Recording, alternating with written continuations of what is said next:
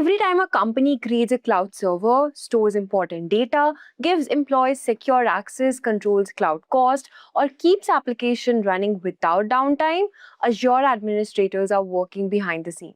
And today, as more businesses move to the cloud, one of the most important skills for IT and cloud professionals is knowing how to manage, secure, monitor, and optimize Microsoft Azure environments. Hey everyone, welcome back to Simplilearn's YouTube channel.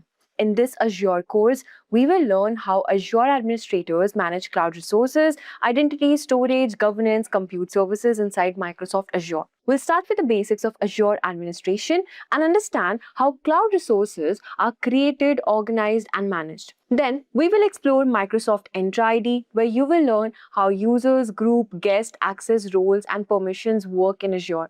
And after that, we will move into Azure governance, including subscriptions, resource group, policies, tag, log, and cost management.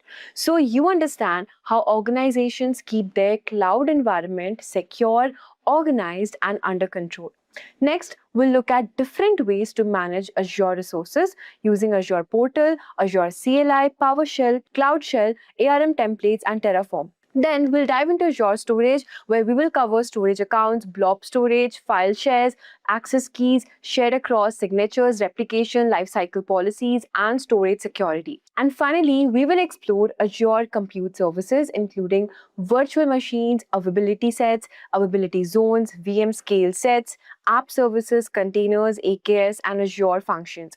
And by the end of this course, you will have a very clear understanding of how Azure administrators manage identities, secure cloud resources, control cost, configure storage, deploy virtual machines, and run cloud applications in real-world environments. So let's get started with the Microsoft Azure Administrator Associate course and learn how to manage cloud infrastructure with Microsoft Azure. Now, before we move on, let me share something exciting with you guys. If you want to build a strong career in cloud computing and work with Microsoft Azure, you can check out Simplilearn's Microsoft Certified Azure Administrator Associate course. Now, this course is designed to help you understand how Azure is used in real companies to manage cloud infrastructure.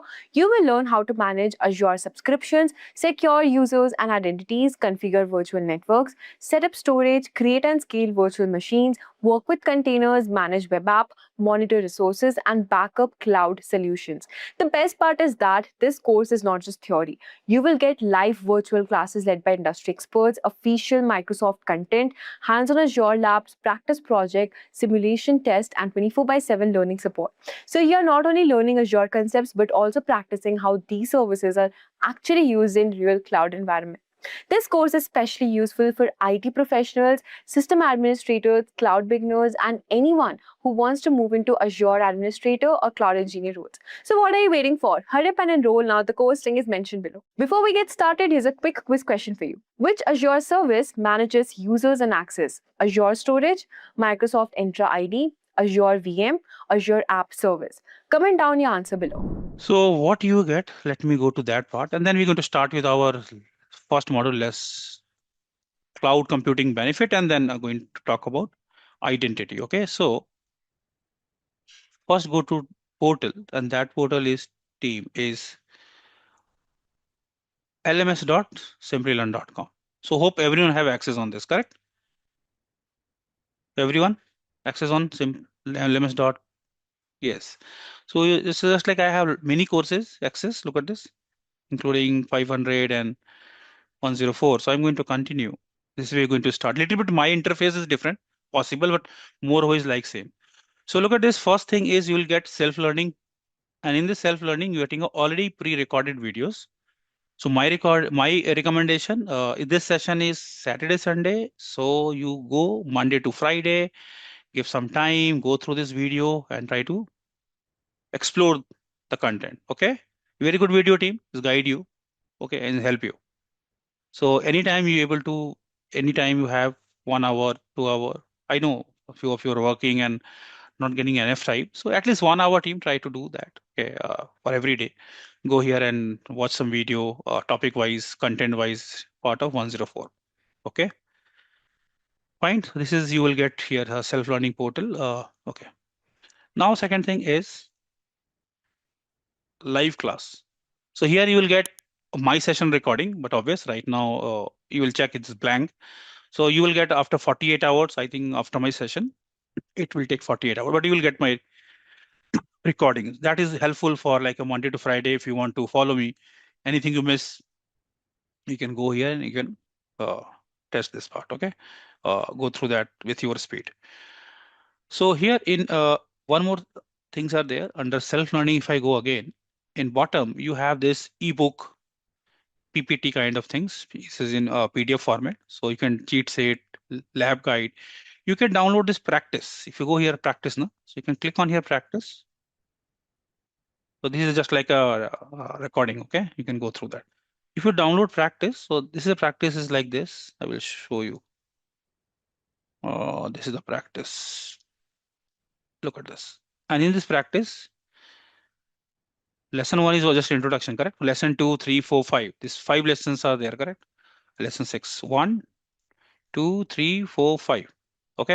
If you go to lesson 2, so here you have few lab which I'm going to cover in 2 days team. I'm going to cover this lesson, all the topics. Then I'm going to cover storage here. Okay, take example how to create storage account. So this lab manual is available in your site also. I'm going to demonstrate, I'm going to explain, and you get a time to start your lab and do this practice. So these are the steps also available here with screenshot, and this lab is already there in your LMS portal. Okay, fine. Coming on, Arvind, coming on. Okay, coming on exam part also. Okay. Hmm. No need any accounts. You will get free lab access from Simplilearn. That's a good thing. I'm coming on that part. But before that, avoid any issues. Some people say, I do not have this lab manual, although it's any LMS, but 50 participant team, or everyone have their own. So let's this zip file I'm sharing with you also. Look at this, having all lesson practice. I'm going to cover, I'm going to guide you which practice test you need to do. Okay. I will give you last 45 minutes around to practice also, if time permit. You can practice by your own. Then point is here, how are we going to do the practice? And then question is that apart from this training and Simplilearn certification, if you're looking to clear Microsoft exam, I'm coming on that point, how to prepare. So apart from this,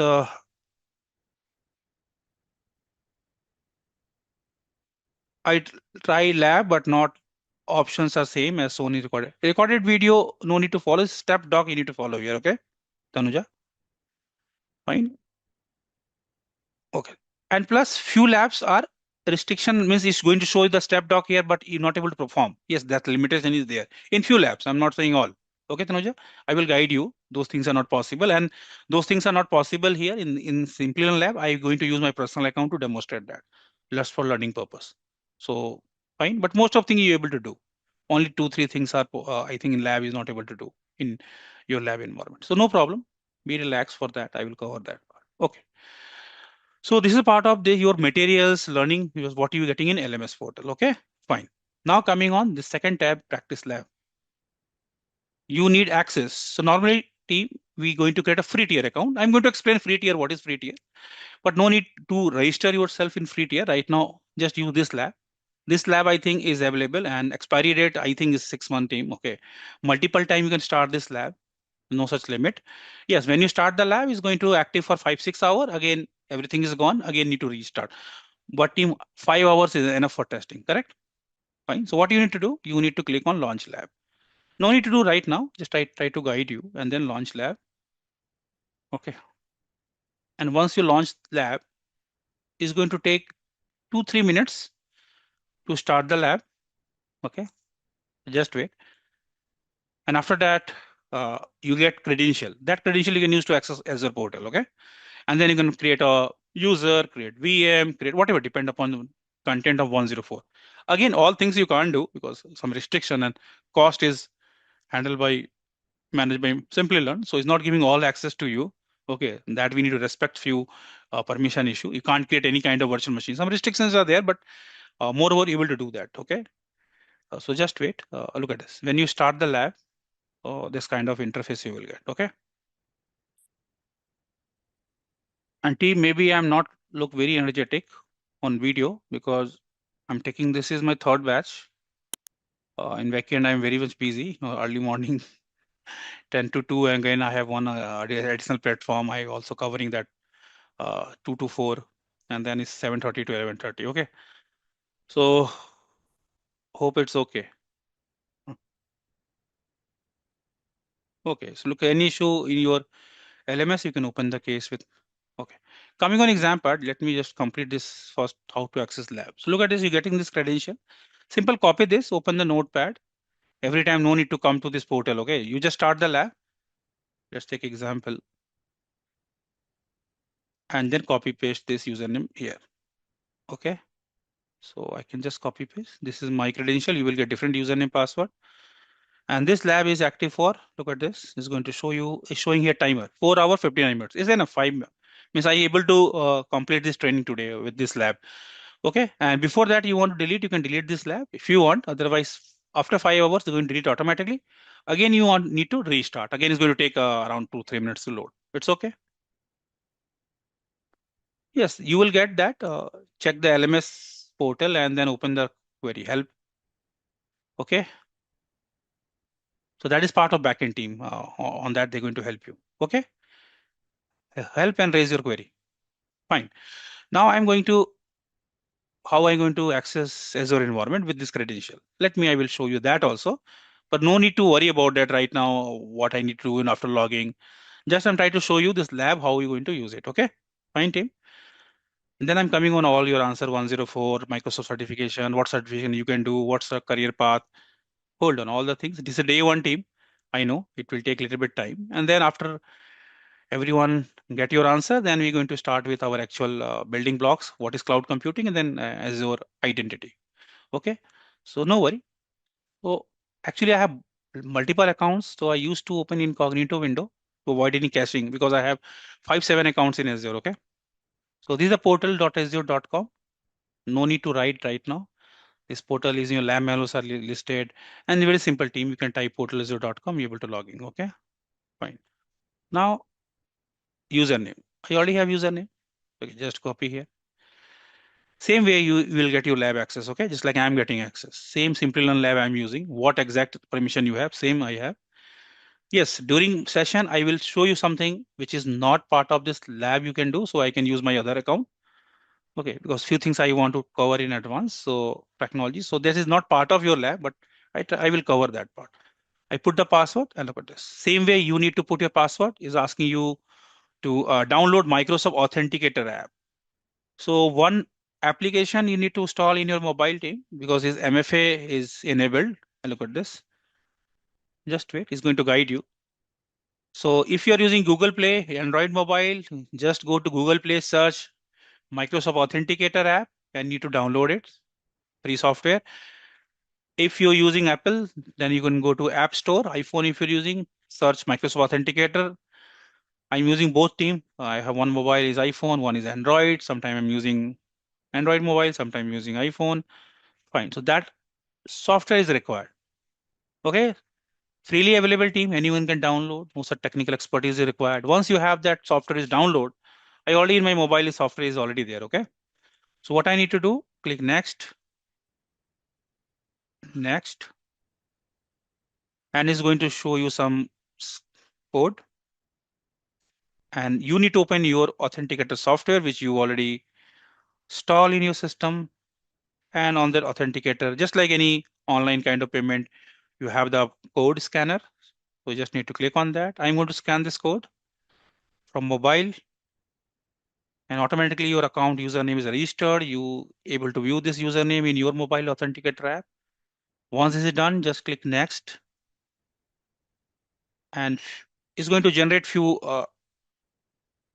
code. Look at this. I will get this code in my mobile. So I need to type same 72, confirm yes, and that's it. This is the one-time setup when you log in, initial setup, okay? And then every time software not required. You configure this software, that will work for complete 4 hours. Maybe next tomorrow again, you're going to restart, then a new user, then need to register. Look at this, done. Fine. Yes, yes. You can use any laptop, Sai. Whatever laptop you're using, This could be any laptop, Windows, Linux. You need a browser. Okay, that's it. Okay. So you need to access this portal to azure.com. You can access from any laptop, any operating system. You're using Mac or using, you need this portal to azure.com. This is the portal for Azure. And credential you will get from the lab. You need to launch lab, and then this lab is going to be launched. Sorry, it's only portal to azure.com. Oh, is taking from cache. Portal is this portal. Simpleportal.azure.com. This is the portal for Azure. Okay. And you need to log in with username password, which I get from this lab. Look at this. So this is the lab I get. Okay. So this username is password is required. Now I am in Azure environment. Look at this. And this is as per the lab, as per topic, we're going to create a virtual machine. Then virtual machine, I need to create users, all the things we can cover. But right now, let's focus on how to access. So no need to create free tier. I'm coming on free tier also, team, how to use free tier also. No worry about that. But this is the lab you will get. Okay. And this lab is for 5 hours. After 5 hours, again, you need to restart. And again, 5 hours is enough for testing team. Okay. It's okay. Lab part is clear, everyone. Vastavi, mobile, I think, is not for this operation task, correct? Creating VM, all the things. Browser you can access, but I think is not that much. Learning is always preferred laptop if you have. Okay. Mobile you can able to access my recording, self-learning material possible, but I'm talking about for hands-on. At least you should use laptops or desktop. Okay, fine. Now coming on other question which few people have. Can this course is enough for 104 Microsoft official training? How we can explore Microsoft other trainings? Okay, all the things one by one. Okay. Then we're going to start with basic understanding what is cloud computing. Then going to start with our module 104. Okay. So let's go with Microsoft. So look at this. If you want to clear Microsoft exam, so Simplilearn giving you very good platform to learn first what self-study materials are there. You need to go through that. You will get my trainer input also. You have any query, I can also going to clear. They have also few practice tests also. Everything is okay. I'm not saying this is not good material. It's very good to go.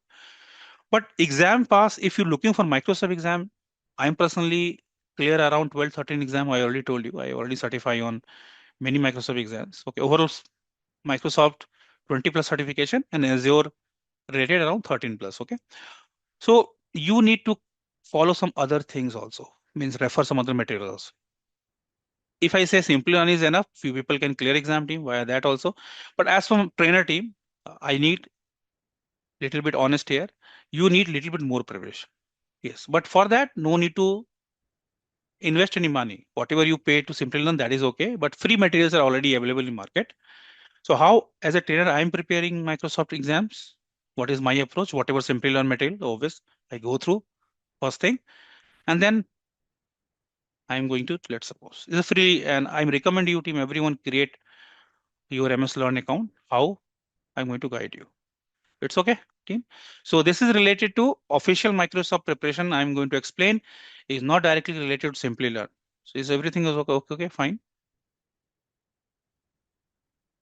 Okay. Yes, Suresh, that's guidance I'm giving you now how to prepare exam. Okay. So what you need to do, any exam code you're looking to prepare, just type and freely available. These things are okay. Exam. And I'm talking about Microsoft official curriculum. Okay. So look at this one. Once you put this AZ-104 exam, same way you can type AZ-900, 30, any exam you're looking for. So this preparation steps guidelines is common for all Microsoft exam. Whatever you're looking for, SC300, SC500, AZ500, 104, 305, whatever certification. I'm going to show all certification also. So look at this. You need to, and then you'll get this link. And this link is called learn.microsoft.com. So by default is showing you need to sign in. Look at this. I already signed in with my account. So team, always create account. If no account team, you need to click sign in button. Is asking you to create Microsoft account. Create Microsoft account. Any account. Hotmail is free. Create account. Log in with your account. Once you log in with the account, and then look at this. You go to bottom. You get some idea about the certification. What is the certification level? who's supposed to do the certification. And here this certification covering what kind of things. Okay. Plus here you have free learnings materials. So these are free learnings team. Okay. Like if you go to here,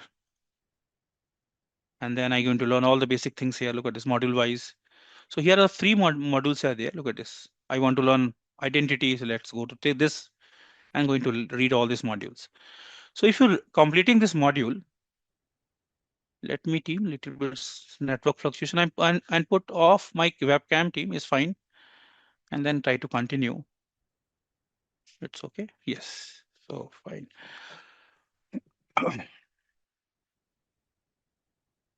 Okay. So point is here, team. This is a free learning. When you complete this module, na, so it's going to add in your skill set also. It's going to add in your profile. Okay. So that also you can showcase like, hello, I completed this module. Okay. Sometime after completing some modules, you're getting a free batches also. So my recommendation team, when I preparing for any exam, whatever Simplilearn providing, I go through that, and then team, this official curriculum I try to cover. And they're going to give a estimate time. So 1 hour study time, 4 hour study time, 4 hour is around 20, less than team, 7 module around 15 to 20 hours. Mostly the fundamentals our team is around 8 to 10 hours study materials, and advanced is like 104, 305 around 20 hours.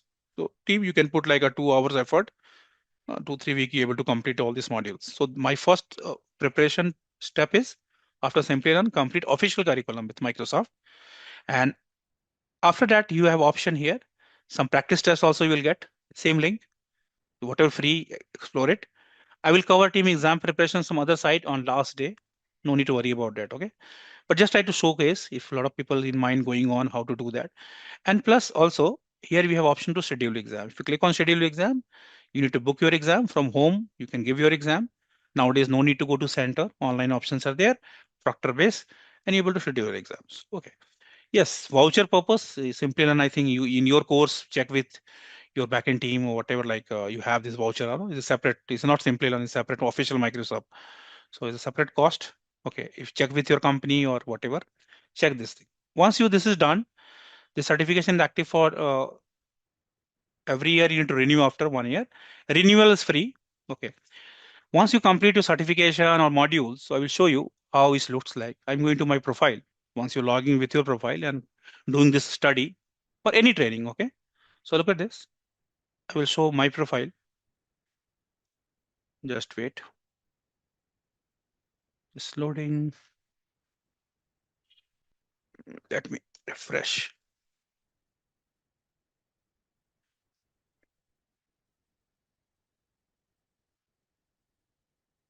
Profile. Maybe some browser issue. Let me try a different browser. So this is the way you can start your Microsoft journey team. So look at this. This is my here. I need to sign in. Now it's loaded. Okay.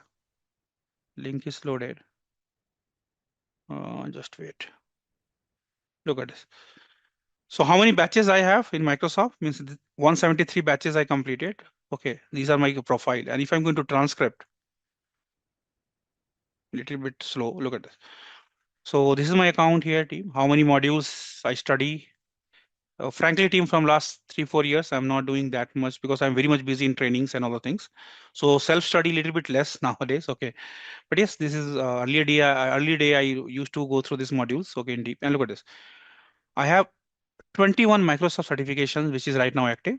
I passed 22, one is expired, 22, one is active. And you notice these are my certification, including Azure Administrator Associates. Okay, fine. This is 104, correct? Expiry going to this year. Before that, I will get notification. I can renew. Renew is free. Okay, I also have AZ-120. I also have SC-100, Cybersecurity Expert, Network Engineer Associate, AZ-700, DevOps, AZ-400, Solution Architect, SC-300. Long list. GitHub also now part of Microsoft. So this certification also I did. Also I have AI fundamentals, SC900. Fundamental exams expiry dates are not available. These are means is a lifetime active. Once you pass any 900 series, look at this. There is no expiry date for my fundamental series, but other series having the. So here complete journey team. Whatever you learned, whatever things you did till the time in Microsoft. So this is the profile. Okay.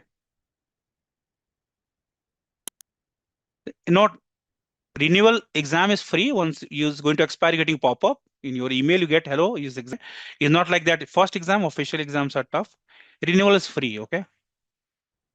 No, Rajesh, I didn't do 1204, but I'm planning to do that also. My series are AZ 104, 305, 400, 500, SC series, SC 300, 100, 300, AI series, okay, DP series, DP 900.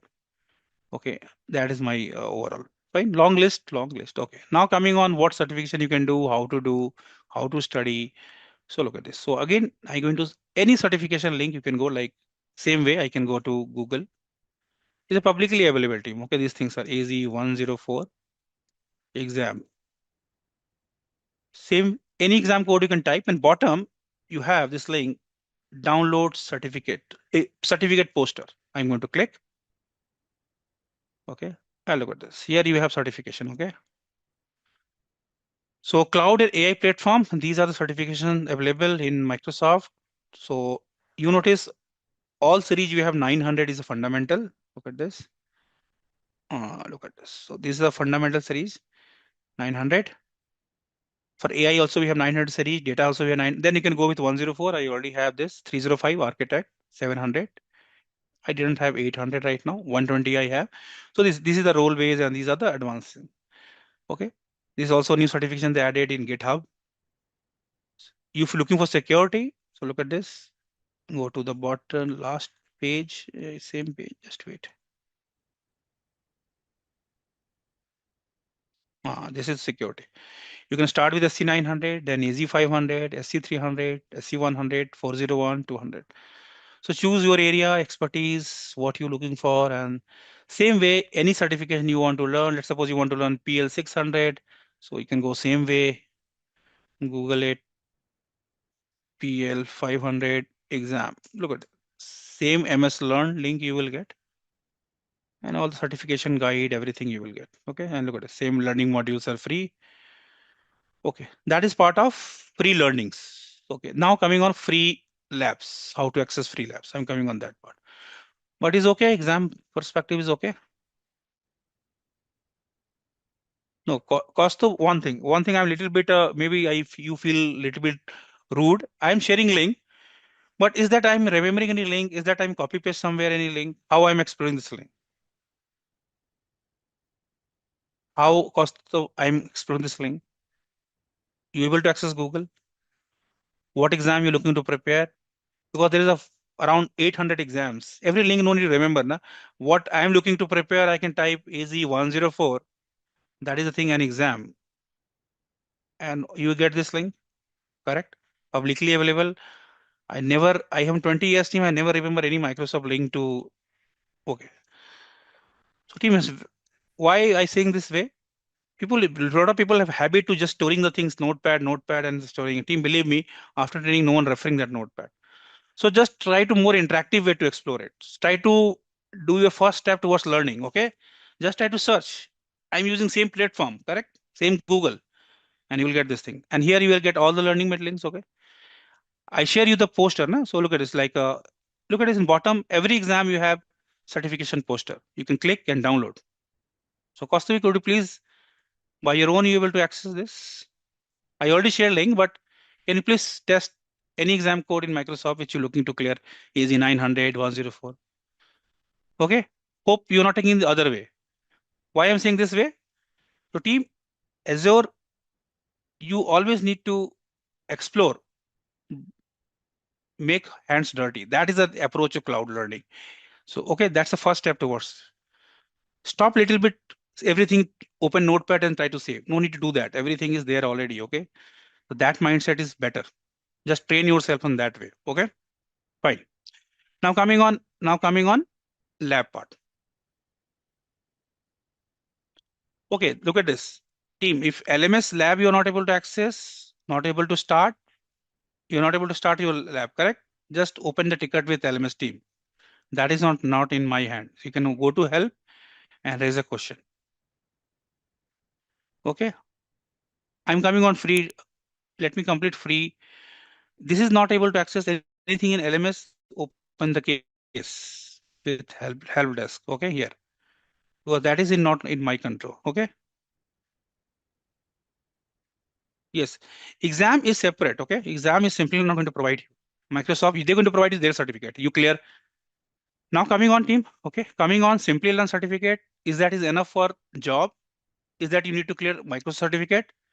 Sometimes this case is true, something is wrong. Sometimes team, no certification, you still get the opportunity because organization team looking for talent who eager to learn and if you have able to explain the things. After they hire, they will fund you certification. You're able to clear certification. Even a lot of certification team I did is funded by company. Okay, very rare. I'm investing my money in by my own money in exam. Okay, but few company team is asking, hello, if you're 10 certified, then only eligible for this post. Then Microsoft certification required. Few company only need knowledge, then Simplilearn certification also will work. Okay, so in market, all conditions are there.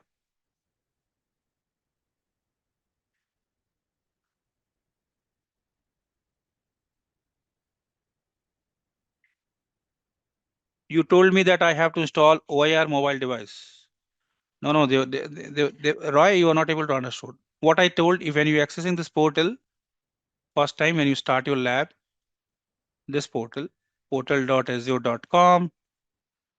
Okay, no worry, again, I'm going to do these things, okay? No need to perform any lab right now. When you are going to access any lab here, this portal, so it's asking you some software need to download in mobile for multi-factor authentication. Okay, fine, Roy. So again, why you eager? When you're doing is going to show you in front of you Microsoft Authenticator. Okay, so hold on. So when you're going to log in, right now no need to log in. No, I'm not asking anything to log in. We are not. When you log in front of you, it's going to automatically ask you, hello, you need to download Microsoft Authenticator, and it's available on Google Play and iPhone 4 means App Store also. So no worry. Why you so eager to log in? Okay, if you log in, it's going to guide you. Okay, fine.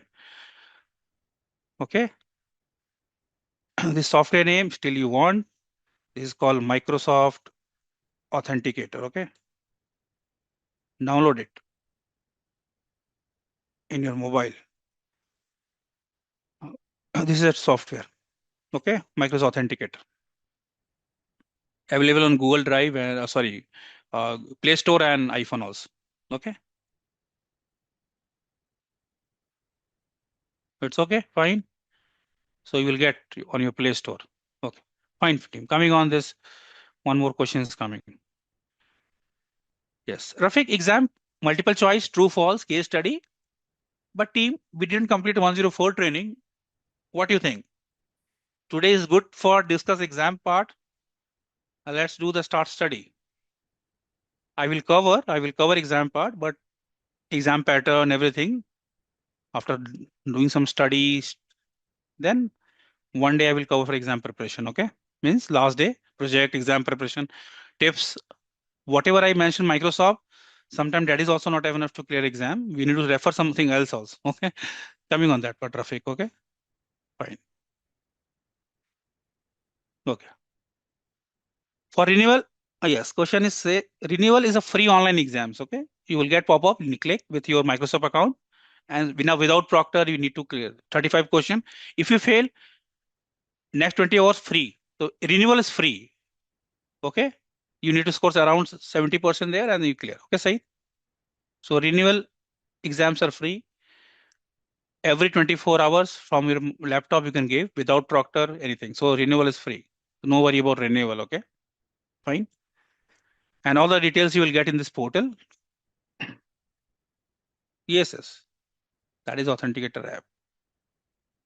So hold on team, right now no need authenticator. When you start going to log into lab, then it's going to guide you, need to install and then scan the code and log in. Right now authenticator is not required. Okay, fine. No worry about this right now. Look at this, I'm showing my profile again. So here team, you have all the details, okay, regarding your certification, everything. And here also get the notification when your exam going to notify. And those are 90 days to expire. You're getting a pop-up for that. Hello, you need to take a renewal exam. Simple click on that link and give a renewal exam. You're getting email also. what email ID you have, that notification. So no worry, Microsoft give you enough reminder to complete your certification renewal. No, it's okay. No need to logging, Rafiq. Okay, it's going to ask lab account, scan the code. You need to scan the code. There's a scanner button on there. Okay. Initial configuration is you're asking any account you can log in, no problem. Okay. But it's not asking any authentication app, it's asking any account. Fine. Just all this application, that's it. There is a scanner button.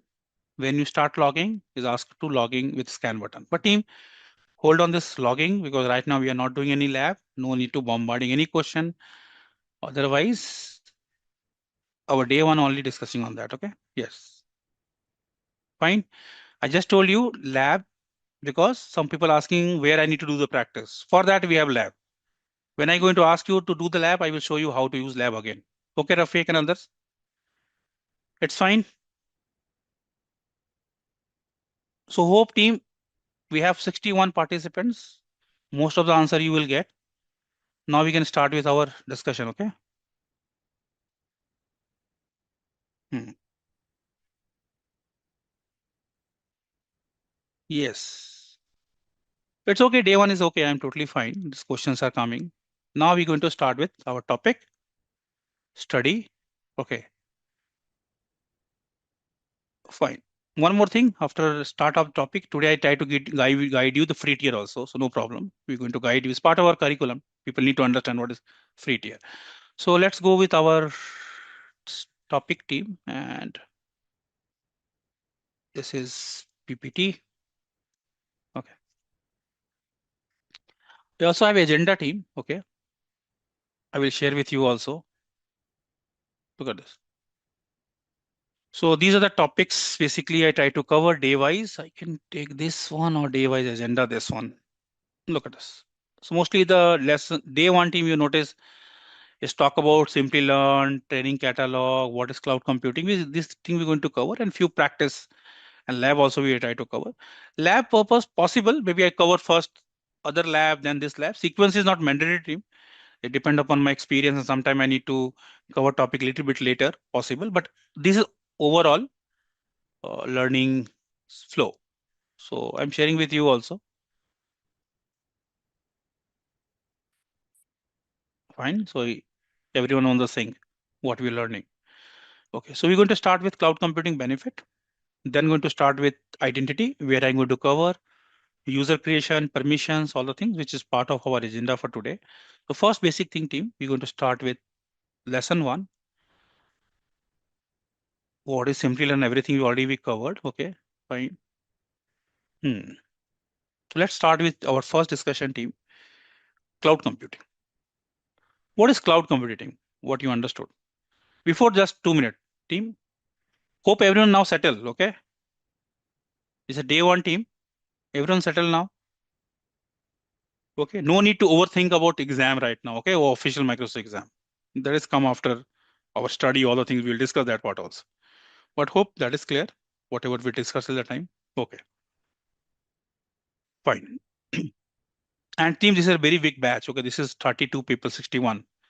So try to give some time to me to explain the things. Okay. Otherwise, a little bit tough to me to explain and uh, that's also my request. Okay. Now I think everyone okay. Thank you. Thank you for your support. So now team, what is cloud computing? Is what you think about cloud computing? You doing cloud computing?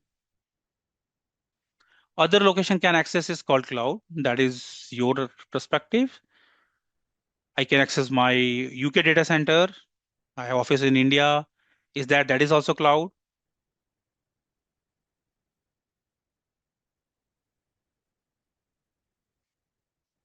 So it's not cloud. That is my own data center. I hosted on UK office. Okay.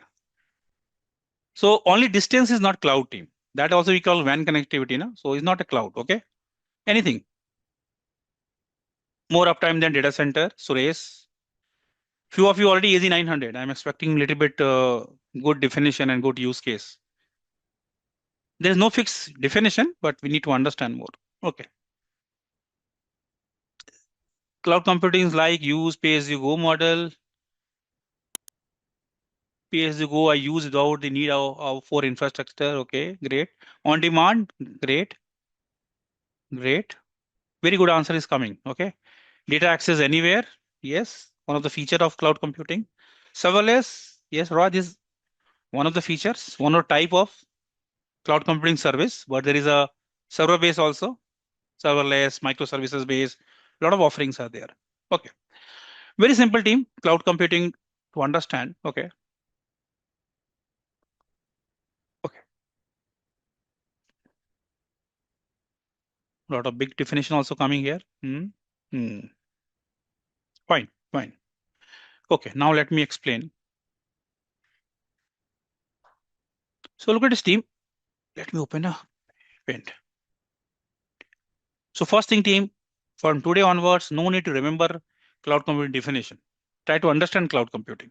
Why people are more involved in cloud computing, why this is buzz, and now coming AI also. AI is not our agenda, but yes, let's focus on cloud. So why people looking for cloud team? Okay. So let's suppose that is my use case team. Okay. I want to set up a company. My company is selling online mobiles. I want to set up all things by my own data center, everything. So what I need to do, team, first, I need to purchase a office space. Okay. What I need to do, team? Office space. Agreed, team? An office team, I need to set up my data center where I need to run my servers and applications, correct? Then I is hosting my web server. So then I need a what? What is required here, team? Power. Power is required, correct? Without power, we are not able to run servers. What is required then? Cooling. When we're running a server and heavy hardware, we need to run a AC and all the things. And then team, I need to purchase a hardware, correct? Hardware. Hardware like this hardware. Take example.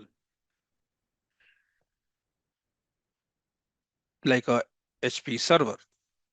These are heavy duty servers. You can't run application on your company in laptop because they need power on 24. Look at this. These heavy hardwares you need to run. Further than this hardware, a lot of organizations, what they're doing virtualization. In same hardware, they install the layer of virtualization. Sometimes we also call hypervisor, okay, or virtualization. And any tool they are using, Hyper-V, VMware, and top of that, they're running virtual machines. Advantage of this virtual virtualization is single machine, single hardware running 10, 20, depend upon the capacity, you run multiple VMs. Earlier, this hardware, when you purchase from the company, like any company, SP, Dell, this one hardware is only handling earlier before virtualization, one application, one operating system. But same hardware, if you install virtualization, VMware, anything, then you can run multiple VMs. And this VM, you have your applications installed. And then my web server, DB server, application server, these things are running. So to run this application, look at this, how big investment I need to do. I need to purchase office space. Just I'm giving example. Maybe if you're taking rent also, in INR team, let's suppose this is in 10 lakh. Okay. If you are coming joining from UAK other place team, you just like take 10 times more. Okay. Take example. I'm just giving example. Then you need to set up your power and cooling. A lot of investment to do here. Then hardware. And let's suppose team after maybe 2-3 months, I not require this web server, all the things. Just example. That is, I want to change my business objective and all the things. So what huge investment I already did. Look at this. Okay. Or other example, if you going to purchase a car, my drawing is not good. Take example. So this car, if you're going to purchase team, okay, then you need to pay at least 10-20 lakh upfront investment. But this car, if I use application Uber, Uber is global team, every country using. In India also we have Ola. Then I can use this car for 1 hour, for 2 hour. I'm only paying for that. No need to put this money. So cloud computing is like this team is using resource just like Uber and Ola.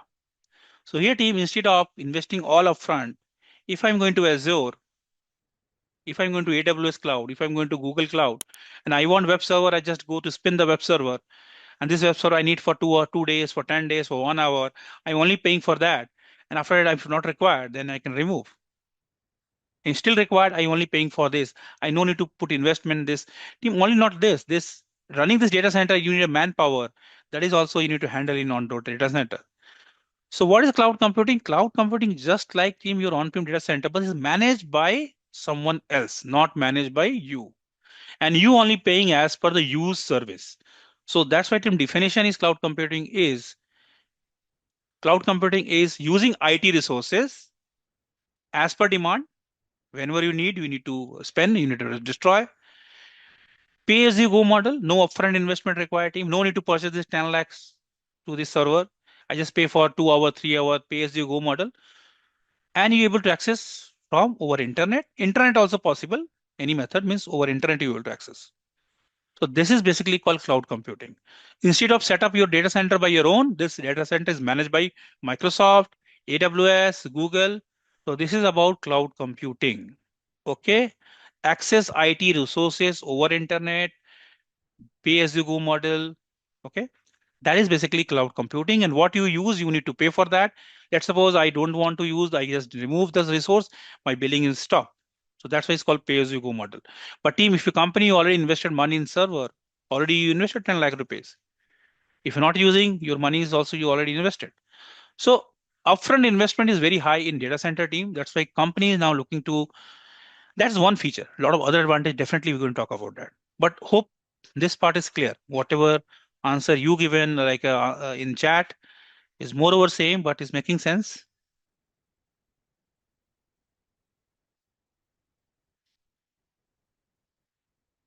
That's fine.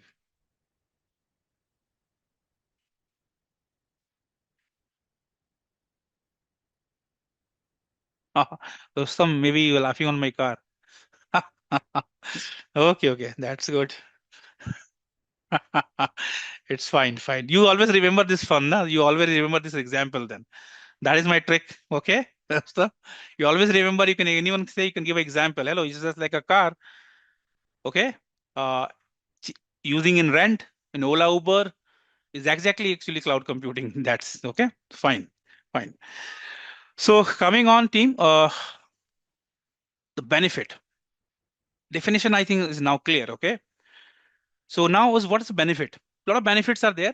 And team, today I'm going to not only theoretically going to show the benefit, I will show the practically. Always remember after that team, you never forget about benefit, all the things. Okay. Cost. Cost is one, definitely one factor, correct? If you're purchasing server, then you need to pay upfront investment. Here, look at this. So can we explore today team little bit different approach instead of theory? Theory is there. Look at this in this slide. Okay. But right now, if I'm going to show the practical, no need to worry about that, how I'm configuring. Just I try to showcase all the things which benefit, how you able to correlate in Azure. Okay. So first is team costing. Okay. So let's see advantage of costing. Okay. I'm already in lab account. So let's take advantage of lab account team. I already in here. Please, I'm requesting team, no need to worry about anything to what I'm creating. I'm just trying to showcase. No need to write down any step here. Just right now we are on what is cloud computing benefit. So look at this team. I need a virtual machine. Okay. Take example. So I just going to create virtual machine. No need to worry about that. What option I'm selecting. Just focus on the benefit is cloud computing. No need to worry about what is subscription, what is the source group. Definitely this thing we're going to cover. Okay. Just wait. Okay. VM name, VM009. Region. I'm coming on this point also, which region going to select. All the logical thing we're going to discuss. Let's go with default. I want to create a Windows, Linux, your choice. Let's suppose example, I'm selecting Windows. And look at this team. So this VM where I'm going to create, it's showing you the estimate cost here. I will create this VM. Right now, no need to focus on team, how I'm creating. Only I try to show the cost benefit. Okay. So just wait.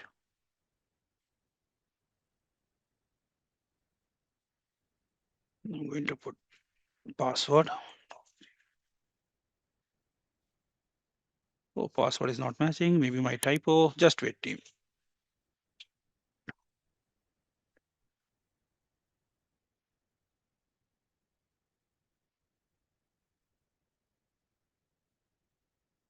And look at this. If I'm going to click next, so it's going to show you basically the cost of this machine. What's the estimate cost of the machine if I want to deploy this machine? So here you're going to show you. Just wait, I will show you.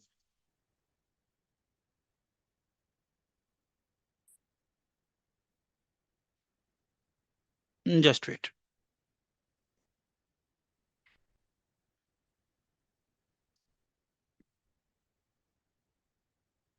A little bit loading late, but here you will get that estimate cost basically when you want to create here in basics is loaded here. Or sometime it's not loading here. Uh, what I will show you a little bit. This is not showing in your lab due to some restriction. But my point is a team. I will show my other account. This is your lab implementation. It's showing amount of this machine if you're running is hardly showing you team this size machine is 10,000 per month if the machine power on 24 across 7. So 10,000 team you need to pay for this machine for 1 month. But team, if I going to purchase server, okay, this is not showing here team. I will show some other portal in my account. This is your lab limitation is not showing the cost.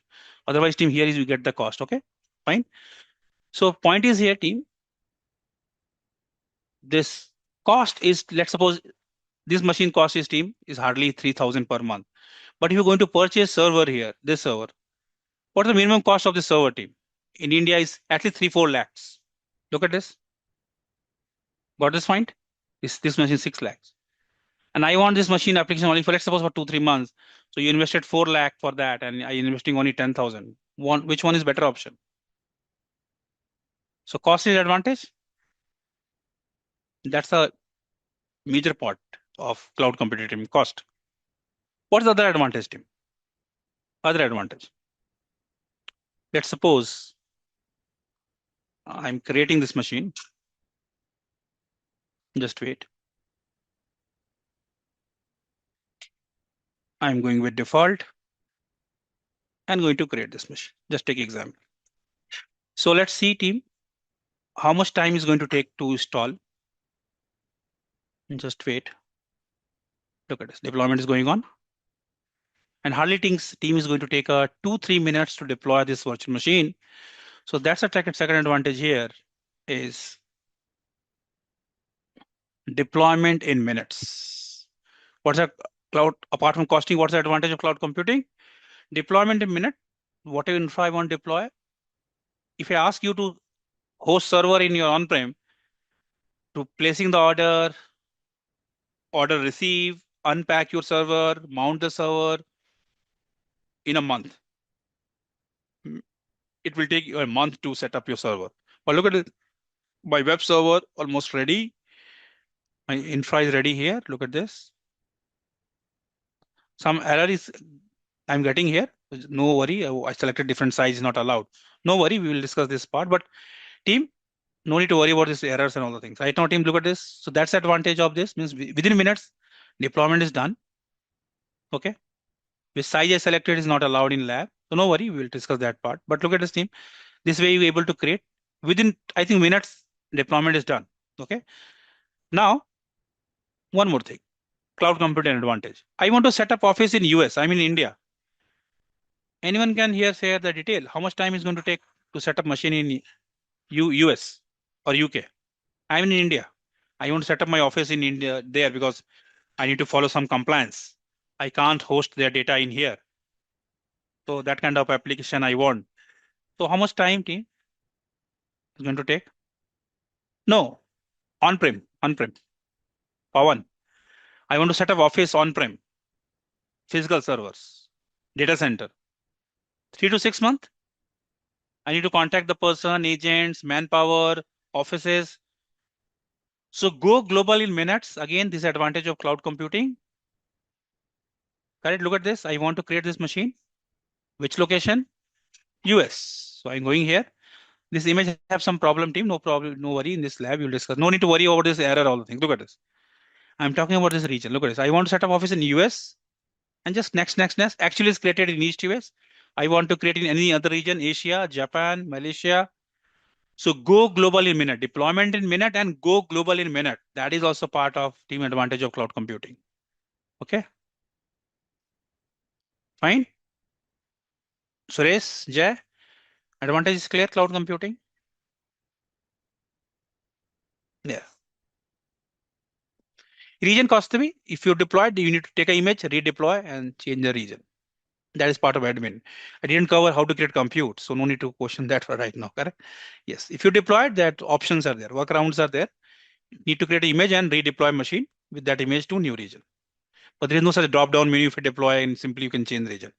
It's not like that because technically this is on the data center US TOS and this thing you need something copy to deploy. So options are there. We can do this. Okay, fine. Now what are the advantages? In cloud, if you created any machine, okay, if you cloud you created any machine and that machine size I selected, look at this 2 CPU.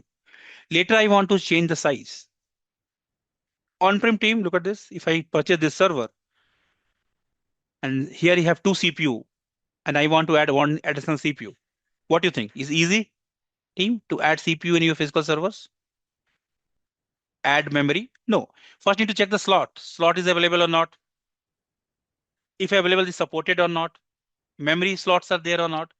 But here in cloud, if any machine you created with this size, later I want to change the size, I can go to size, options are there, and I can change any size. Look at this combination and other series. No need to worry about this B series, D series. We'll cover in compute. Right now we are just talking about definition, but what I'm doing here, I'm also using the portal to showcase this capability. So I can anytime we can go. So this is called team scalability. Anytime we can change the size. Auto scaling also there, team. Okay. As per demand, automatically size is going to increase and decrease. Possible. Okay. Fine. Correct, Arvind. Look at this. Anytime I can go, not only for VM, our database, a lot of services are inbuilt, auto scaling features are there. When you're going to learn and explore the services, web app, you will able to understand that part. That's the advantage of cloud computing. These are the challenge in on-prem. That's why people you're looking to use cloud. In near future, demand is high. They can choose higher size here. Okay. Slot is basically a web app. If you're talking about slot, you can create a test environment, test slot, dev slot. Okay, in on-prem, you need to create multiple VM for that. Here is you have inbuilt capabilities. Okay, making sense, team. Agility is team is basically is speed, correct? Very quick way you can deploy the thing. So we have deployment templates. We're going to learn template-based deployment. I can use the template and deploy complete infra in few seconds. Look at this. Show you. Google. And in this thing going to learn. Right now, we are only talking about definition. Azure ARM template. So here we have all the templates. I'm going to show you how to create your own templates, how to take this template, all the infra I want to deploy, anything, just example. I want to deploy this infra. So I can go here and click here and few more click team, your complete infra is deployed. All these resources have been deployed. What resources deploying actually in this template? You can visualize also. It's going to show you all the details, what actual resource is going to create. You have choice to edit settings, choice, all the things you can do. Okay, we're going to learn, but look at it. They're going to visualize also what exactly is it going to deploy. Okay, fine. So point is here, team, they they follow the agility, agile. Agile is basically showing speed. Okay. Now, what are the advantage? Cost, agility, elasticity, flexibility. You can upgrade, downgrade also. Auto scaling. Scalability and elasticity team is similar like, but scalability is based on manual scale up, scale down. Elasticity is basically belongs to auto scaling.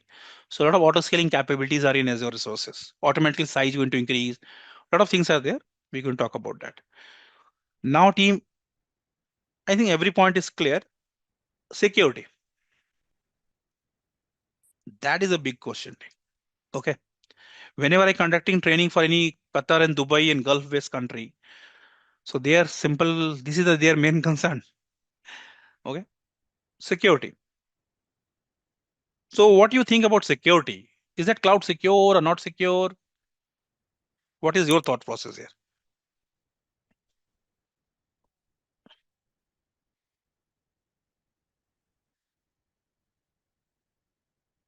Cloud is secure. Cloud is secure. Cloud is secure. Hmm. So team, this security is, I'm not saying only Microsoft responsibility. This security is, I'm not saying only customer responsibility. This is a basically, this is called share responsibility model. I just want to give one example. Let me logging. Let me log into my personal account. Let me give one account. Just wait.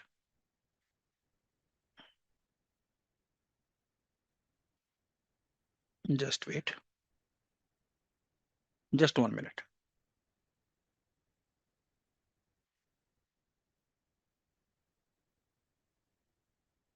Portal.azure.com.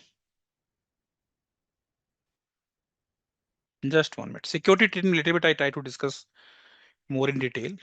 But this is a major concern also in cloud. So just wait. Something in my caching, my account.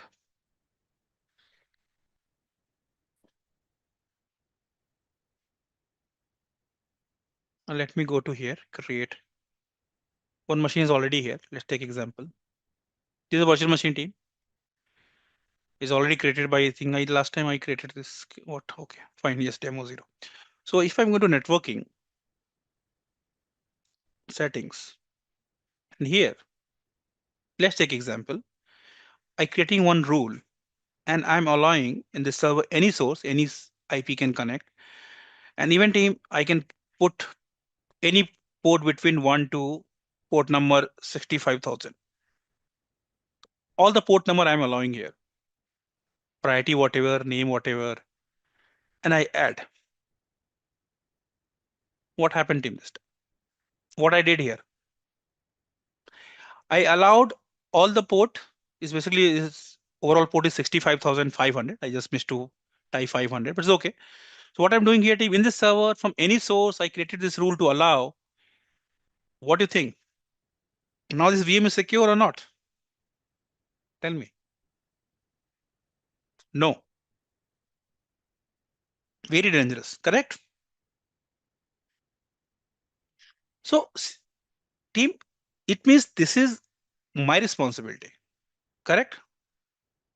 This is my responsibility. So in cloud team, we need to understand that. We're going to learn that. What responsibility is Microsoft? What is our responsibility? Okay? That is very important. Everything is not managed by Microsoft. Look at this here. Microsoft giving me the pop-up. You notice here, look at this. What I'm getting here? Some amber. If you go to this mouse, is actually amber means team is Microsoft identifying this is not a good practice which I'm doing here. This is their warning. But ultimate this warning they given is okay. I'm agreed. But this warning they only give notify. But this is my call. So cloud security means Microsoft always follow the best practice and going to guide you. Look at this. They guided me. Hello, this is not a good. This amber means team is not a right. And you will get this report here when I'm going to learn more in monitoring last day. I will go talk about this advisory tool where you're getting all the costing security recommend. Look at this. Here you're getting all security recommendations. Okay, all the things you will get here. As per my current configuration, where we are lacking in security, so they're going to guide you. So security is concerned in cloud, I agreed. Okay, but Microsoft giving a lot of tools which you using that is a little bit tough to you in on-prem to achieve. Cloud we can easily achieve. And security is not only about this network. Security is all about OS and also about security identity. Okay, so all controls in each and every layer, Microsoft giving a lot of tools. Okay, and here you're getting all the recommendation. It takes some time to populate, and lab account is very rare getting these things, but in company team, here you're getting less. I will show a few things in my account. Okay, so then you get more detail because I have my personal account. Look at this. And if I'm going to advisor, I will show my account. So these accounts I'm using for my production also. So look at this. A lot of recommendation team I will get, correct? So this I'm talking about that. No, you can notice here. It's loading now. Just wait. Look at this. So why my cloud secure? Because Microsoft give this tool and services which is going to analyze as best practice, and anywhere we are missing my configuration. Look at this. This is for identity. I have added 3 owners on my subscription. This is not a best practice. Minimize our owner. Okay. I have encryption is not enabled. Full version of Defender is not enabled. Whatever is challenge in my environment in security, they're going to pinpoint me. And if I remediate, I'm getting more high score and all the things. Correct? Got this fine? So that's why security is dimensioning cloud. Security is benefit because a lot of inbuilt capability because they're main focus on security. So they give you a lot of tools.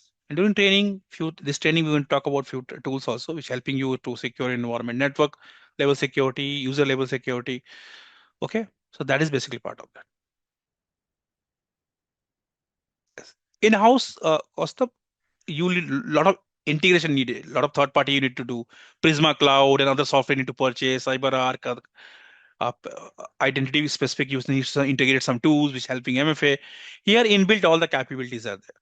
Okay, fine. Coming class team, whenever I get time, mostly this topic is part of architect level 305, but here is the article is called Azure Shared Responsibility Model. Okay, fine. So here this article is explaining what is supposed to manage by Microsoft and what is supposed to manage by customer. Okay, so I'm going to share this link to you and then going to explain also. Okay, and then after that, I think we are good to start our discussion of identity. Okay, all the things. These are fundamental things. I try to cover this part, but I think before that, team, can we take one break here? And after break, team, we going to talk about this cloud computing benefit team. We already discussed about that, correct? Okay, so then team, we're going to start with our topic. So we have 5 modules: identity and governance, storage, compute, network, backup, and monitoring. So after share responsibility model team, I want to discuss is very because it's part of architect level discussion, but is helpful. So I'm going to talk about this. What is exactly? It's give you the idea. What is your responsibility? What is Microsoft responsibility? Then you can better plan your security. Okay. But before that team, what I can do, the virtual machine which I created, this is not good habit, correct? To keep all the open. Ultimate is infra is provided by Simplilearn, but security is also our responsibility, correct? So this is not good thing to create. So I need to remove this. It's okay, team. Fine. Always follow the best practice. But before that, team, few more advantage of cloud computing. Definitely, I'm going to talk about that. Okay. But hope all these points are now clear before taking any break. After that, I will talk about share responsibility model. Is it okay? 15 minutes is fine. Correct, Harinder? We're going to take a 15 minutes break. Okay. But before that, any question here, team, any clarity you need in any point you think, hello, Rajiv, could you please give me some more use case of cloud computing benefits? Everyone okay, fine, comfortable. Agility is his word for speed. So Suresh, you notice I can select any region. I can deployment that quick. I can use template based deployment. That is basically that advantage called agility. I can do template based deployment very quick. I can deploy many resources. That is part of that. Okay, fine. Suresh, yes. Speed deployment. Elasticity. Elasticity is auto scaling capability. Is a scalability, but scalability when we talk when it's manual, right? There's option I can manual upgrade, downgrade the size. But elasticity feature in cloud also a lot of feature is auto scaling. Okay, clear? Elasticity, fine. So team, you will get my recording also. Recording is going on. Okay, anything you miss, you can refer that. But now I think we are good with our first hour discussion. What is cloud computing? Very fundamental things. Is not specific for AZ-104. Any training you can going to join is a basic discussion. Okay, fine. Now we are going to take a break, 15 minutes, and after that we can resume. Okay. Everything we're going to talk about, we're going to start with identity, reason, subscription. That is part of discussion. Okay, no need to worry about that. What is region? What are we going to select? No worry. I just talk about what is cloud computing. I didn't touch right now Azure. Fine. Okay. We're going to talk about all the things. Subscription, different type of subscription. We will let all the answer end of the today. Especially for subscription, all the things, identity, intra ID, users group. Slowly we're going to talk about that. Okay. So let's suppose this is your on-prem data center. On-prem data center is managed by you, customer. And here, on-prem, here all the building blocks, I mean to say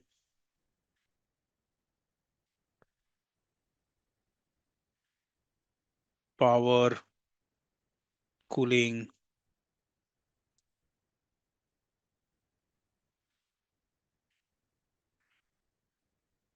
hardware,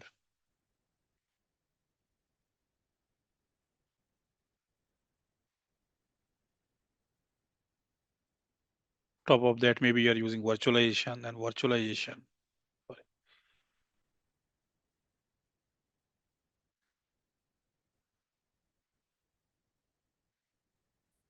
Top of that, you have multiple VMs, means this corresponding operating system, Windows, Linux, anything.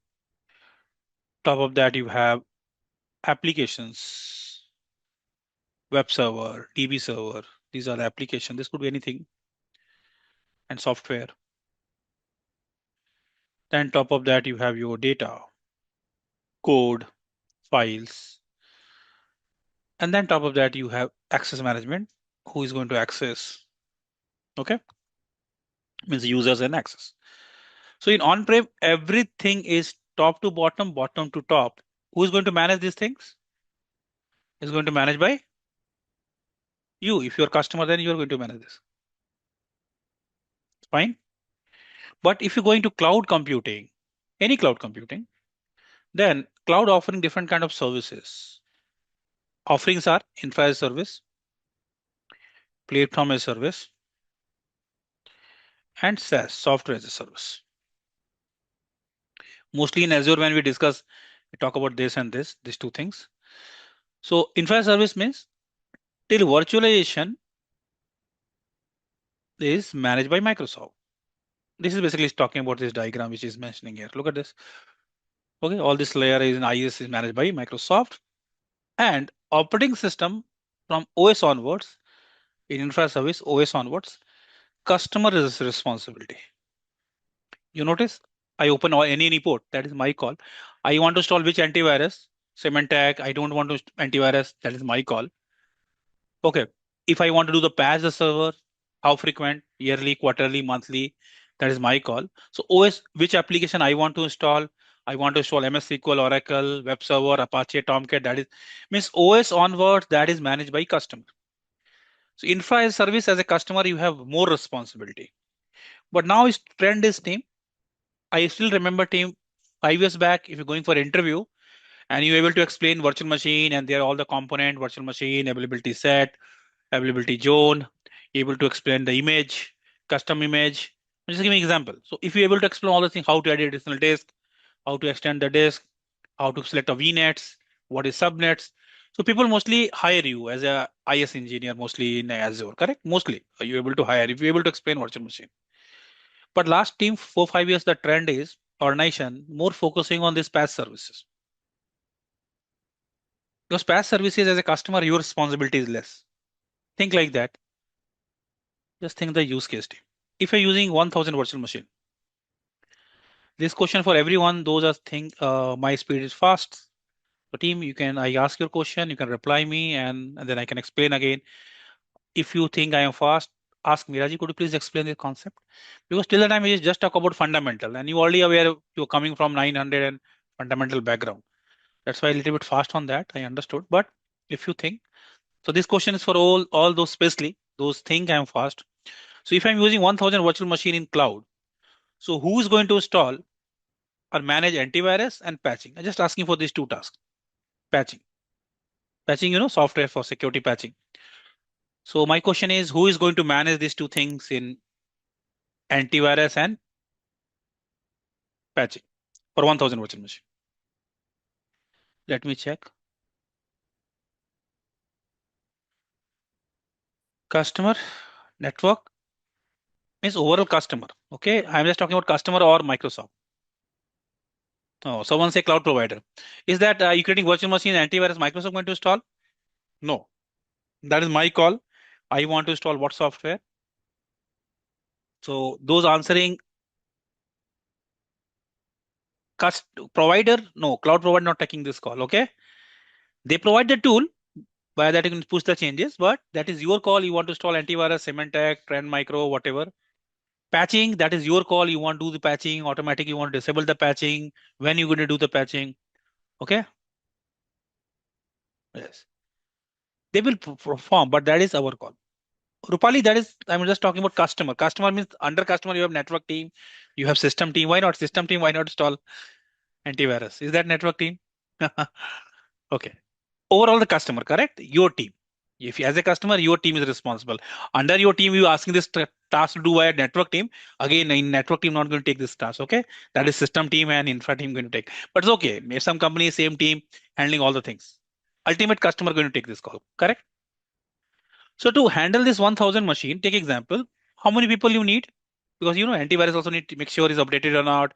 Keep troubleshooting is required, patching the pushes, patching you need downtime, maintenance, and then inform multiple teams. So it's not like that anyone single people can do. How many teams you need to do? In normal to manage 1000 machine, at least 4 or 5 people you need. Agreed? Ah yes, 10 is also okay, but minimum 4 or 5 engineers are required. Correct? Team? 10 answer is also correct. I'm not denying on that 10. Okay.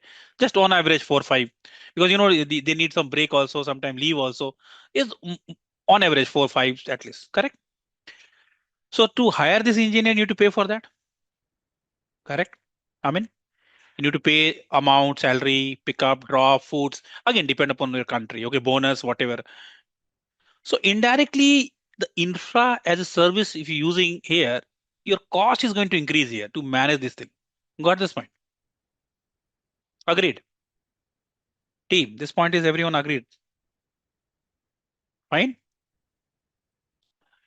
So what happening in infra service when you're using more infra service type services in cloud, your cost indirectly is going to increase. So why the trend is going on team pass? Team, if I'm going here, this is my I'm going to create a web app. It's again a web hosting service, a PaaS service. Just I will show you. If I'm going to home, create resource,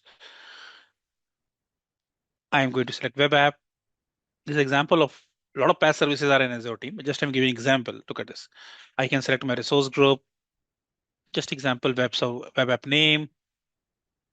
Okay. And I want what? I want .NET application, Java. Look at this. I just need to select Microsoft going to install these things on behalf for me. Okay. In VM, you need to install these things, PHP, Python. I need Python based application. Take example, 3.110. More stable version. That's I want to select region. I'm coming on all this part. What is region? What is pub subscription? No need to worry about that. Objective here to mention you to understand PaaS services, and then I can deploy. So if I deploy here team, so underline patching, antivirus, everything in web app is managed by Microsoft. So in PaaS, your responsibility as a customer is going to less. So team, if Microsoft going to take care about your antivirus, patching, and all the things, installing the software, everything. So what? You need to more focus on your application development, not on this infra development. Correct, Raju? That's why this is article is for that team. When you're moving towards this IS to PaaS, look at this. Your responsibility going to less in PaaS. And SaaS team is online tool example of Office 365, mail server, mailbox, everything managed by Microsoft, correct? So SaaS, your responsibility is very less. PaaS, you are responsible codes, all the thing, runtime, you can select like this. Infra service, your responsibility is more. So the trend is nowadays, team, people more looking for PaaS services in cloud. 5 6 years back, they are adopting cloud. That time they are on-prem using cloud, VM. Also, they want to use in VM. And nowadays, team, in PaaS, next version is serverless. Okay.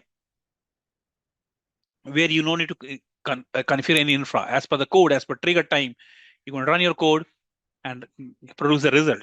Okay, we're going to talk about when we're going to cover compute.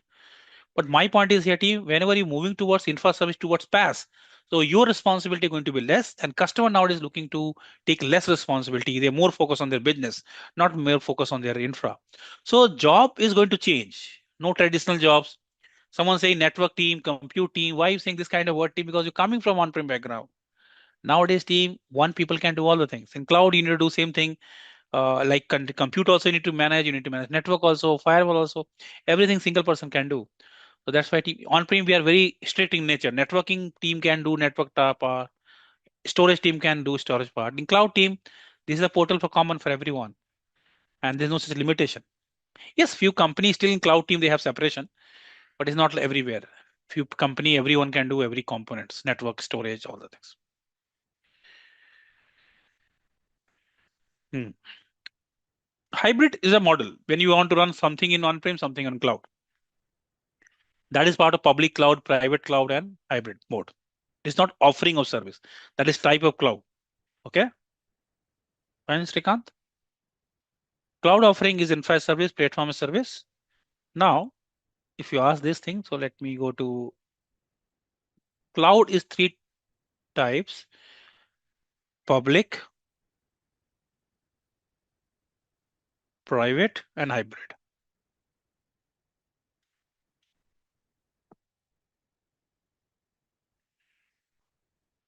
Public resource data center is managed by cloud provider like Microsoft, AWS, GCP, and this resource is used by multiple organizations. This is shareable. Company A, company B, everyone using that. Private is you can also virtualize your data center. So this is managed by customer itself and used by also same customer. This is not shareable, okay? Single customer is going using this resource. So investment is too high because you also doing all these things. And just for usability, you make virtualize and everything and that people using connecting over internet. Possible, you can do these things. A lot of huge investment is required for to manage this. And it's only for same single customer. Hybrid means few things you want to use in cloud and few things you want to make on-prem because some application not supporting on cloud due to some license, due to some data governance policy. And between them, you can establish communication between direct lease connection, direct connect. A lot of options are in there. Azure called Express Route, VPN. AWS, their service is called Direct Connect. Okay, so that is called hybrid. So these are different cloud running mode, private mode, public, and hybrid. Most of the big organizational team, enterprise customer, which I'm handling, they are mostly in this mode. Few things they're running on on-prem, few things they're running on cloud. And now team, new trend is coming, multi-cloud. So multi-cloud means team, few customer. Most of my client team, which I'm handling right now, 5, 6 project. So they are on AWS and Azure. These two things are common. Few of you on 3 cloud also. They are on Google also. Okay. And every cloud their own advantage team. Azure identity is very popular. AWS is good for Linux-based operating system. Windows-based workload people prefer Azure. Machine learning team also I think Azure also doing good. AWS also good here and that also. Big data team, I think Google Cloud is doing good. So again, every cloud have their own advantage. Depend on country also. Few country, maybe Azure services are good. Few country region they have AWS good. Depend on your company use case, what you're looking to deploy and maybe that is good in Azure on that region and AWS not. So all the factors are there. So, but no need to debate here which cloud is good. As a technical person team, we need to respect all cloud and we need to learn everything. Okay, so because nowadays trend is multi-cloud. Okay, I will show you one small. No need to involve in this debate team. Why? Look at this. You get your answer team. This is Microsoft product, Micro Defender for cloud. This is for posture management. It's going to give you security recommendation, compliance management. And I will show you one thing here team. Just wait, I'm loading. And after that team, no need to debate which cloud is better. Look at this team. It's showing Azure, AWS, GCP. What does this mean, team? Via this tool, you can connect Azure environment, AWS environment, and single place. You're getting all the security recommendation for Azure, AWS, and GCP. So Microsoft itself team promoting multi-cloud. Look at this. They also giving the capability. So Microsoft tools now giving capability to add multi-cloud. So now team, this is the trend. Okay. So no need to waste time in debate. Okay. Because which cloud is bad, not is all not about that team. What service you're looking to use and what's the relation with your Microsoft. Sometime team, you have very good relation with Microsoft and they say, hello, we will give you 50% discount if you're going to use. They give a lot of discount to their enterprise customer. So for that customer, Microsoft is good. Other client AWS giving a lot of discount, 100% discount for first 3 years. Okay. So look at this. Itself the tool, cloud tool, Microsoft now supporting multi-cloud. Okay. Not only Azure, is this tool able to connect your Azure environment, AWS environment, Google environment. Look at this. These environment are able to connect. And all this product, whatever you're running in AWS, Google, you're getting a report here. What, where you lacking your security controls, where you are not configured as per best practice. Okay. So trend is now, so this is now multi-cloud. Fine. So this is just a fundamental, what is cloud computing and what's the benefit of cloud computing. That is basically part of lesson 1, including your understanding what is your Simplilearn portal, how to access all the things. Now we're going to start with our first lesson actually, technically, and that first lesson is basically manage Azure identity. Okay. Where is chat? Okay. So cost wise, again, there's no hard and fast rule. Few region, few service less in Azure and few reason maybe AWS have less cost, few reason Google have. You can use calculator to check that. Okay. Any question in this multi-cloud or anything, any query you have? Siddiqui and others? Yes. Tell me.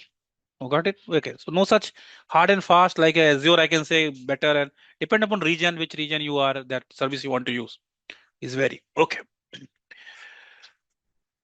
Fine. And team cost. I try to add one more point here. Cost is team is very region by region in every cloud. Let me take one more example. I told you I talk about a little bit costing part. Okay. Explain multi-cloud once again. So yes, now customer want to use multi-cloud. That's simple word. They want to be Azure, AWS, Google Cloud. They are using that nowadays. Few things they are running on Azure, few things they're running on AWS, few things running on Google Cloud. That is multi-cloud. Okay, Suresh. Hmm. So that's a trend nowadays. Every customer, whatever customer right now, I'm handling 5, 6. Everyone have similar environment. Few things they're running in Azure, few things they're running on AWS, few things they're running on Google Cloud. Mostly 3 clouds are very popular. US region. Okay. Yes, cost wise, I'm coming on that. Cost. Let me cover this part a little bit. Look at this team cost factor. Same as your, if I want to create machine in particular region, different cost. So cost will vary region by region. What is this? Cost change region by region. Understand this part. Okay. Why this is happening? Region by region. So if I'm going to Azure giving the calculator name publicly available, if you go to here Google and type Google Azure calculator. Azure publicly available again. No need to remember the link. Type Azure calculator, you get this link. Still you want this link? I'm sharing with you. Okay.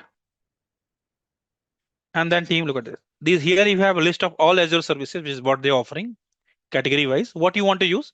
I'm taking example of virtual machine. Click on here. It's going to add in your calculator. So it's going to show me virtual machine cost, monthly cost is $137 if you're running machine on East US, your operating system is Windows, and this machine is power on in a month 730 hours. Then this is the size, then you need to pay $137. I'm keep everything same. I just size everything same. Just I'm changing this region. Let's suppose instead of East US, I want to use Qatar Center. Now team, what is the cost of monthly cost of this machine? Is estimate cost, but what is the cost, team? Earlier is 134, correct? Now is 153. It's more same size, same operating system. But in this region, if you're creating machine, so all these factors are there. When okay, got this point, team, for costing. Region also the cost. So now you can say, Rajiv, why this cost is changing? Look at this. A lot of factors are there. It's all part of budgeting. Okay. So my point is here, if you're creating a machine and a hosting machine in Qatar, so maybe the data center which they are running, the management cost, manpower cost, which Microsoft paying there is different than East US. That's one factor. Second factor is team, very important factor in this is number of customer. Is a little bit economics and budgeting word is called team economic of scale. This is also advantage of cloud computing. What? Economic of scale. What is economic of scale, team? Is number of customer. Let's suppose I purchase this box in $1,000. Take example. And I'm selling this product to two customer A, customer B. So how much I need to charge? Just example. I need profit also. At least I need to charge at least $800 each. Agreed? Then I get some profit, correct? $800 each, then I can sell this product in $1,600. Then I getting some profit. But team, same services, if here in the customer number is going to increase, now I have 6 customer. So if I charge 6 customer is only $400 each, then still I'm getting a good profit. Because investment is same $1,000. Now I'm getting 24 this cost dollar. I have more profit. But customer wise, customer paying now less. So when cloud started, team, so those region have more customer, the cost is they calculating in backend, then paying less. That's why East US team is, I think more customers are there. Most of services less costier they're there. Other regions are more cost. But not only this is a factor, is one of the factor. Other is the manpower, cooling, AC, locations, all depend on the budgeting. So more customer are coming in team near future. When the new services launch, team, little bit costlier in cloud. When people start using more, then you paying less. That is the way cloud is moving. Okay, fine.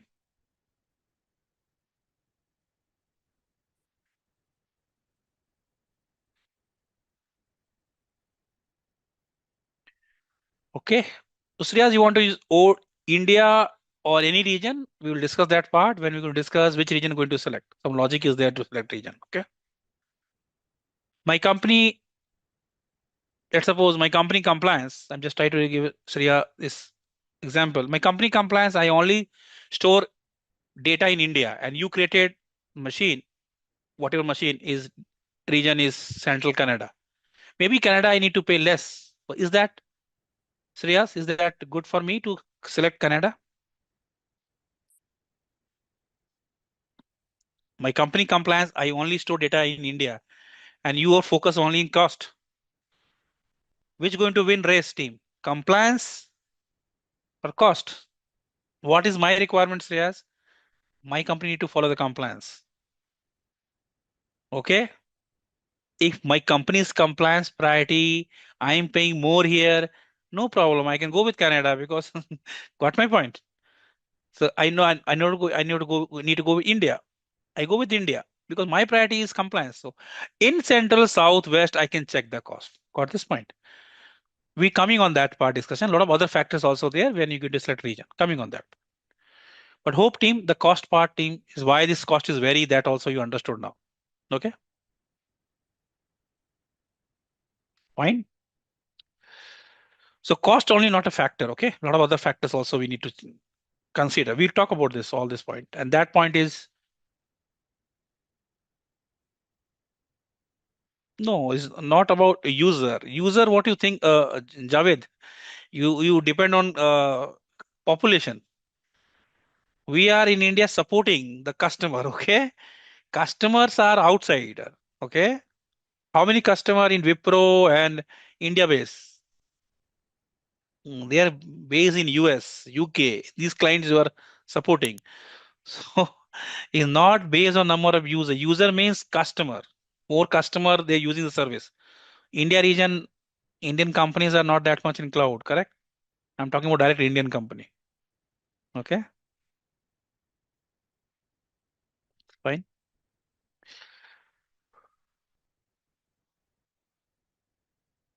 Look at again, Arvind, a lot of factors are there. The simple commerce, correct? We are IT person, but I'm just talking about number of customers is a factor.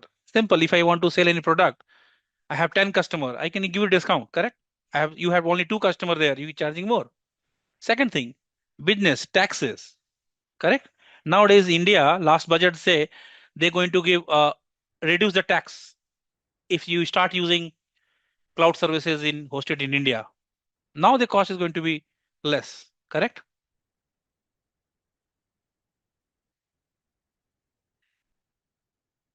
Okay, Arvind, got this point. So cost is not one factor. I'm just giving example why cost is.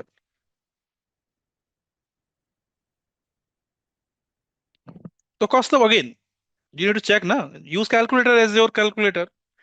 What cost you looking to what you looking to deploy? Use AWS calculator. Compare. Okay. Just like Azure giving the calculator, AWS also giving the calculator. Calculate the things. So what you looking to deploy in Azure, then you get your answer. Fine. Cost of. Just like I mean, already shared that calculator, so you can calculate same way. Azure you can calculate, AWS you can calculate. Then compare what is which cloud is beneficial for you, where you paying less. Yes, why not? You can play the games. Internet is there, you can play anything. Customer can block that. Yes, as an organization, create a firewall for that. Technically, you can play anything you want to do. Okay. The company, as an administrator, you need to block these things. Okay. What cost of any other question? No, it's not like that. It's not only cost. Again, cost of if discussion doing, I can do in 2 days, 3 days. Again, I can wrong myself. Cost of my example, I want to use service that is not available in that region. I want to use that region, India region. That is my compliance. AWS Mumbai region, that service is not there. Just like I want to use shared file service, which in Azure is file share and AWS is EFS. In Mumbai region is not available. I deliver one project on that time. I'm talking 6 years back. The cost of then cost it doesn't matter. I need to select that time Azure because AWS is not offering the service in my region, which I'm looking to use, my nearest region. Okay. So is that cost is that time is a matter? Every service in every region is not available in all the cloud. Okay. So again, fine teams. Done. Discussion is over. This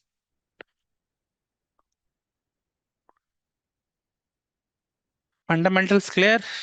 So costing is depend on multiple factors. Which cloud provider you can choose that depend on multiple factors, including compliance, including cost, including nearest to your database, who is using your applications. All things will depend on that. Okay, fine.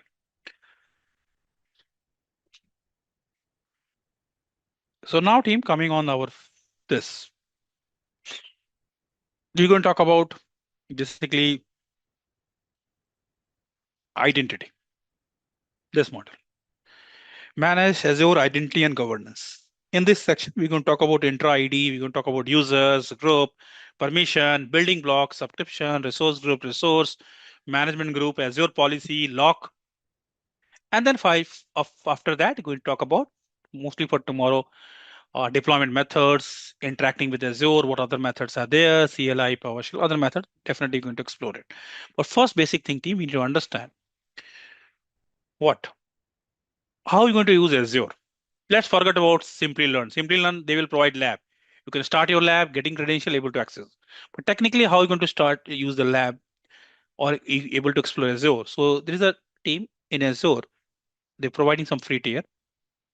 This is called Azure. No need to create free tier because you already have lab access. But whenever you want, you can register this free tier. So just I try to share the link to you.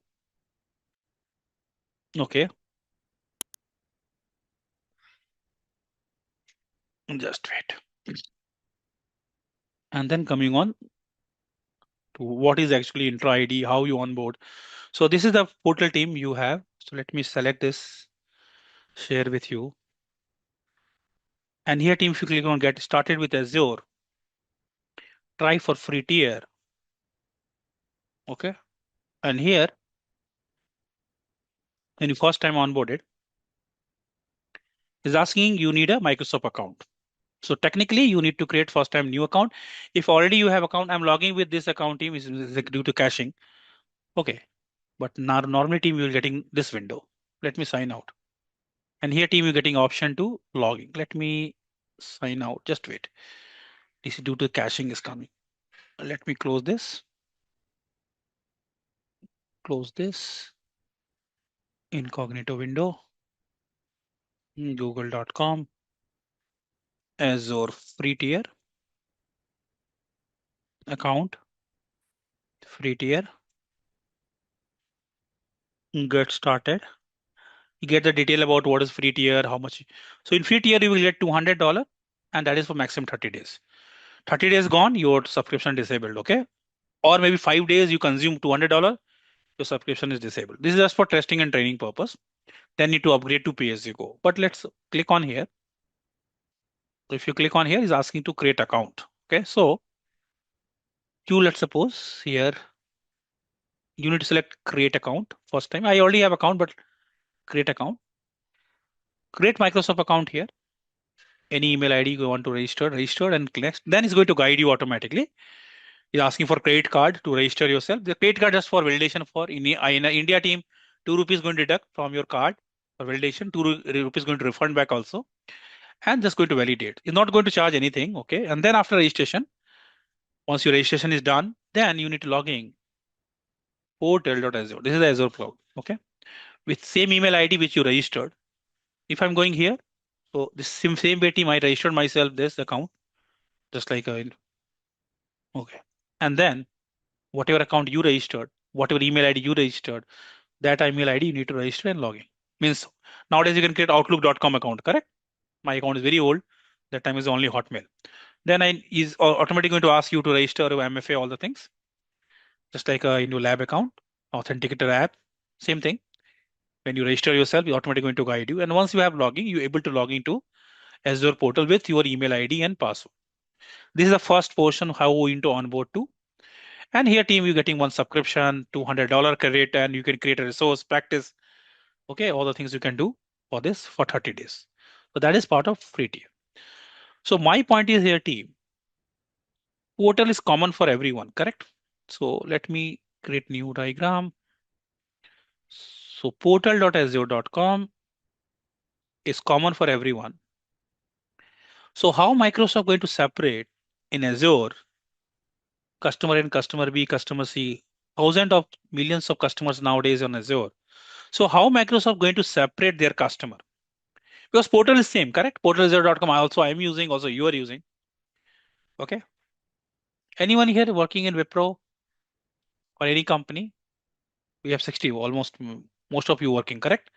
Take example, you working on some company, Wipro, Accenture, okay, SCL, okay, great, Astral, fine, UPS, okay. So how UPS is separate than Wipro? Arvind, EKA, correct? How are you handling that? What is your logical boundaries of? Oh no, I'm talking not about. I'm talking about on-prem. On-prem there is no such concept of subscription. On-prem. Before coming on cloud, on-prem. So when you join Wipro.com, so your user ID, your resources are part of Wipro.com. So Wipro.com is when you join, so your ID like a Kanish@Wipro.com. So here you have a Windows AD directory where you can creating a domain, Wipro.com, and your users, resources are part of this Wipro.com. Laptops are part of Wipro.com. If you join Accenture.com, then you are part of domain. That domain is team Accenture.com. Accenture. So this is domain. So this domain is your logical boundaries, correct? Fine. This domain is your logical boundary in on-prem. Yes or no? Is on-prem part. I'm not saying anything in cloud right now. Is okay? Where is the question? Fine. So this is your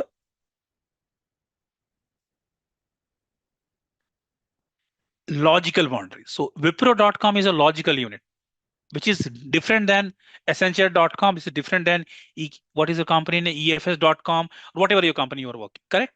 So that is your logical boundary. So in cloud, when you onboard it to cloud, so Microsoft also going to create a tenant and domain for you. What they're going to do?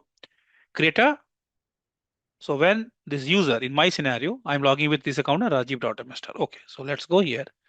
Coming on this, let me refresh this. So what I'm doing here, I'm going to the portal, I register myself, portal.azure.com, and I'm using my account.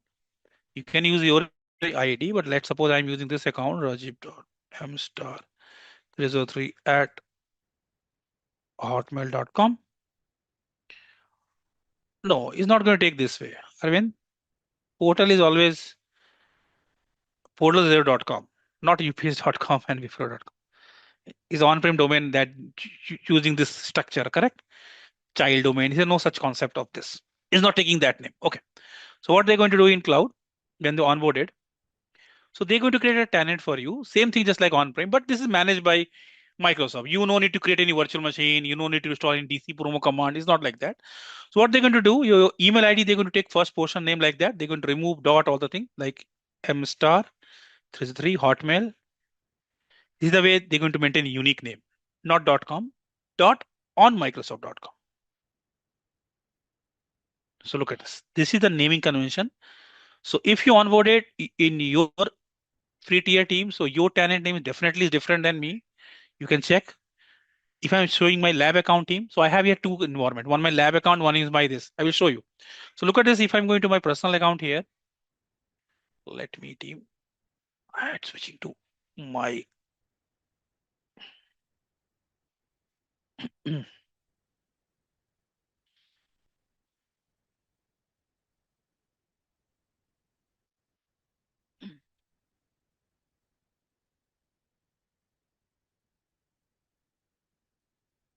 Let me sign out. Sign out. Let me sign out. Here I am already logging. Look at this. So I'm going to here services intra ID. This service team is earlier is called AAD as of directly. Microsoft changed this name. Earlier is AAD. Now this name is intra. Look at it. What is my tenant name here? Notice.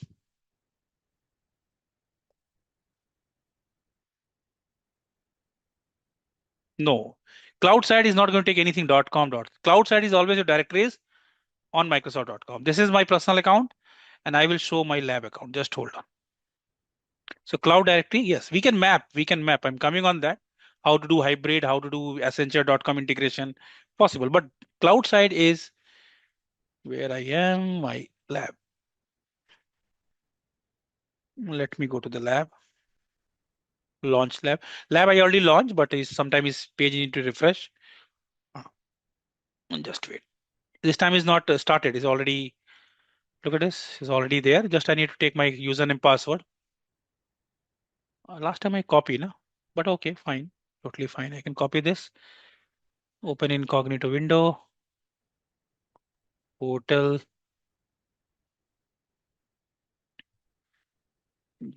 This account. Password. This.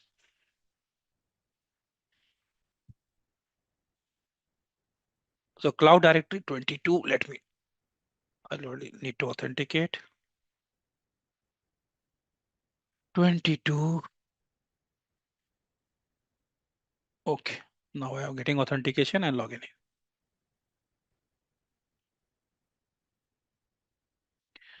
So look at this. If I'm going to now intra ID in this account, let's see the tenant name of this customer.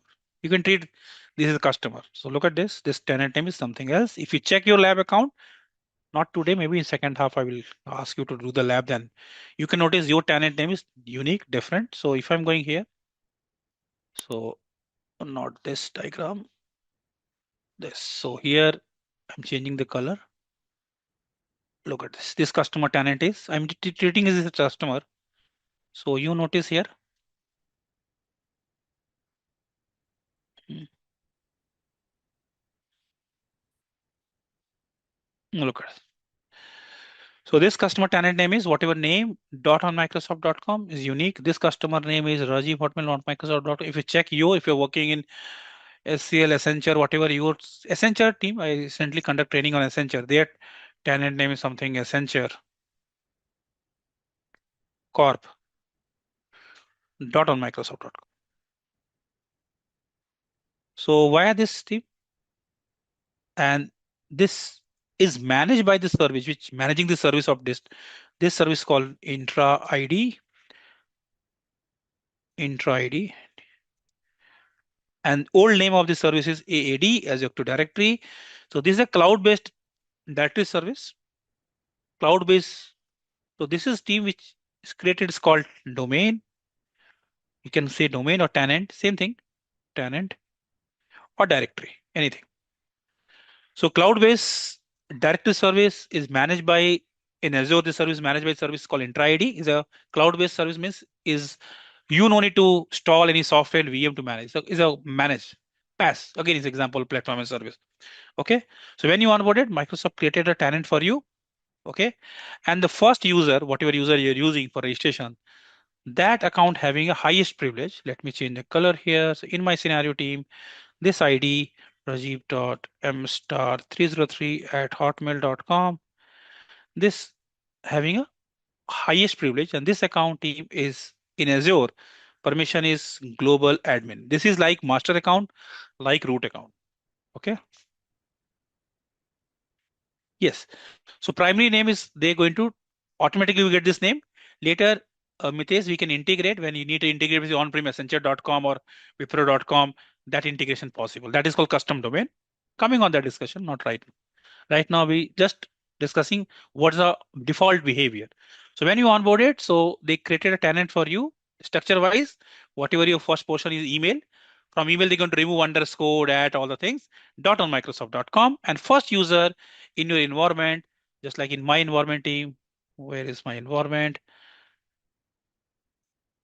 Okay, just wait. Hmm. So first account in my environment, this account having a global admin permission. Why this account? What I can do? I can create new user. I can delete user. I can create a VM. I can do everything I can do. So my point is here. Now my use case. I'm running company Raji Private Limited, and here Mitesh, I'm going to hire you. Yes, AAD stand for Azure Active Directory. Okay, fine. So yes, but now name is changed. If you watch any old YouTube video, so they're showing AAD Azure Active Directory. On-prem directory we call Windows Active Directory. That's why this domain sometimes we call directory word. Okay, fine. Directory, tenant, same thing. Okay. So point is here, team. Now I'm going to onboard. This answer I already given. Okay, fine. This missed. Okay, fine. So I take a random name. Suresh, you going to join my company? I'm running company Raji Private Limited. I hosted in Azure. My website is here. Everything is here. I'm not able to handle all things every day. So I have a lot of work to do. So what I'm going to do, Suresh, I'm going to hire you in my company. Okay, Suresh, you, Mitesh, you, Rafiq, you, all three, I'm going to hire you. So what option is Rafiq, Satish, and Mitesh? I'm going to this Rajiv.m star email ID. I'm going to share with you. All three, I'm going to share this ID. What do you think? What do you think, team? Everyone? If I share this ID with Mitesh, also with Rafiq, also with Satish, these three is going to join my company. So what do you think? Is that good idea? So everyone answer is no.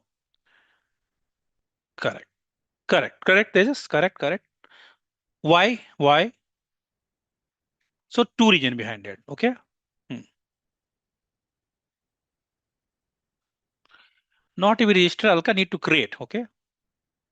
Application need to register, user need to create. Okay. That is your quick answer, but right now, I think that is enough for your understanding. Okay. What is our discussion here? User need to be create, need to be invite, on-prem user need to be sync. That is the word basically. Okay, fine. Why this team is not good to share this ID with same ID with multiple? Because first is highest privilege. Why this account anyone can do what? So what Rafiq you did?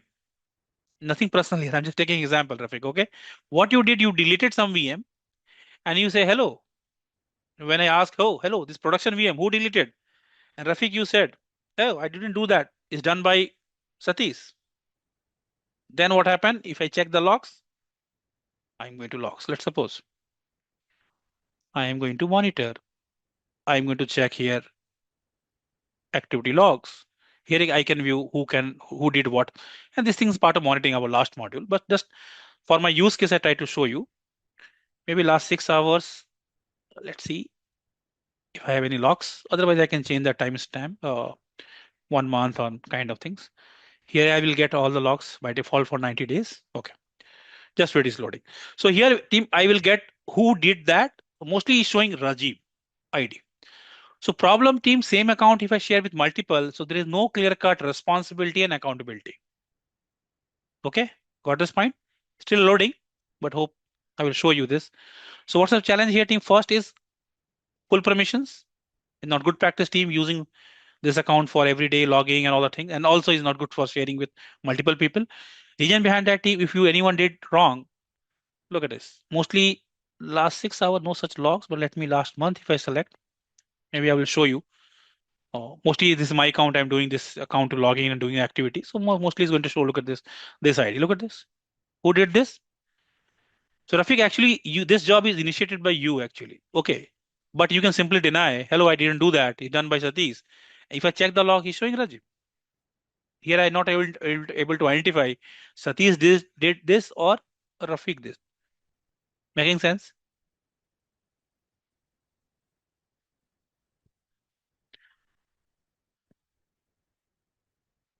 Raju, I'm going to show how to create user. Is that relevant right now to ask this where it will appear in Active Directory console? I will going to show you now. I'm going to create user, going to log in with this user. Hold on. Where we are right now, we are just discussing what is the first user by default you will get. And then my second use case, I'm going to onboard user. Then Raju, I'm going to onboard this Satish, Rafiq. So then definitely I'm going to get user. Then you will be able to view where you can get, how to create. And then Rafiq, I need different permission I want to give to Rafiq. I'm coming on that. What? Yes. This is the activity log as you're logging by default is enabled. Who did what, which IDs, you will get this detail. Okay, fine. So if I check here, I only see Rajiv because this ID I share with Rafiq and Satish. So where is my discussion team? What Raju I need now? I can't share this ID with multiple, but I need to onboard Rafiq, Satish, so he can work on my environment. What I need to do that? Cost to be. Raju, what I need now? What do you think, team? What is good to, because they need to log in, otherwise they're not logging, then yes. Create new user, create user, yes, create account. Yes, user account, you can say ID, you can say you have different word, but ultimately we need a separate account, correct? User. Coming on, then we need to control permissions. Okay. So in Azure, now coming on here. So first account obvious, I'm not going to share with that. Okay.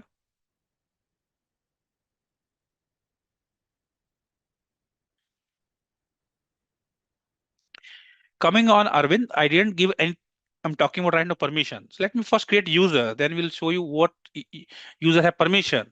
Is that he's able to view the subscription? Is that able to view the resource group? If you want to give permission, coming on that. So let me create user, let me log in, go step by step. Okay, fine, fine. So one thing is we decided as a team, we need to create a user. Okay. So in intra ID team, we need to create a user. Okay, service is intra ID, earlier Azure Active Directory. So in Azure, we have actually three type of users. Okay, Azure. So right now, team, we are discussing only the user type is cloud only user. We're going to talk about after that external user. Sometimes we call guest user. Sometimes this is what we call invite user. And third type of user is team is hybrid user. So in cloud, all threes are in use, but we need to understand the use case where you can use what hybrid user. Cloud only user I will show you. External user I will show you. Hybrid user demo, all the things part of AZ-305 on that lab. You can discuss that part. But what is that? Definitely I'm going to cover that part. But not lab is not there. Okay. So we have three type of user in cloud. Cloud only user, external user, sometimes we call guest and invite also. Same thing. And hybrid. Eh, Cloud only user use case. If your environment only in cloud, customer only on cloud, no on-prem, footprint, you can use cloud only user. Structure wise, whatever username you're going to create, let's suppose I'm going to create user Y Satish, just example, Y Satish. Then username is followed by your cloud directory name. In my scenario is Y Satish at Rajiv M star. If I'm creating this user in my lab account, then username is going to be whatever like you creating Y Satish at this Simplilearn. So that is the structure of use cases. If your environment only in cloud, then we can use cloud only user. No cost for user. Okay, Sriyas. Use when you're creating resource, that is a cost. Fine. Up to 50,000 resource user you can create without any cost. Cost is related to resource, related to subscription, but we didn't talk about right now anything on subscription. We're just talking about I need to give access to my environment, and after environment, you want to access. Then we're going to talk about resource group, and all the things. User creation is no such cost. Fine. Okay. So now what is our scenario? I want to onboard three user in my company, Raji Private Limited. I can example of lab account or my company name is Simplilearn Private Limited. Okay, any account I can demonstrate these things. So let's demonstrate in both the account. Okay. First account I told you already, global admin. Okay. I already mentioned that. You missed that part. What permission team I given? Your first user, what permission user have? What permission user have? Global ad. Correct. I already covered this. And then I just start discussing that. Okay. Mm, Right. So global administrator is the highest privilege. Okay. Just like AWS, there is a root account. So in Azure, we have global admin account. Fine. So my point is here, first user, this ID team, I'm not going to share. This is in company team with higher management only. This account is not used for everyday logging. Is with higher management only. Okay. Now Satish, Rafiq, Divya, any name, you're going to join my company. So I need to create account for you. So able to access my environment. And then further, I need to give a permission. And then permission, we have different type permission in Azure, AD role, RBAC role, layer of access, subscription, resource group, coming on all the building blocks one by one. Today, our objective to understand all the building blocks. Okay, fine. So I'm talking about user in Azure. We have three type of user: cloud only user, external user. One by one, going to take this use case where we can use cloud only user, where we can use external user, how to invite user, where we can use hybrid user. Let's right now focus on cloud only user. So cloud only user team, what is the use case? If your environment only in cloud, no on-prem, you can use this kind of user. User structure, whatever username is followed by your directory name. I mean to say, if I'm going to my tenant, where I need to create user, where you can view user, service is intra ID. Look at this best part of cloud team in on-prem. If I ask you to go to SharePoint to create something, you need a different step to go SharePoint. If I ask you to go to Exchange Server, different step. If I ask you to create cloud team, I don't know about anything. You ask me go to intra ID, I can just search here intra ID. I get this service name here. You're going to go make traffic manager. I can go to traffic manager. I can go with traffic manager. So team, when I start learning Azure, I stop writing the step where I need to go to find the service. A lot of shortcuts are there. These are the things. Look at the icons are there. But my approach is always team. Because team, I know maybe 50, 60 services in Azure. Azure have more than 250 services. Sometimes customer asks, Raj, could you please deploy application gateway? Let's suppose I never deploy that, but I can go this application gateway search. I will definitely with Azure service, I will get that. And then here I will get documentation link, everything. So Azure and cloud learning is impossible team. You know each and everything is impossible. Only one training you able to understand all the services. Then why Microsoft created this so many courses? Okay. Every training have a limitation, understanding, but team approach would be same. Okay. Anything you want to search, just search your service. What I'm looking for, team, intra ID. Earlier, the service name is again I'm repeating in AAD as Active Directory. Service name is changed. This is happening in Microsoft team. A lot of times they change the service name. Just like a Microsoft Defender for Cloud, this service is earlier is called Security Center. Microsoft changed this name. Okay, this name is earlier Security Center. Now it's Defender for Cloud. It's okay. So point is here, I'm going to enter ID, and here team under manage we have users where you can view all your team. I have a lot of users here, but if I go into your lab account, this is my lab account. Same way, if I go to look at this in lab account, also you can go enter ID. You can need to go to users, and here you can view the user. In lab account team, you have very few users. By default, your account have global admin, which account you get. One is getting Amit account. Amit team is almost every account is backend team which managing this now is their account. I logging with this account, okay? And this account having global admin permission. You can do all the things, but still some restriction they put, okay, in backend. So all the things are not able to do, but yes, some extent, whatever lab is required for perform 104, you're able to do that. Apart from few things you're not able to do. Okay. So if you're going to create user here, let's suppose team I creating user here, and I creating user here in this lab account, means company Simplilearn. Why Satish H. I copy this username. Let me open a notepad. Okay. You join my company, Satish. I'm administrator. I'm creating account for you. Then you're able to log in. Look at this structure wise. This user is belongs to which directory and domain. It's just like in your laptop, you're working in company, correct? Already in Wipro SCL. So in your laptop, you have option of your username, password, and domain name.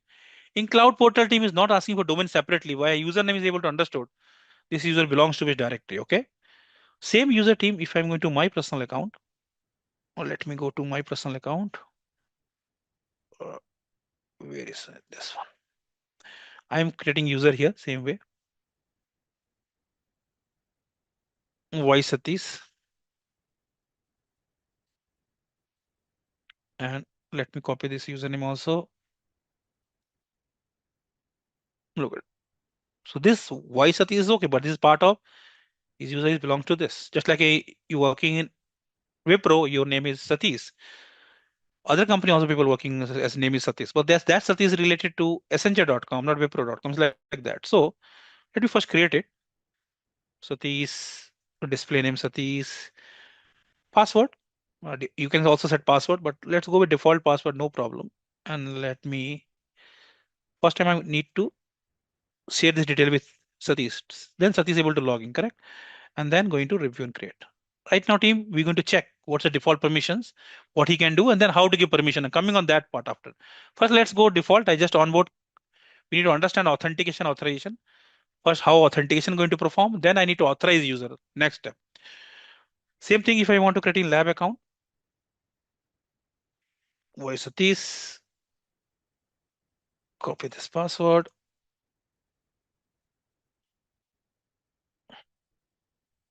And user has been created.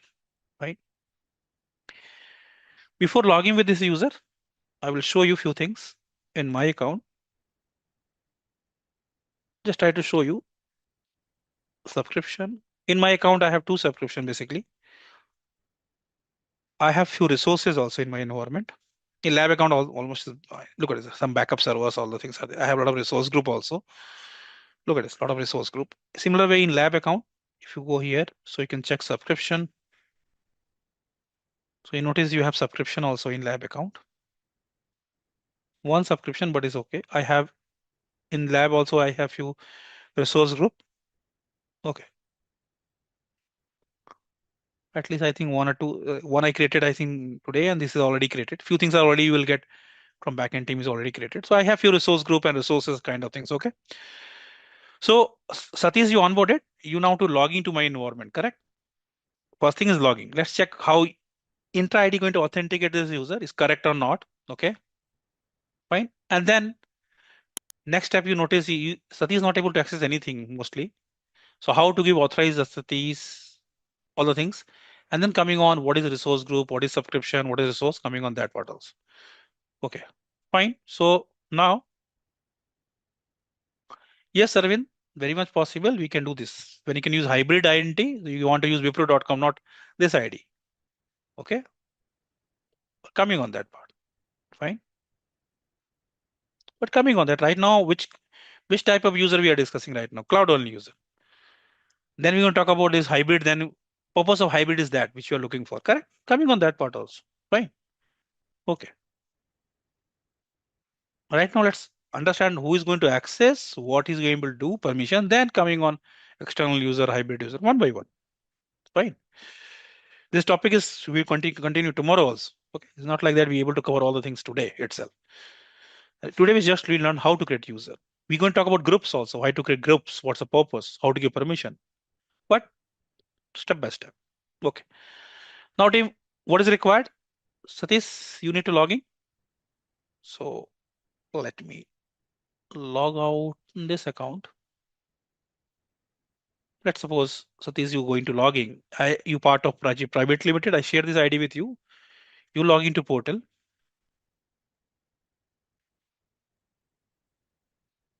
Use another account. And Satish, what you did? This is the account I share you, correct? So if I put this username, by intention, I'm going to do some mistake. Instead of single Y, I can put double Y here. Now what happen if you're going to logging here? What happening in backend team? Microsoft going to check this user is this directory or not. This directory is team use intra ID service, which is managing this username and password database. Just like your on-prem Windows AD managing your username password. When you log into your laptop, your company laptop, it's checking your username password. So what action is right now happening, team? This is called team authentication. What happening right now when you log into portal.azure.com? So first thing is team here when I logging and user logging here. So it's going to check the authentication. Authentication means team who you are, who you are. Authentication is checking your username and password is correct or not. Right now, team, what happening here in my scenario? My username is incorrect because this username will not exist in my directory, Rajiv M star. Making sense? Arvindan, this point is clear. And others?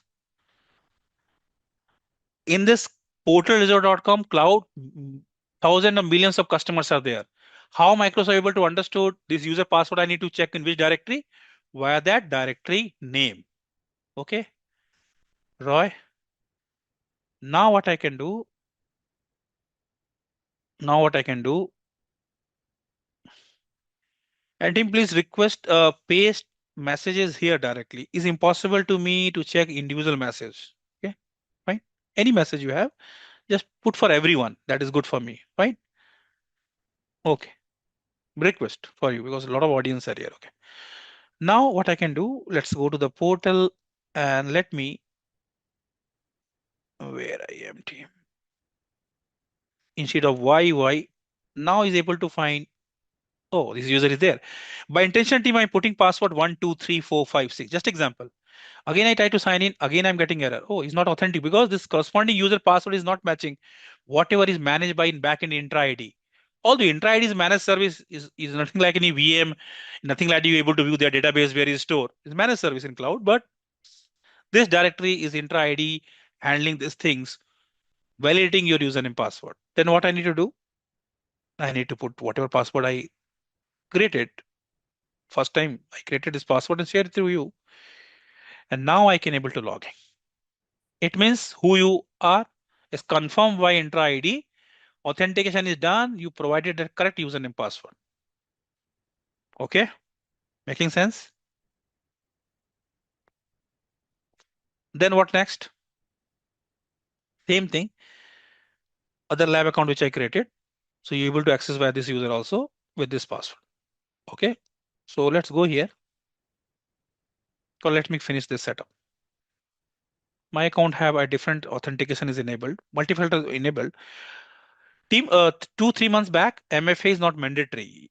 When user login, na, without username password, they can log in. They don't need to register in any application authenticator app. Nothing is required. But recently, Microsoft enforced this policy. So it's by default. That's a best practice. Okay. Why MFA is best practice, team? Let me first copy this, change my password. Oh, something wrong. So let me copy this password, username, a password. What is a new password? What I can do, new password. Let me check. What is the password? 88. Okay. Let me add few letter here. This is my new password. So first thing, team, in Azure, Microsoft following some best practices like when you change, when you log in first time, they're asking you to change password. That's a good practice, team. After changing, team, as an administrator, also I'm not able to view this password of this user. Yes, I can reset, but not able to view the password. That's the best practice Microsoft follow. When you first time logging, it's always asking the change password. And then second thing, team, is automatically going to ask to register the MFA part. Why MFA is important, team? Coming on that discussion a little bit.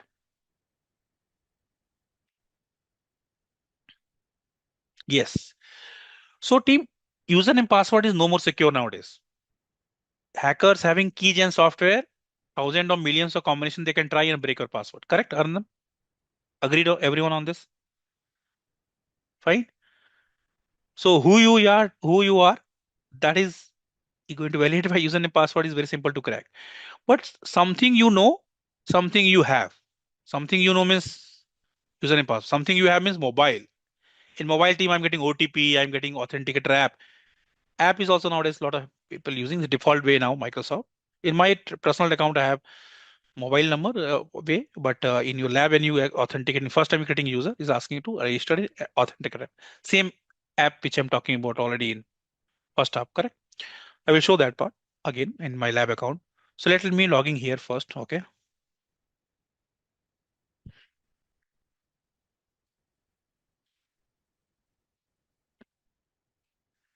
So let me, I can write this user is logging first time. Let's suppose I'm going to India.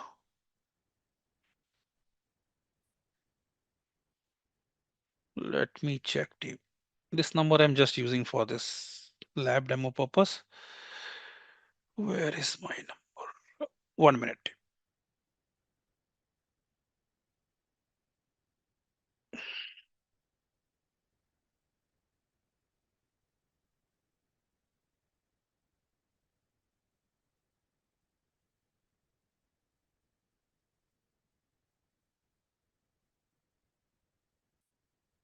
Earlier, these are not mandatory. Okay. If you want to enable, then you can enable. But nowadays, team MFA is enforced. Okay, I'm getting a message. One time registration is done. What is my message? Is 03809. Oh, it's not typing. Oh, 03809.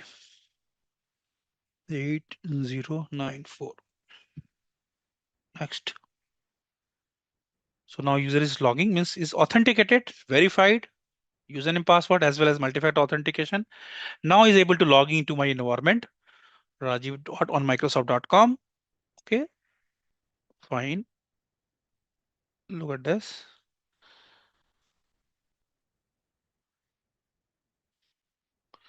And let's take example. Look at this. He login to how to validate in which tenant he logging. So look at this. You are able to log intra ID. You can go and check is login to which direct same Rajiv directory. Correct. Let's suppose he want to reset other user password. Take example. I'm just giving one example. What he can do default. So look at this. If you try to reset some user password, obviously not able to do. I'm coming on that. How to authorize all the things you can do one by one. But before that, like any giving any permission, let's check what default he can do. Okay. Just wait, is loading. So meanwhile, what we can do, we can able to log into this user also. Can we try team other tenant Labico user which I created? So what I need to do team, what is the username?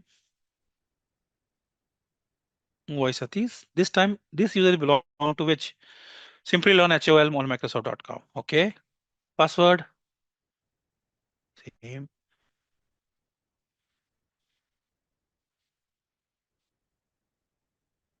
password,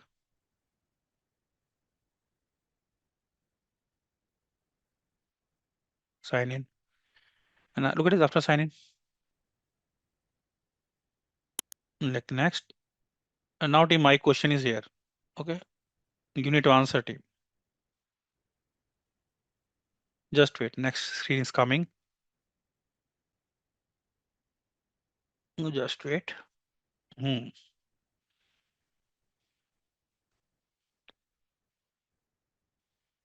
So this is our everyday job team. Every day I'm creating few user and few use case we can text. Now team, a lot of people that keep asking what software, what software, a little bit panic on that time. First up, what software I need to install team? Is that Microsoft guided you here anything? Any input you will get from Microsoft? Could you please guide me team what software I need to install on my Android or my iPhone?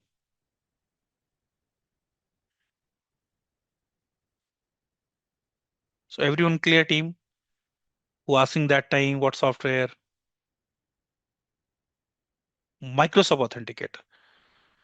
Okay, not Authenticator. I mean, a lot of other authentication softwares are there. Okay, Google Authenticates are there. So just try Microsoft Authenticator. Okay, fine. Is only supporting I think Microsoft Authenticator. So just stick with that. Fine. Is only supporting Microsoft Authenticator. In AWS you can use Google Authenticator. Okay, because AWS does not offering their own tool. But here is supporting Microsoft Authenticator. Whatever they provide, you can use it. Simple. It's freely download. After download, let's suppose I download this mobile. Already I have Authenticator. I need to click next. Next. Once I click next here, so it's going to generate some code here. So you need to go to Authenticator app in your mobile already you have, correct? If you download it. So I'm going to open Authenticator app and every day team we need to do this, okay? For different user, different practice. So 10 class team, I think I need to do this 30, 40 times these things, okay? So I need to go to unlock and obvious Authenticator app. There is a scan button. Scan button is very simple team. You using phone pay, Paytm, any app, online payment, you have a scan button, correct? So I go to that kind of icon and going to scan the screen. Automatically my user is added in this Authenticator app, okay? And once you added, na, done, you will get in Authenticator app, okay, done. And just click here next. Scan is done, you can move next here automatically. And in your mobile, your user is added in the Authenticator app and you're getting some number, 17. I'm getting this on my mobile. 17 number pop up. I can just put 17 here, say yes, use my mobile pin here to authenticate in my authenticator, and that's it. And once you're done, I able to log in.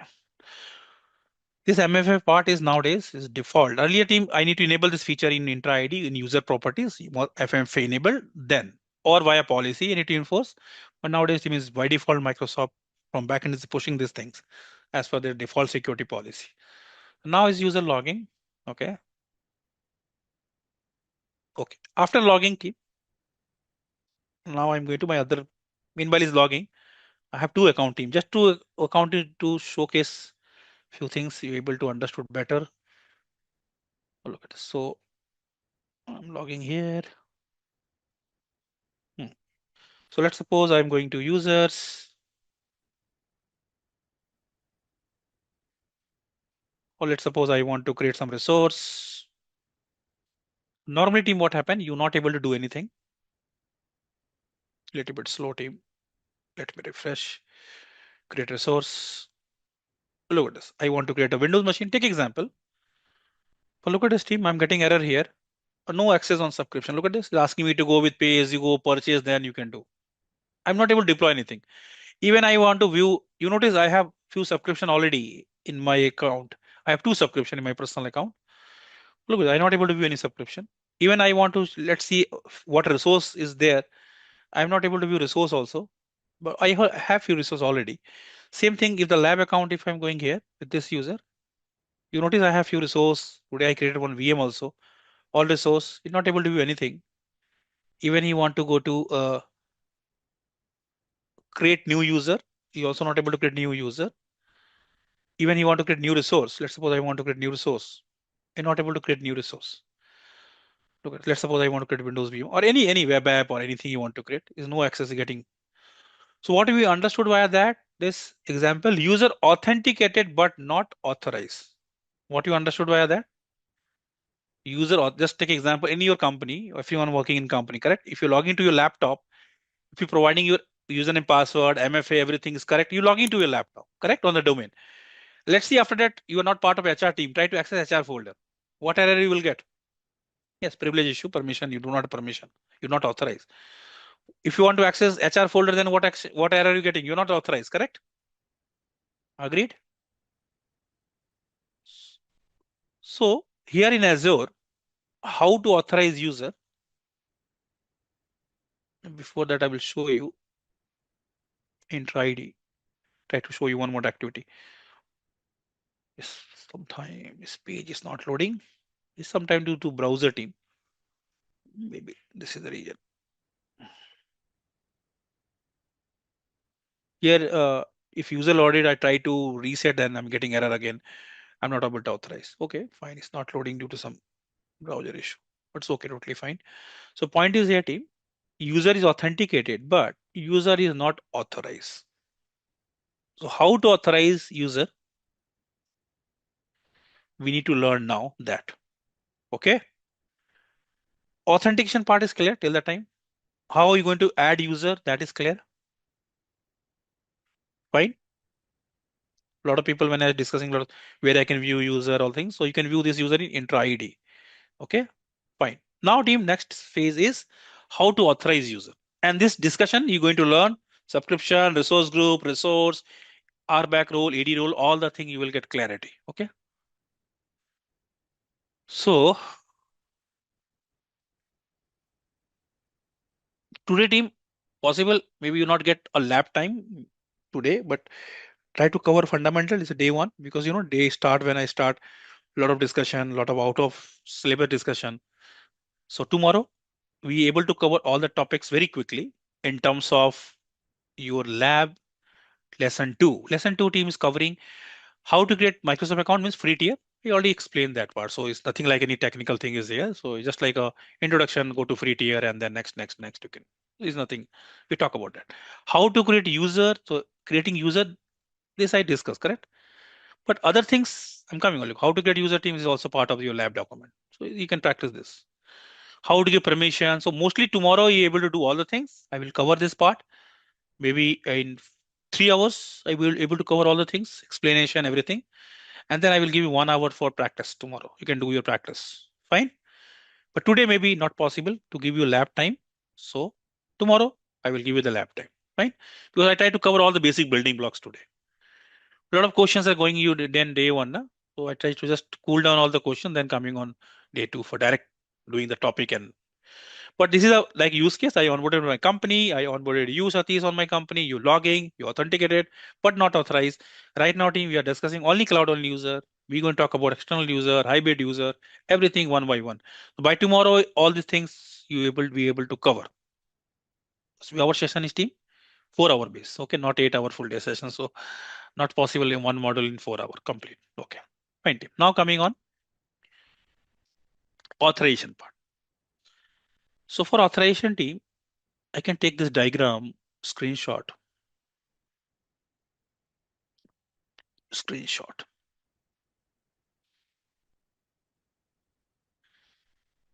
MS Paint. You want to take this picture, you can take, no problem in that. So in Azure, this name is team old name. My picture is old. Earlier, his name is AAD. Now this is called team what? What is we call team AAD now? Intra ID. Microsoft Intra ID. Earlier is called Azure Active Directory.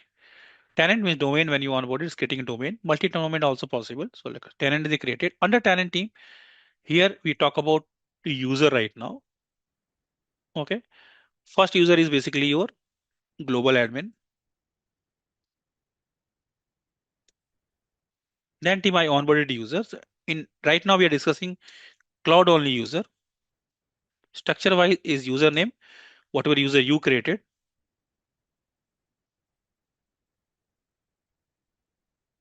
Followed by your cloud directory name, whatever tenant that name at rates simplylearn.on microsoft.com or Accenture Corp or Micro, whatever.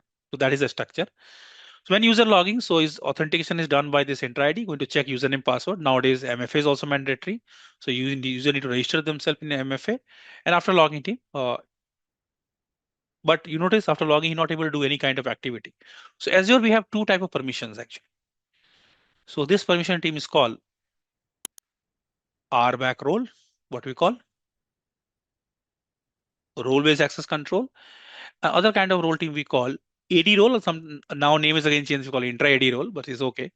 So I can type like a intra AD role. Two type of roles are there. Okay. These two roles are different scope. RBAC role, hold on this management group part right now. Let's focus on right now subscription, resource group, resource. So RBAC role you can give on subscription level or resource group level or resource level. Intra role, I just give you an example. It's more related to intra ID activity, like a password administrator, user administrator. So these roles are related to user creation, intra ID management, application registration. So, okay, RBAC role is basically given on subscription level resource to create user to create resources. So intra ID role is part of user management. Moreover, RBAC role is part of resource management. Okay. After my demo, you get more clarity on this. I'm going to create user. I can give RBAC role. I can give AD role. Same user possible. I can give both the role. Some RBAC role plus intra ID role.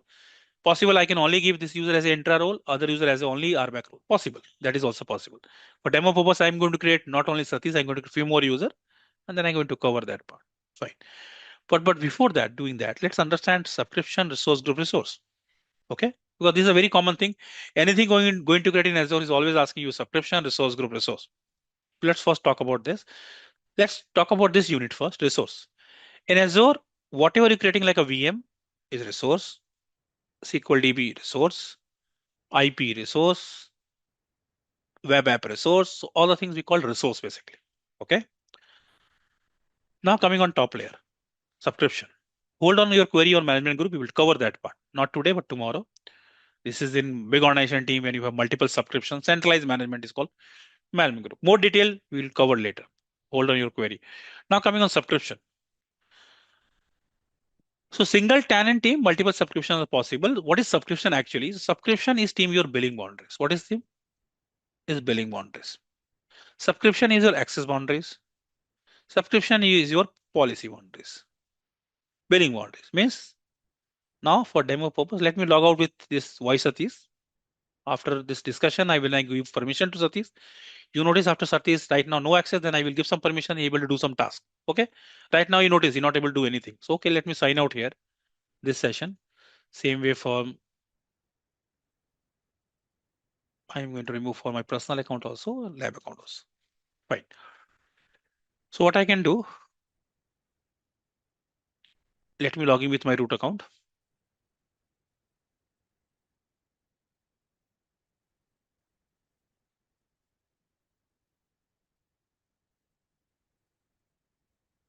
And then I'm going to talk about the subscription part. Okay.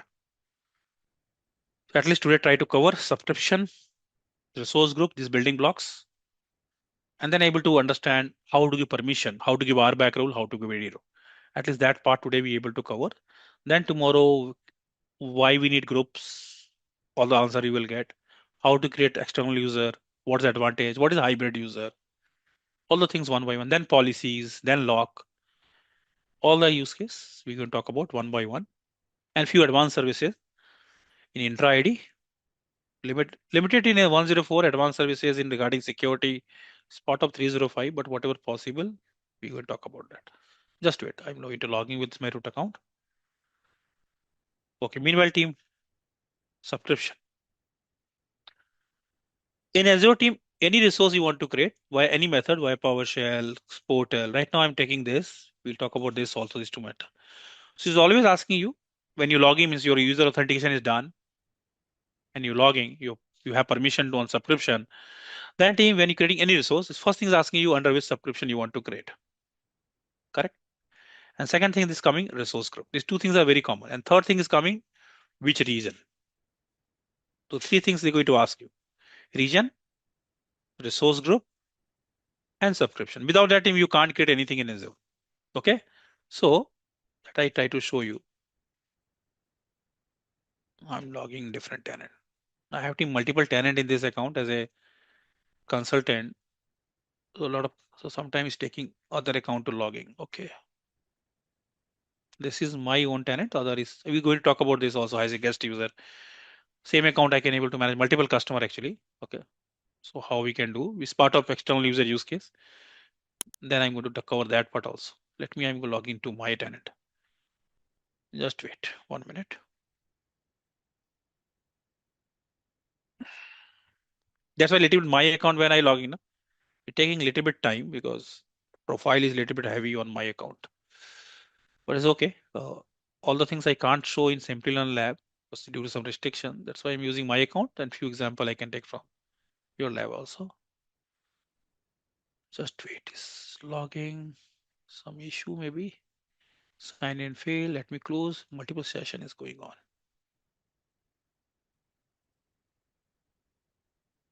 This is lab account is fine. Or what I can do, let me incognito mode. Sometime caching is a problem. Portal.azure.com.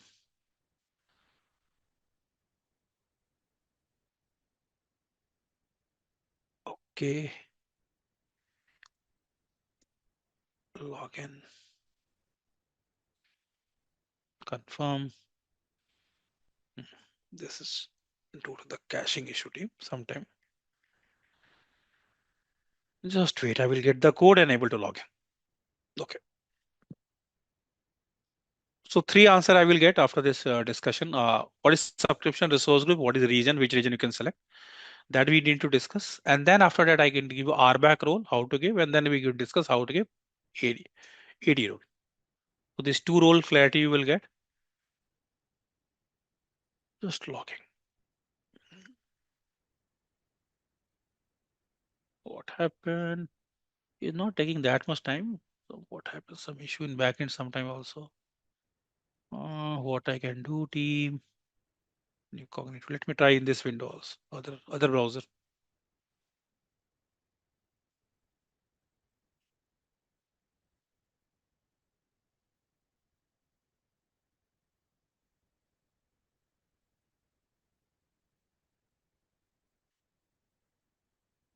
Here, look at this. I'm getting some connection issue.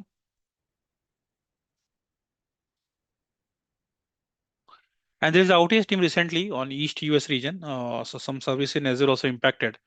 So if you're going to create anything in East US, mostly last 2-3 days errors are getting. Okay. So I'm conducting other training also Azure. So sometimes few things are impacted in backend also. Oh, it's not taking that much time, but still loading my profile. Just wait.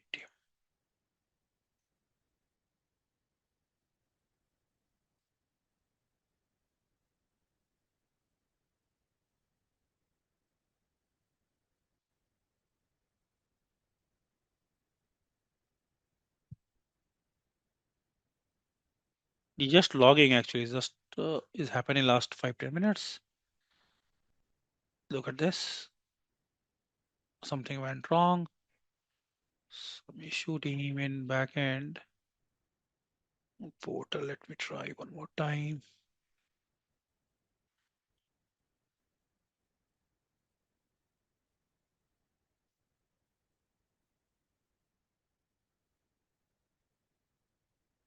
Let me try fresh username.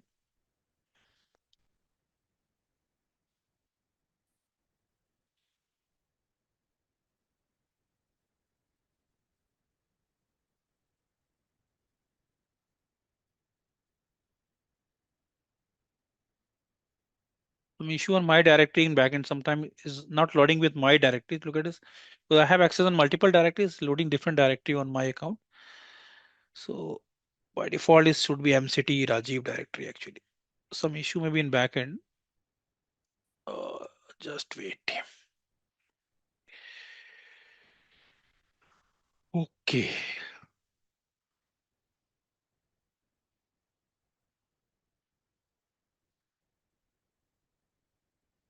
Look at this. Is logging to Hari Auto. Ideally, My tenant is team default tenant, which is my tenant. This is a some different customer actually. They invited me on this ID. That's why. So that's why it's taking a little bit time. Just try to switch to my default directory. Just wait. Here I have a list of all my customer where I need to switch. I mean, do you want to use my account team because I want to show because in Simplilearn account lab I cannot able to give you all the permissions. It's a limited access there. That's why I want to use this account, my MCT account to demonstrate. But this is something is not working right now. Oh.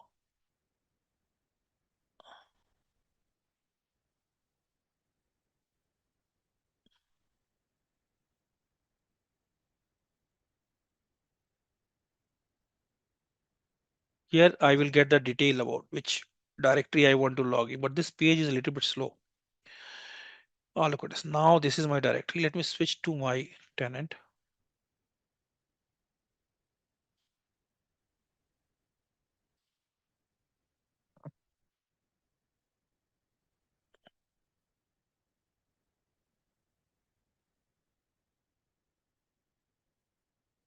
Okay, meanwhile is doing team. Let's what we discuss. Let's talk about this region part. So during resource creation, permission I'm coming on how to give a subscription resource group, but this point is team is part of discussion when you discuss with customer. In the first meeting, we need to decide which region you're going to deploy. Few things we talk about already, but meanwhile is a logging team. So I'm going to share this 4 point. It's valid in all cloud. Region selection. The region is team your geographical location, correct? So region selection. Meanwhile is loading. So first point is team. Let's suppose I'm customer and you are architect. Everyone here is architect. So I told you my priority is team to select region in Azure is compliance, not Azure in all other things. So that is compliance. Meanwhile, I'm checking is logging or not. Yes, yes. Now it's coming to maybe their MFA part is not working in backend. So that's why.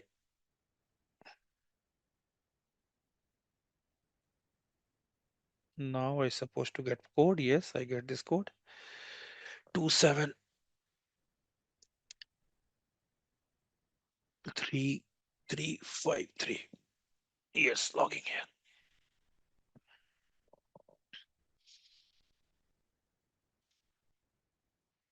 Okay. Let's hope this is going to work. Coming on this discussion. Okay. So point is here, team. First is compliance priority. Let's suppose I'm customer A. I told you, hello, my company compliance, whatever compliance I follow, as per my data protection law, I only store data in India. So as an architect team, when you're creating any resource, make sure the data center which you choose means region. So every region team in Azure having multiple data center. Data center is part of single region. Take example, if I have creating an East US, under that I have multiple data centers. So data center we call availability zone in Azure. So compliance part is decided when customers priorities compliance, need to follow their compliance and then choose region. That's the first point. Second point, I'm customer B. I told you our company not worry about compliance. I am looking to look at this. Something not working in backend team. Look at this. That's why I'm getting this error again and again. This is for Azure side teams. After MFA team is failing to logging. Some issue maybe in backend right now, but no problem. Let's hope it's fixed. So second part is team is cost. Meanwhile, let's cover this part. Okay. Sorry for this team. This is not in my hand team. This is due to backend. It's not about internet. Okay. This is something happening in backend. Otherwise, not taking that much time to load Azure environment. Okay. Look at this team. Some issue in my tenant, which I'm trying to log. Always logging in different tenant. And this is different customer tenant. Actually, they invited me. So I'm not able to show you here because in this no subscription, nothing I can do much thing. Okay. So that's why I try to switch to my directory, but my directory team is right now I'm getting error. I'm not logging there. Some issue may be going on, but no problem. So let's discuss with this part. Okay, fine. So let's try one more time. Okay, coming on this cost. I'm customer B. I told you we are not worried about compliance. You can create machine in any region, but make sure my cost is less. This cost part we talk about that, correct? You can use calculator to check which region they're paying less. So that time team, customer priority is cost.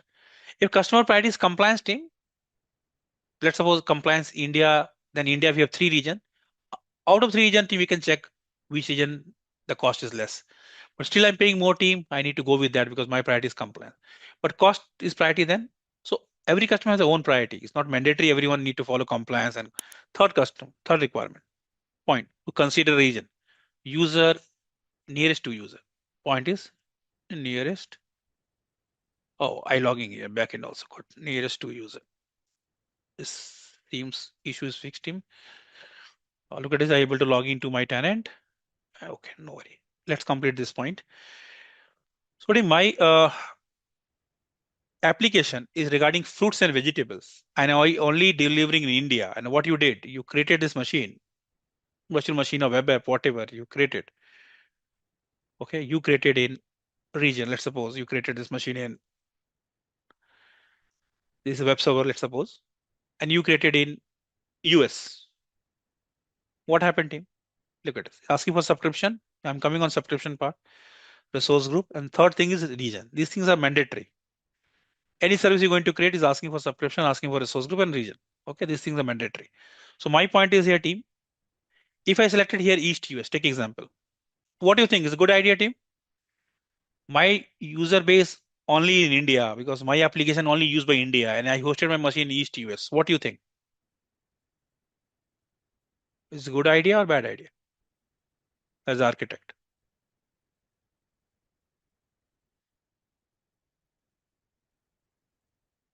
Bad. Latency issue, correct?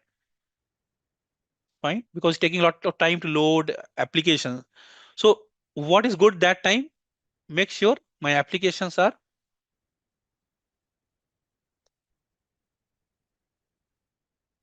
nearest to my region. So for India, specific, I can select India region that time, correct? Fine. So look at this. If I selecting here, India region, that is better option.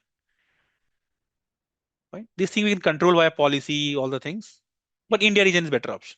Further India, I can check the cost. That's a one we can do. So this is also the factor, correct? This is also the factor when we going to select region. And last fourth option, service availability. Sometimes we selecting some region and service which you want to deploy is not there. Possible in cloud team. Every service is not available in every region. Is it true in Azure, AWS, all the cloud? Sometimes in Azure, Northern Virginia, most of services are there, but Mumbai region, so things are not there. In India region, every service is not there. So then service is not there, team, and that is not our hand, correct? Microsoft going to launch the service in next one day or 1 month or 1 year. That is not our control. So this 4 point you need to discuss with your stakeholder, your manager, customer. Then you can decide which region you're going to select. Okay. All this logic you need to discuss. Then you can decide which is their priority, and then you can decide which region you're going to select. This logic as an architect helping in all the cloud. This is a very common practice we are doing in our first meeting, region discussion. It's okay? Making sense? On this point? Fine. Now team coming on subscription part. Okay, subscription you notice here. Anything I want to create is asking for subscription. In my accounting personal account, I have 2 subscription. In your lab, you have 1 subscription. Okay. So subscription is, I told you is billing boundary. So if you go to subscription, look at this. If I go to my this subscription, it's going to show me the cost. What is the current cost of my subscription? Is 0. What is my last month cost? What cost is estimate cost? I can view my billing, invoice, everything here. Okay. And this is connected with my payment method, which credit card or debit card I'm using. Everything is attached here. Okay. This is the credit card attached with the subscription. Fine. Similar way, if I have 2 subscription actually, pay as you go. So here also I get complete detail, my invoice, credit card, debit. So point is here, whatever I'm creating resource, the charges of resource is deducted from this subscription. Under which subscription I created? I mean to say I have 2 credit card. Take example, one connected with this pay as you go, other for MSDN. So anything I'm creating a resource, let's suppose I want to create a resource web app. Okay. If I go into create web app and I selected here, I'm coming on resource group also, but let's first focus on subscription. Look at this. I've created on this subscription. It means the cost is going to deduct from this subscription. attach whatever credit card, debit card you attach is deducted from there. So that is your billing boundary. So in organization team, in lab, you have only one subscription. You free tier, you're getting only one subscription. But in which customer right now I'm handling, they have 100 plus subscription. So why they need multiple subscription team? Use case. In lab, you're getting one subscription team. In my scenario, I have two, but mostly your lab, you have only one. Okay. In Simplilearn, if you go and check, you have only one lab subscription. In company team, is very rare you're getting single subscription. They have multiple subscription. Reason behind that team, they have different business unit. I'm running company, I have different business unit. I need separate billing for UK, separate billing for India unit, separate for that.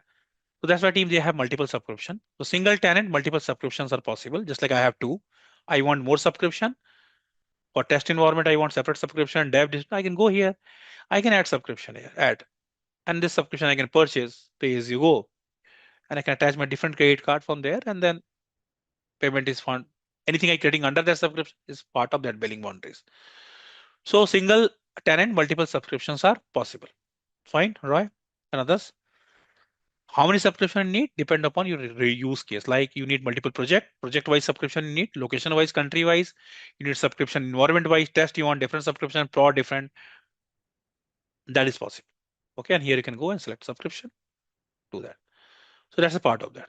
Fine. So let's suppose right now I have one subscription. Let's take example. So right now I have one subscription. This is my environment, intra ID. I have users. I have three users. Take example, name is something like U1, U2, U3. Okay. I'm just talking about right now cloud only users. I have one subscription. Any name. I have only one, take example. So I want to create a virtual machine that is related to production. So what I did, let's suppose I'm going to create a resource. I'm creating operating system. This could be any operating system, Windows 2022 to 25, whatever. So a resource group team, let's suppose, is asking for subscription. I selected this. And resource group team, if no resource group asking to create, let's suppose I have this. Just give me example. I can create technically this resource group. I give a VM something like that. Just example, and select my region. Any region. Okay. Recently, team East US some issues going on. Let's suppose Canada, and I selected team this operating system. Any operating system 2025 or anything I'm looking for. Just example. Now, team, look at the size in my account is showing the cost, estimate cost. So it's showing my monthly cost of this machine. So point is here, team. If I'm giving this 1, 2, 3, 4 name, I created the machine, and then I creating second machine. Same resource group I selected. It's just like a folder. So what do you think? 1, 2, 3, 4 is making sense? What do you think?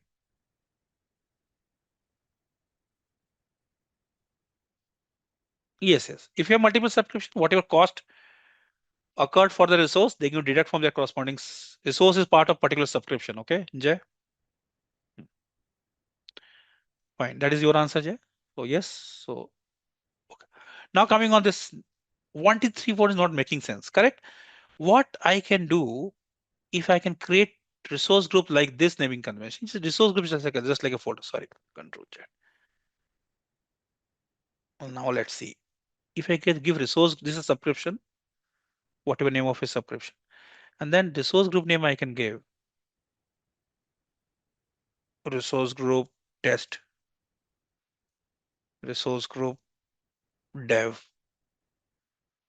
and resource group prod. I'm just giving an example. Then what resource is related to test, I can select this resource group to deploy all of my test resources here. Product development related resource, whatever VM or I can deploy and production related here. Then team, if I ask you to show me the test resource, I can go to test resource group and I can view all the test related resource there. Just like team resource group is a folder. Take example, if you ask me, hello Rajiv, could you please give me the documents and training on DevOps? So what I need to do? If I'm going to my projects and I'm going to AZ-400, I have all the training details regarding AZ-400. If you want to learn something AZ-600, then AZ-600 documents are here. If you want to learn something solution architect, then AZ-305 contents are here. If you want to learn AZ-120, then so team, this folder name, if I put 1, 2, 3, 4, is that is making sense, team? Correct? Not. Fine. But I put the exam code AZ-120, I able to understood easily.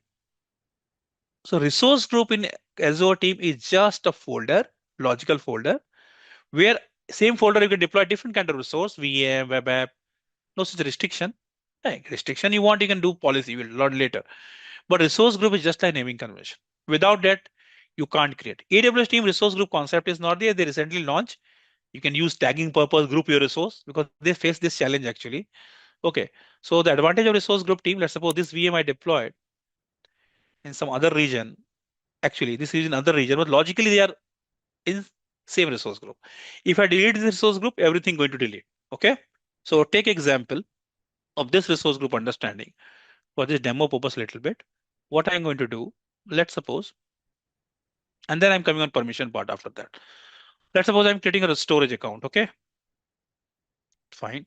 Because this is quick resource, I able to create. No need to worry about storage account. What is this? How to create a simple resource. Resource group name is resource group POC. I'm doing resource group POC. Okay. Or before that team, let's go from scratch. I can create first resource group. That is also possible team. We can create resource group first.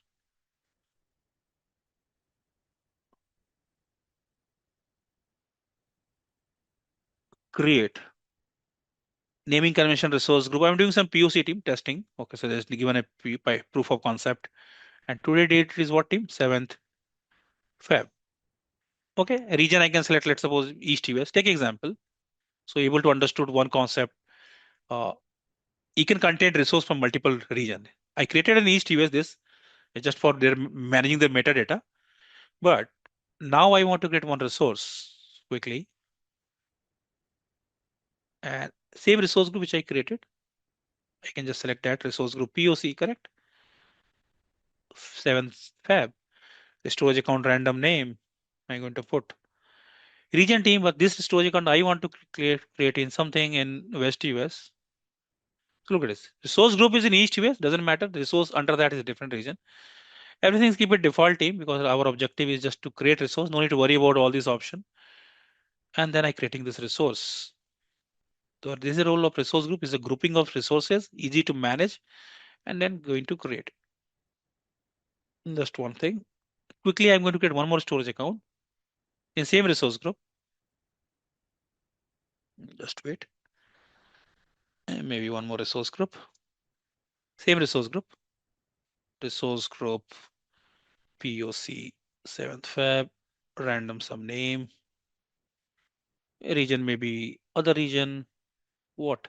Keep it East US for this. One is West US. And everything is okay, team. Low cost little bit. Review and create. Just create it. Let's suppose this is part of my POC project. So anyone ask me, hello, could you test? So show me all the cost of POC project, all the resource. Now it's easy to me to, I can go to this resource group. Under that, I can view all the resources. Still second one is deployment is going on. Technically, this resource group is in East US. Look at this. This resource is in West US too. So under that, I can view all my resources regarding this project. So resource group naming convention team is environment wise, project wise. You have multiple projects, environments. That way you can give a name in company. Okay. So now is also created. So I can refresh. So you notice other resource also visible here. Let me go to home. Look at this. Technically, this is a different region. This is a different region, but resource group is single. So if I'm going to bill here, whatever you can get on subscription level in smaller block is here.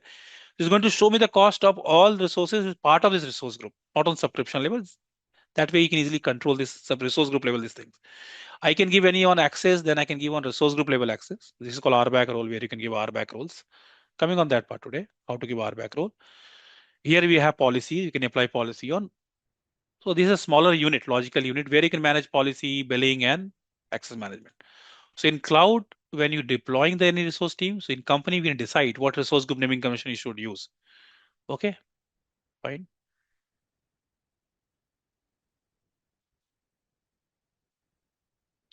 Resource group is a combination of resource, correct? Resource group is a folder, blank everywhere.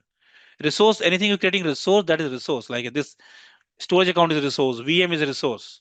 Resource group is just a folder. Look at it. A lot of resource group I have is a blank right now. And nothing under that. It's just a folder. I have so many resource group. Look at this. This resource group right now is blank. Nothing under one backup server is there. Maybe in this I create deploy something. But I have a lot of resource group. Look at this. If I go to this resource group, let's see what under that. No resource. Resource group is a folder which containing your. So in cloud, anything you want to create, any resource, anything, function app, is always asking you subscription and resource group. Without that team, you can't create anything. Look at this, asking for subscription resource group. This is a mandatory in cloud, in Azure. Without that, you can't create. Means you need to create first resource group, or during deployment, you can create resource group. Then you can deploy resource under that. So first is subscription, then under that, they're going to ask in resource group. And then he's asking for region. These three things are at least common for all services. Okay? Making sense, team? In resource group in Azure, just like a folder in my laptop. Okay, so you better use better naming convention. Resource group is clear. Now coming on permission part. Okay. Subscription resource group is clear.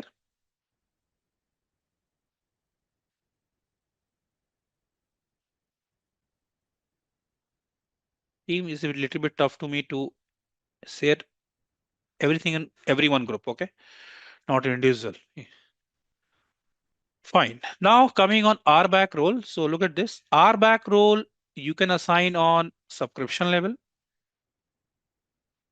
If you give permission on subscription level RBAC role, what permission I'm coming on that? Whatever reader permission, whatever permission.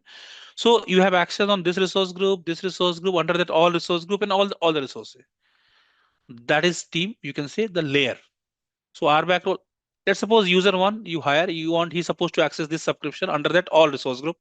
Maybe you have two subscription one and subscription two. In my scenario, I also have two subscription two. But I want this user only able to access this subscription, and under that all the resource group resources. Then I can give permission on subscription level.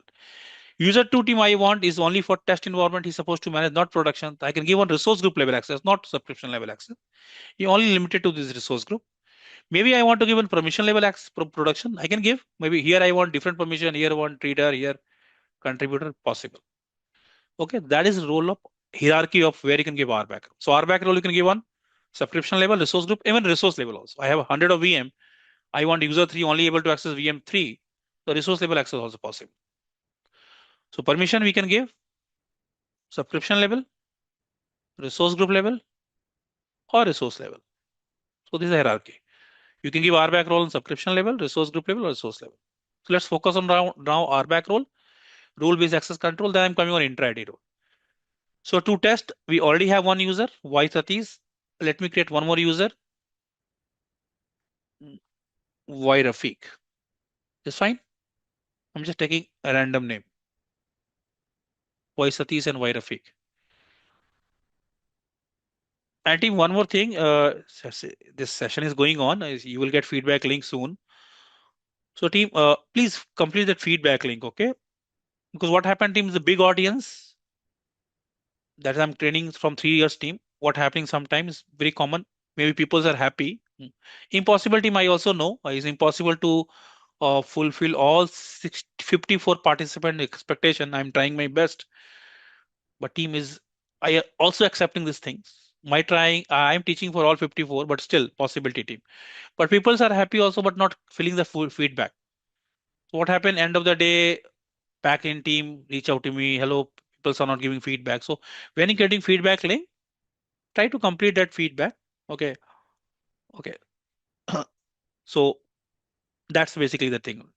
If now no feedback team again, this is a backend team is a part of process. Okay, so they keep checking me. Hello, no one giving feedback. Something went wrong. I'm doing this thing from in this session, simply on 3 years, overall 8 years, but still, backend team reach out to me. So team, when you get feedback links, try to complete that feedback. Okay, you need to rate 5 is the best, or less. Less is less, but 5 is less. You need to rate 1 to 5. So 5.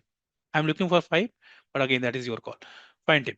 Coming on this our discussion. Okay, I'm not promoting myself, but what I happened in morning class team, everything is went wrong. People are answering, but feedback not the field completed.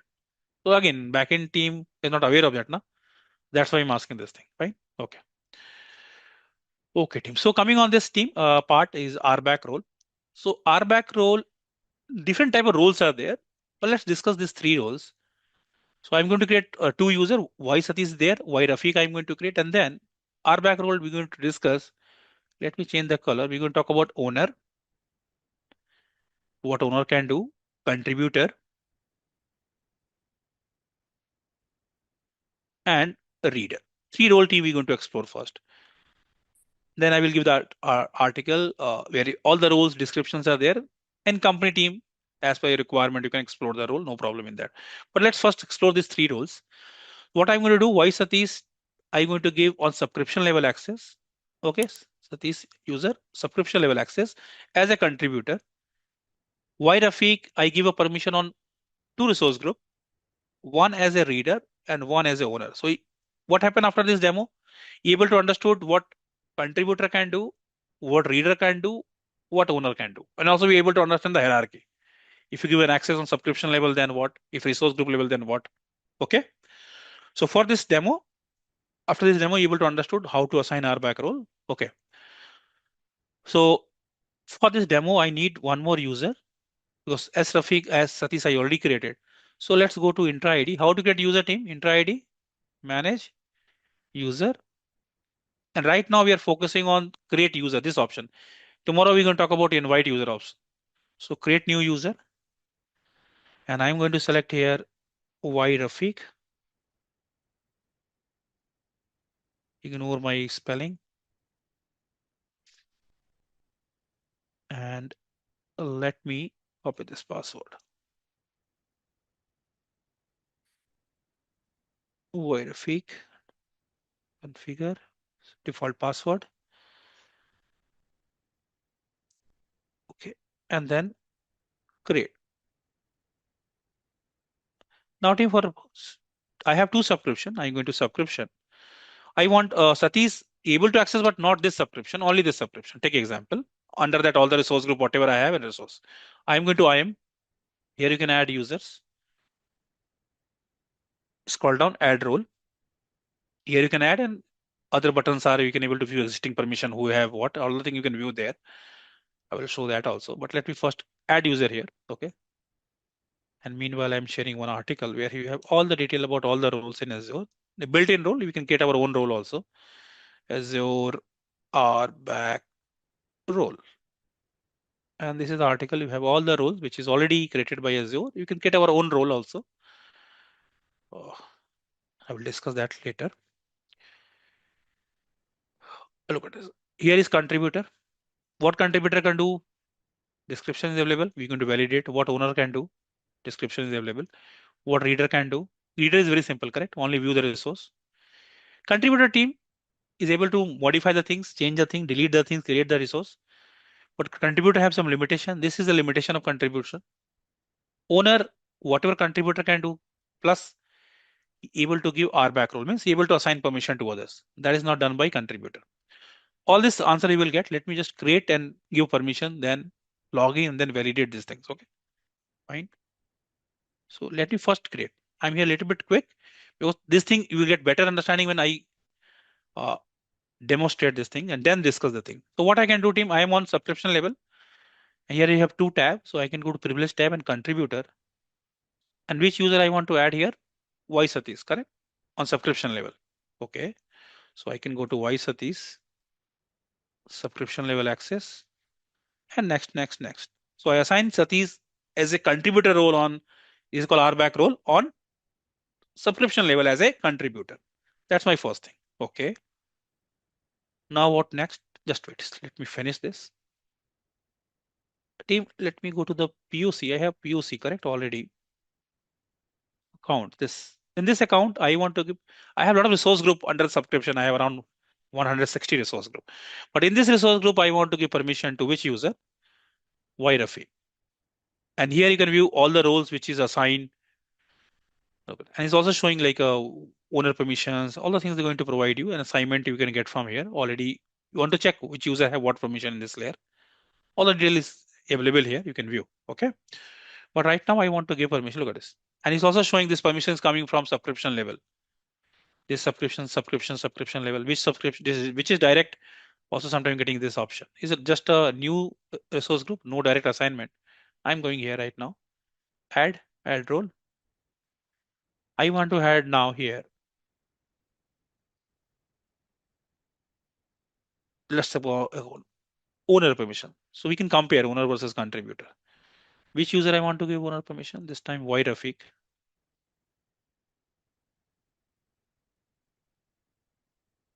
Next, and then assign. So owner permission, I will give Rafiq on this resource group POC. Same user, Rafiq, I want, let's suppose a lot of resource group I already have, okay? Prod. Let's take any random resource group.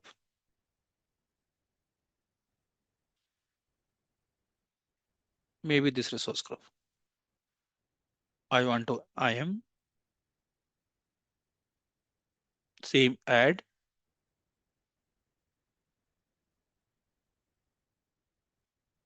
And then here we're going to select left our reader. And this permission I want to give to same Rafiq. So Rafiq have two permission on two different resource group, two different permissions. One as a owner, one other as a Rafiq. Why Rafiq? As a reader. Okay. So as per our diagram team, this scenario is clear. This diagram. So Sati is having permission on subscription level. Rafiq having permission on resource group level, not subscription level. But out of 160 resource group, only have two resource group access. One as a owner, one as a reader. And Sati is having contributor permission on subscription level. Okay, so that is done. Now to test this thing, what I can do, team. Let me open new cognitive window, team. Portal. Let's suppose logging with Satish. Satish, last time I logging you Satish and you notice you're not able to access anything, correct? But now let's go to Satish. MFA already configured. Password, what password? Team of password I change actually. I add few letter in this actually. I remember that. Okay. Sign in, logging. This time team is not asking you to register MFA because last time I already registered. Okay. Look, it's automatically is in registered number. If you register via app, then app number, you're getting a notification. Just wait.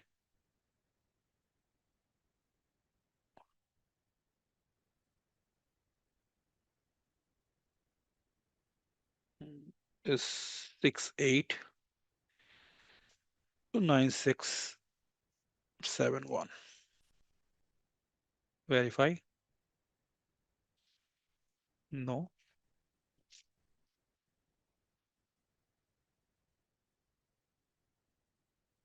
Okay. And now, if I'm going to view subscription, in my account, how many subscription I have? Two.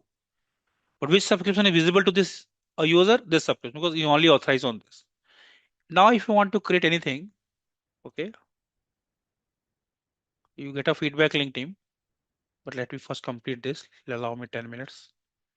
Then, if I'm going to create anything, let's suppose I want to create a again storage account. Take example.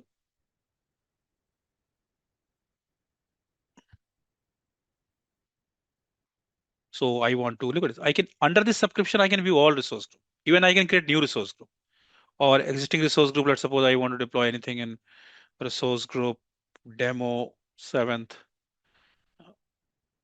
Not resource group name. What I given resource group POC today created. Oh, look at this. I can deploy things here. Okay. Everything default, review and create. So contributor can create the things. Contributor can delete the things depending on the hierarchy. Means I have subscription level access means under this subscription, any resource group I can delete, any resource I can delete, anything I can create, anything I can modify. But I'm limited to this MSDN subscription. I have two subscription. Other subscription I can't view because I do not have access on that. Plus, now coming on the second line, which I'm mentioning here, what contributor is not able to do. So contributor, what do I'm already demonstrating, I'm able to create the thing, but is not allowed to give RBAC role. It means let's suppose your username is Rafiq, okay, and you calling him. Something is missing here. Maybe some issue in this region team. Okay, just wait. I told you in East US some issues going on team.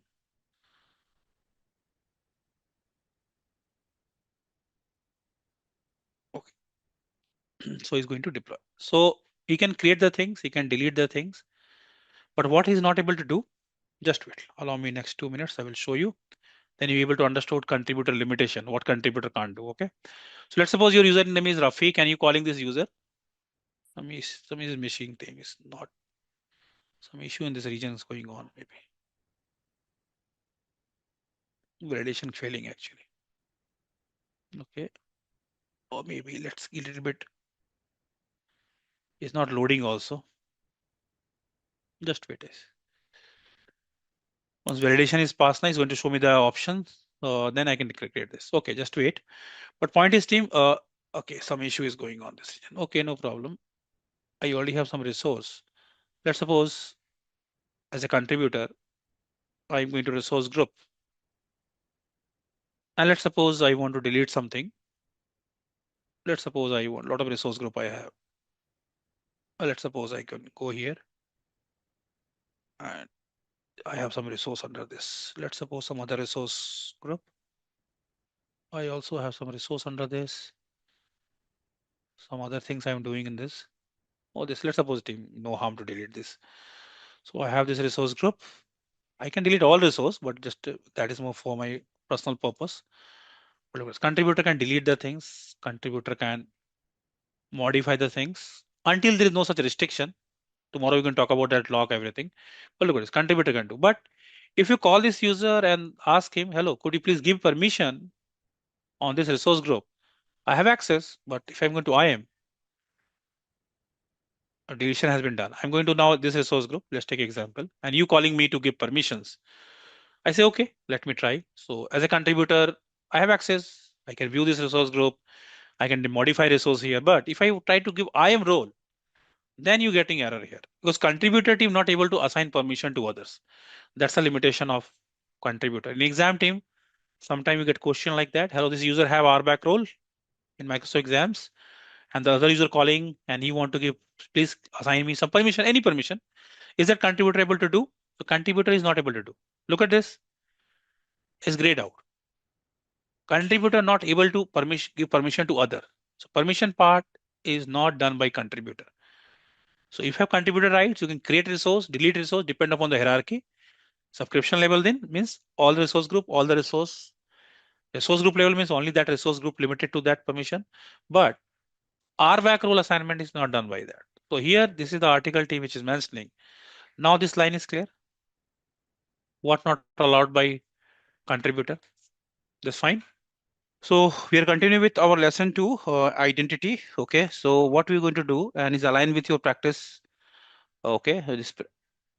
So I'm going to first explain what we're going to do and discuss. Okay. So day 2, identity. Okay. So today, day 1, we talk about already RBAC role, correct? I'm going to recap, but further today, we're going to talk about today AD roles. Okay. We're going to discuss that part. Second thing, team, we're going to talk about guest user or external user. We only talk about day 1 cloud only user, guest user. Fine. We're going to discuss group. We're going to talk about management group. Need to understand the use case. Okay. We're going to talk about policy. Azure policy is part of governance. We're going to discuss service Azure lock. Okay. And then further, we're going to talk about few services is not listed here. It means a lab you're not able to perform, but I can show you. That is your lab. Just wait 1 minute. This is the practice. Ah, so this topic is Actually, to demonstrate, you need P2 license that is not available in your uh, your lab, but I'm going to cover that. I have one paid version subscription administrative unit. Administrative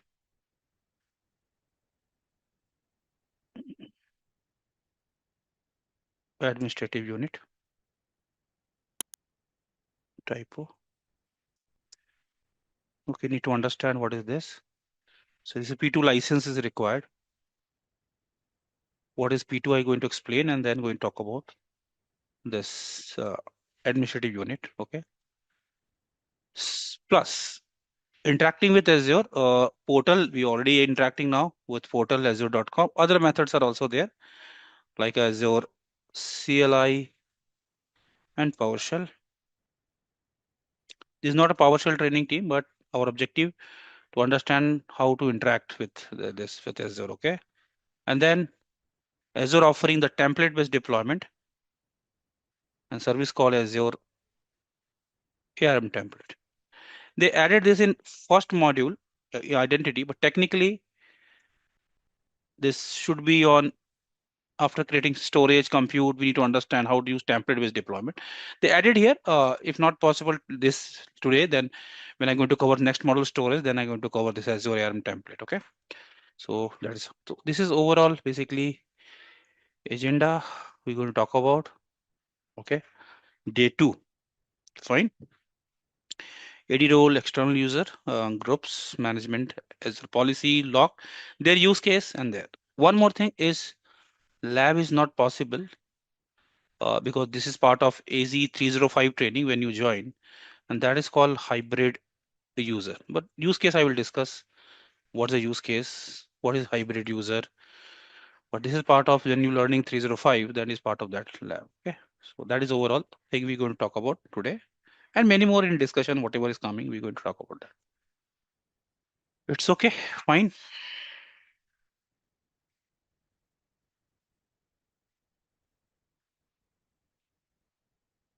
Srisha, this is not a AZ-900 training, correct? This is AZ-104 training. So focus on what I'm discussing. You already joined some session trainings AZ-4 and 900 in Simplilearn. So then you need to go through that curriculum there, whatever they given. Okay, fine. This is 104. We are talking about 104 here. Okay. And day one, I talk about the preparation. Whatever exam you're looking for Microsoft 900 to 104, 305, fine. Approach would be same. So hope you remember, Shisha, approach what I asked to do. Correct? So that approach you need to follow for any Microsoft exam. Okay. Simply learn content, cover your Microsoft module in MS Learn, free learnings, practice test, you will get there. Okay, one more link, practice test, I will share that is last day for 104. That is relevant for other training also. Okay, so back on our discussion now. No such prerequisite in DP Manohar entirely in DP DA series, correct? Data series. Nothing related to 104. Directly you can go appear 104. And again, from how you get what is prerequisite, what is not prerequisite. So same thing, what I told you day one, Google it. Just team allow 1 minute. People some query. AZ-104 exam. If you go here, it's going to show you the certification path, everything here. Okay. So here, sometime if I prerequisite, then it's going to show you some prerequisites are there. Okay. Take example, AZ-400, no prerequisite, just appear exam, pass, and you're getting Microsoft Certified Administrator Associates. But if you're looking to SC-100, just example I'm giving. So same portal, here you're getting all the detail, all your answer. And if you're looking for this certification, look at this. If you're looking for Microsoft cybersecurity expert, so click on here and you get the detail about that. This is a prerequisite. So prerequisite certification, the list already given here. So prerequisite is always defined on this MS Learn itself. So no rocket science here. So for this certification, I'm giving example. You need to clear this certification or this, anyone, then SC 100. For AZ-104, no prerequisite. Okay. So if any prerequisite itself you get in MS Learn. Okay. So exam preparation always follow this learnings prerequisite always follow this MS Learn portal itself. Okay. Fine.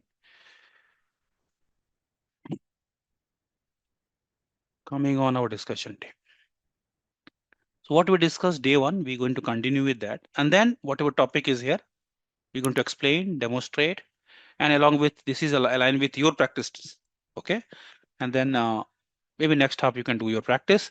In practice team, few of lab you're not able to perform in your not able to perform in your lab due to your limitations, but no problem that you can refer my recording and you learn from there. Okay. So yes, few things are from other lesson 3 4 almost all things you're able to do, okay, in your lab. This but in lesson 2 team, few things you're not able to do in your lab, just like this plus administrative unit full fledged you're not able to explore. So few things not possible in your lab, but is okay, you can refer my recording for reference purpose. Okay, fine. So coming on the discussion, let me summarize day one and then continue with our discussion. Okay, so what is day one team? So Azure portal you want to access. So the portal is portal.azure.com and you need to register yourself. Free tier is available if you want, but in this training team don't need a free tier because simply on providing with the lab. Once you register the free tier team, you need to create a Microsoft account, register yourself. Then you onboarded to Azure. And what happened team? Microsoft going to create a tenant, directly a domain for you. And this created by the service name is what? Intra ID. What is the old name of the service? Anyone? Anyone? What is the old name? AD. Not Active Directory, Azure Active Directory. Okay, Tejas. Active Directory is on-prem Active, Windows Active Directory. The full name is AAD, Azure Active Directory. Yes, great, fine. So when you onboarded, how Microsoft going to separate customer A and customer B in cloud? What is their logical boundaries? So they're creating a unique tenant and domain or directory, you can say. All three words are same. And that naming convention is your first portion, your email ID dot what? On Microsoft.com or .com, .in, .edu, what naming convention, what domain they're going to use on Microsoft.com. Great. So this name is on Microsoft.com. So every customer is unique tenant name. Okay. Under that team, when you onboarded your first account, first user account, when you onboarded, whatever email ID you register, the first user is what permission team first user have when you onboarded? Global ad, not administrator, just use word global admin. Okay, specific in Azure that permission we call global admin. Okay, fine, great, great, global admin. Okay, so point is here team, this global administrator account I'm not supposed to share with everyone, correct? Because due to security reason, okay, because this account have full permission. So few employee is supposed to join my company. So what I need to do team, for this corresponding account we need to create, correct? So I need to create a users. So in cloud, I told you we have three type of user. First is called cloud only user. Second is your external user, or sometimes we call guest user. Today we're going to talk about this. Okay, no problem in that. Third is hybrid. Hybrid discussion I will do. What is exactly? But lab is not part of your 104. This is part of your 305 hybrid user. So when I'm going to cover 305 team, mostly I'm going to take your 305. Definitely this topic I'm going to cover. If with everything you learn in 104, then what I can do in next 305. Okay, so fine. That is part of training content 305. Okay. So cloud only user use case team. When you can use cloud only user? Anyone? Any idea when which scenario you can use cloud only user?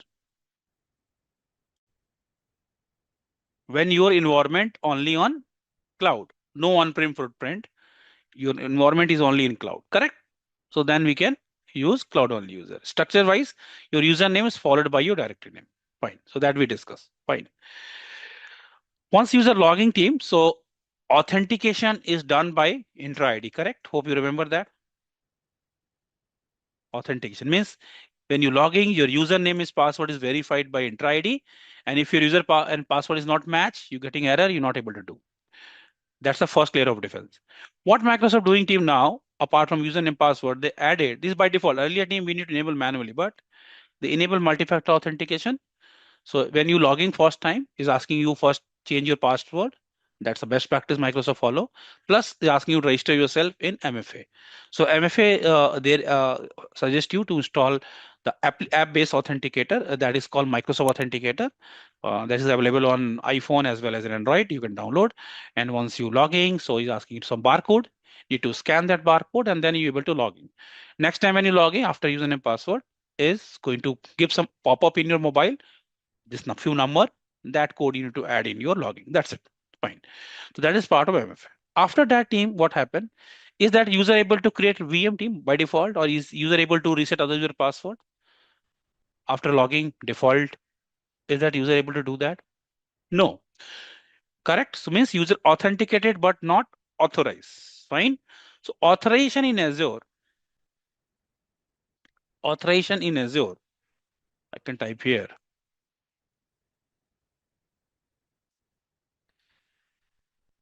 In Azure is basically two layer. So one is called RBAC role and other is called AD role, or you can say intra AD role. Now his name is changed than intra AD role. Okay. So yesterday we talked about RBAC role, intra AD role I didn't touch. Today we're going to talk about that. That's why I'm talking about that. This is a whatever we learned yesterday is top of that. We're going to explore these things. Okay. So RBAC role is role-based access control. You can assign on which layer? Subscription layer. Assign on under that maybe resource group level.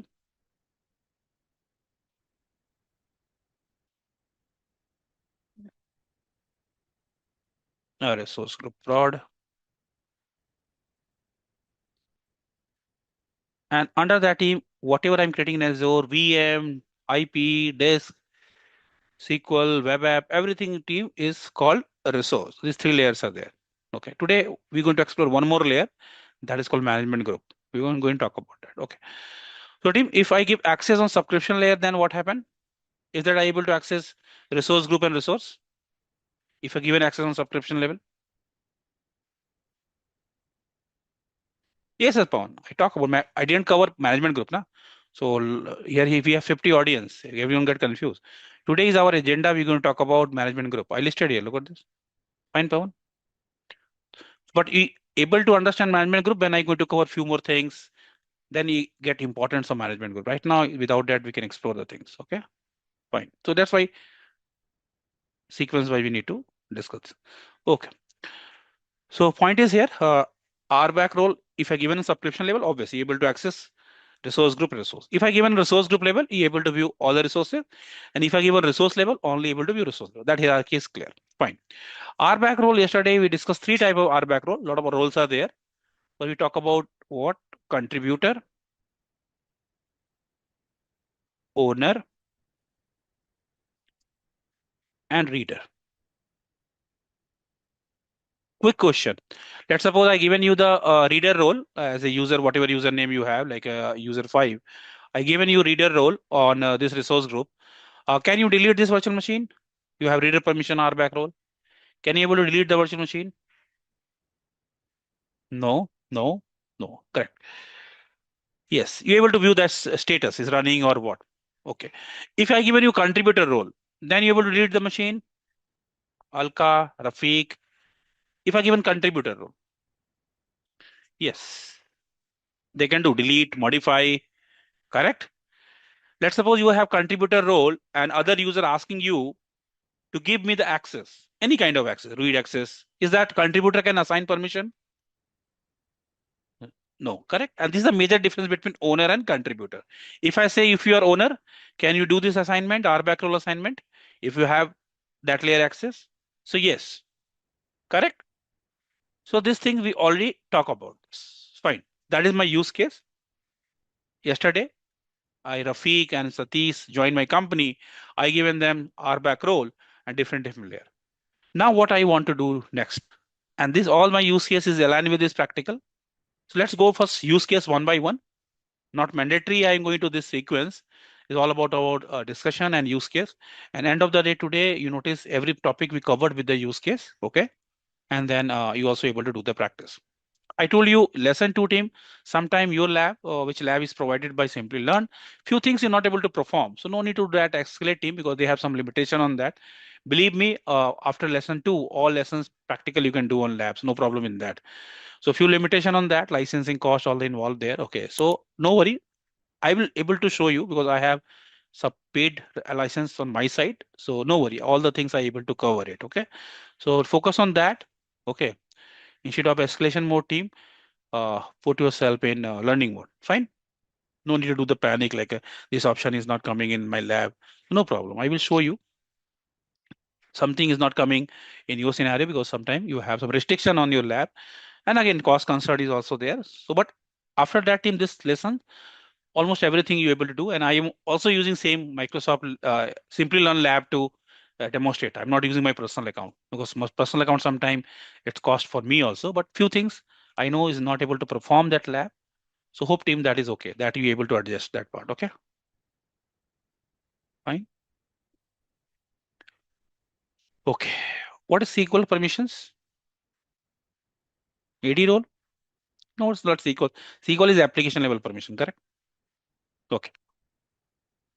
So what I'm going to do now, let's my use case, first use case. And after this demo, expectation like that, you able to understand difference between RBAC role and AD role. Okay, so that's a use case.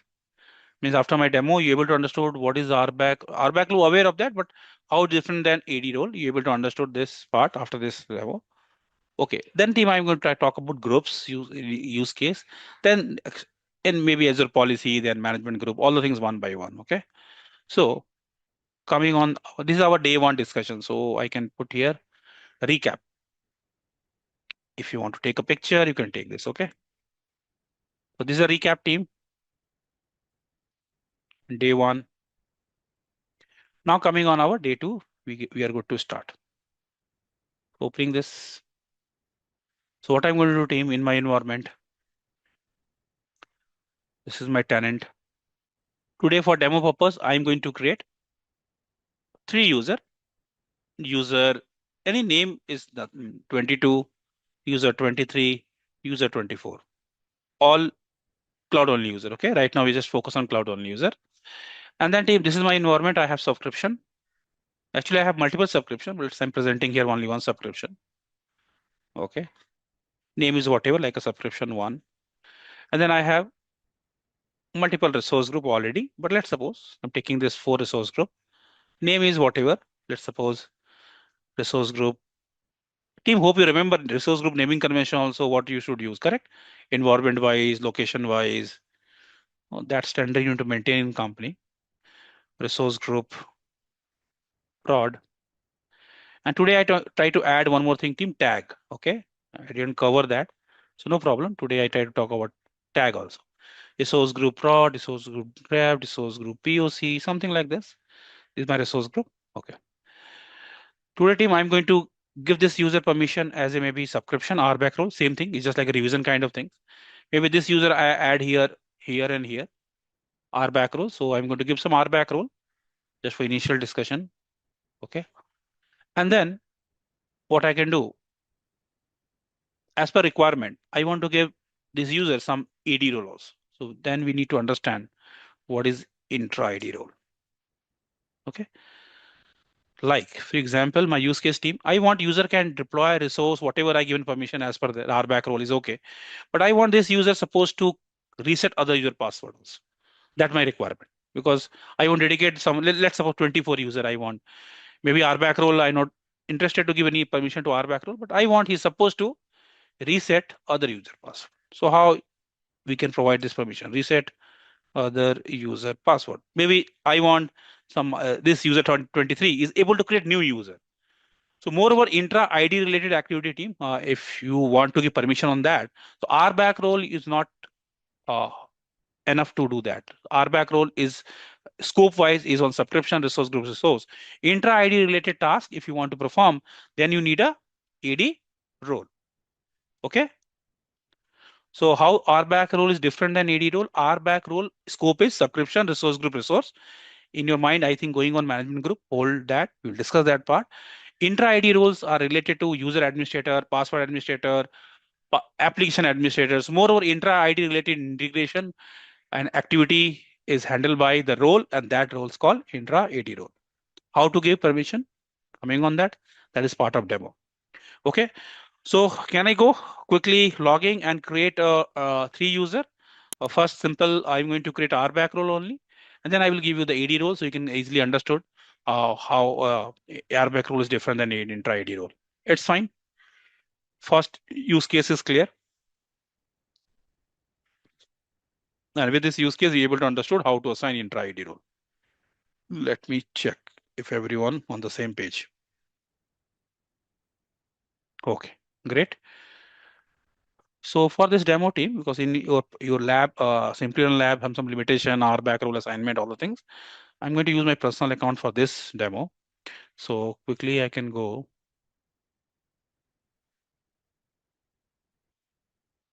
incognito window, portal.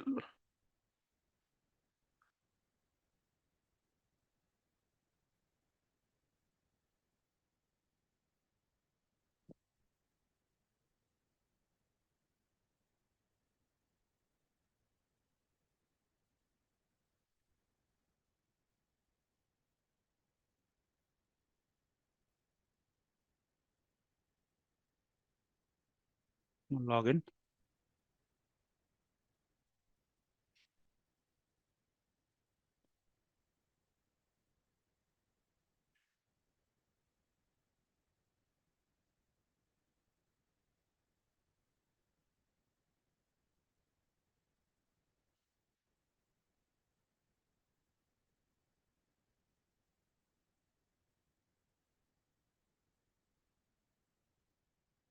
Just wait.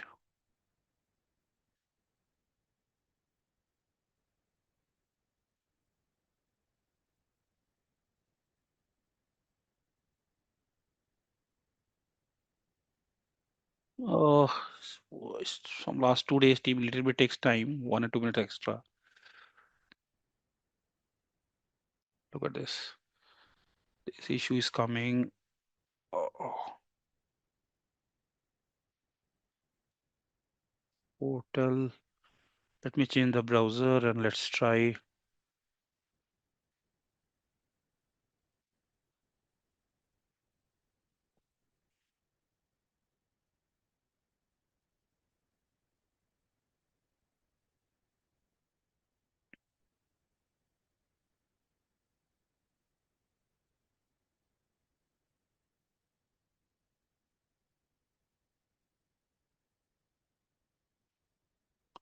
And day one team, thanks for that. A lot of people given that feedback. Number is in higher side. So thanks for that, because that's a challenge team. Sometimes people not giving feedback, then backend team reach out to me. So good. And I also given a few minutes to go through your feedback also. Okay, thanks for the feedback and inputs. Okay. Okay. Let's wait. If this will not work, team, no problem. I have one more account. Some issue maybe. And this is not in my control, then no problem. I will have some other account.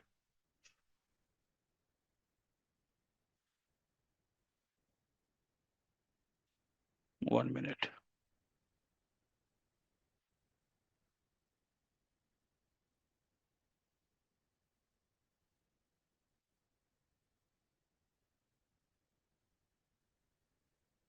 Just 1 minute. Yes, yes, it's taking some other tenant access actually default. I change this browser, but no problem. It's not taking that much. I have one more account. Just hold on. Last 2 3 days, I have a lot of accounts. Actually, it's a caching issue.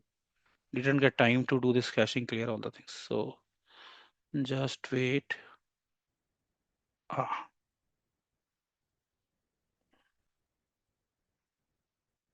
SC300.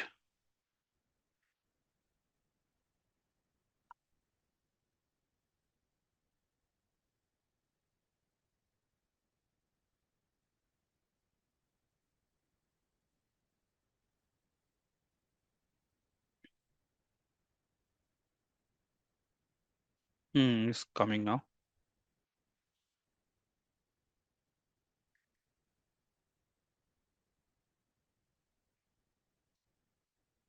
891314.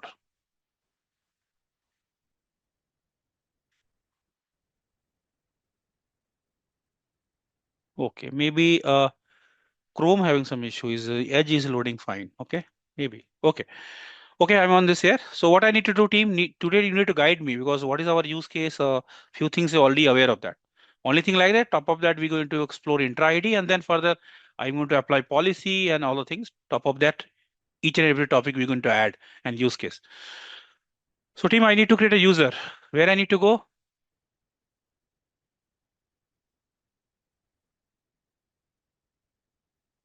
Yes, I know some.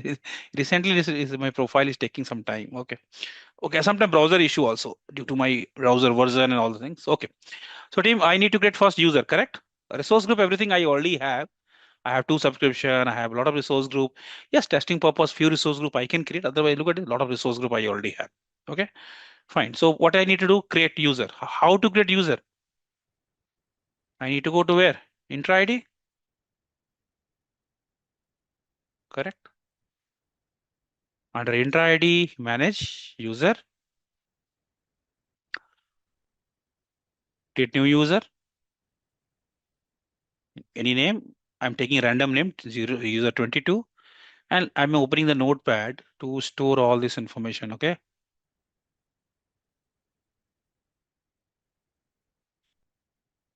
Display name, user 22, copy this default password, and simple need to paste here and review and create. One more user, user 23,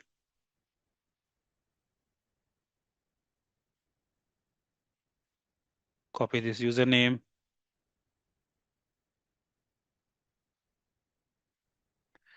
copy this password,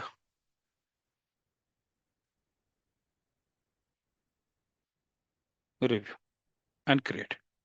And one more user. Three user is enough for our testing. User 24,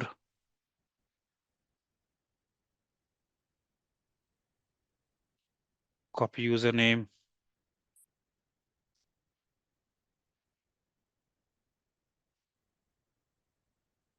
copy password, done, review and create. So first part is done.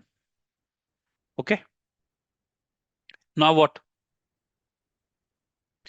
So first part is done. Now I need testing. First, let's go with RBAC role. So first I only try to give RBAC role. So we can see the difference after that, correct? And then we're going to coming on that AD role also, fine. So give RBAC role, which layer you want to give, your calls, subscription level also you can give, the source group also you can give, okay. So let's take example. I have a lot of resource group. You want to create resource group also? Those are maybe very new. So how to create resource group team? What I need to search here? Resource group, correct? Let's create resource group.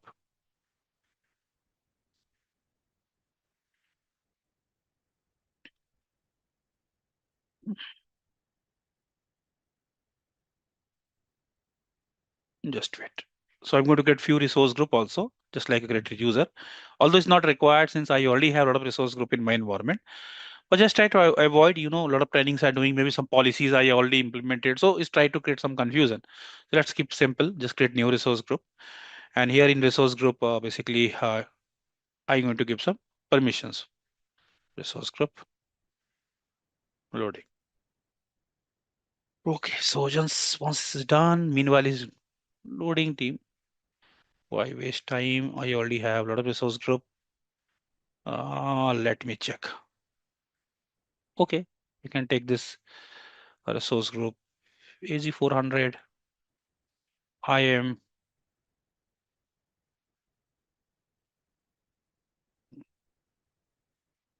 add assignment,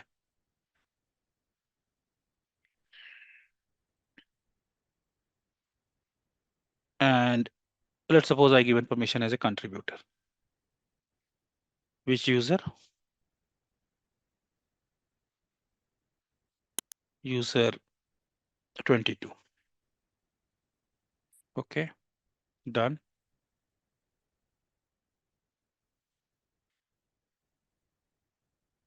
Maybe other resource group on 5th Feb. This resource group, I'm going to add user.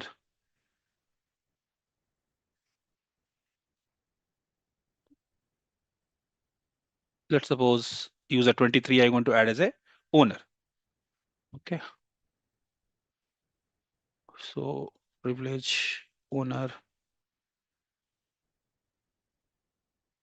user 23 as a owner.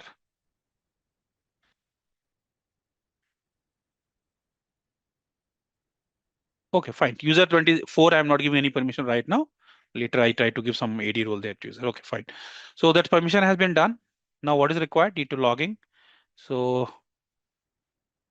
I'm not giving any RBAC role. So let me go to incognito mode. Quickly, I'm going to test logging with one user, any user. Let's suppose user 22.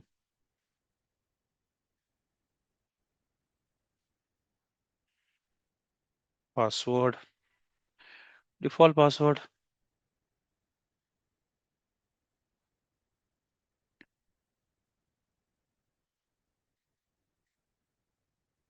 Current password, default password, new password I set, and login.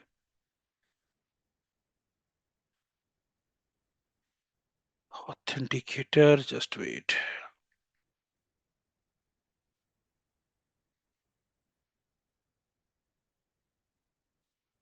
Let me register with this user in MFA.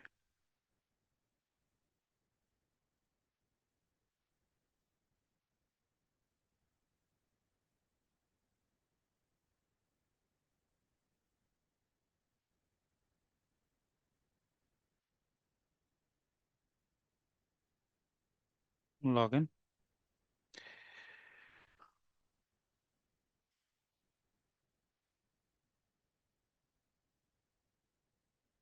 Waiting for code. Just wait. Oof, oh, message. Okay.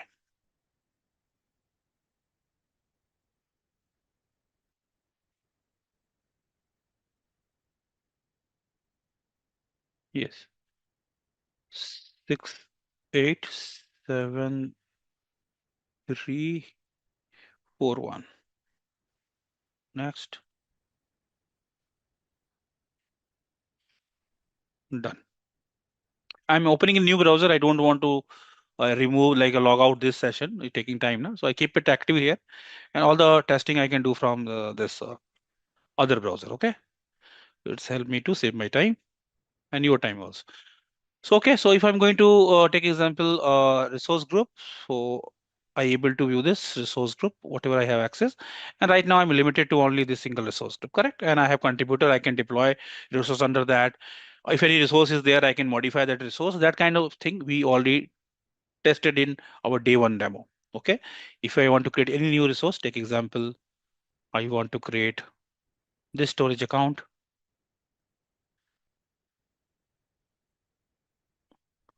So only resource group available is this, and I can random some name I'm going to put here.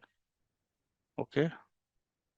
Look at this. Yesterday team, I getting some error also, but look at this. Now is okay. And then I can select and I can deploy. So deployment I can do. I have contributor rights. Contributor can deploy the things. Next, next. Oh, okay. Let's take opportunity to explain tag also. Anything you're creating in Azure. So this option is tag. Without tag also you can deploy the resource. No problem. Okay, but yes, in production, if you talk about, it's not a best practice to creating any resource without tag. Okay, so let's cover this part also. Tag. I told you we're going to talk about tag also, correct? So tag I missed to list here, so I can add point tag. So what is tag basically? So tag. Let's suppose I'm taking example. This is the virtual machine. Just take example, the use case. Okay. Then I'm coming on AD role part. So let's complete this tag also. So this is a virtual machine, and in my environment, I have a lot of virtual machines, and in support team, help desk. Okay. I'm handling customer environment. They given me the access their environment. Let's suppose in early morning, 3 or 4 a.m., I getting some alerts. And as per our SOP, I need to reboot that machine. Okay. So in IT team, we have some documentation, correct? Excel sheet. So I check that contact person name. And as per SOP, I need to call that person. So I call that person in 4 a.m. morning time. Hello, sir. This server is hung. I need to reboot as per SOP. Can you proceed? So maybe he say yes, you can do. But what he said, hello, this server which you're talking about, I'm part of same company, but this is not. I am not an owner of this server. Some other person in my company is owner. So you need to reach out. Correct. And again, you reach out to that person, get the permission, reboot it. No problem. It's okay. It's fine. Totally fine. Next day, in night shift, people are changing. Correct. Same alerts is coming, and you calling same, you differing same old ebook or your actual book where you have the owner name, and again you calling the same person. Team, what happened? What do you think? What kind of response you will get from the same person? Second day.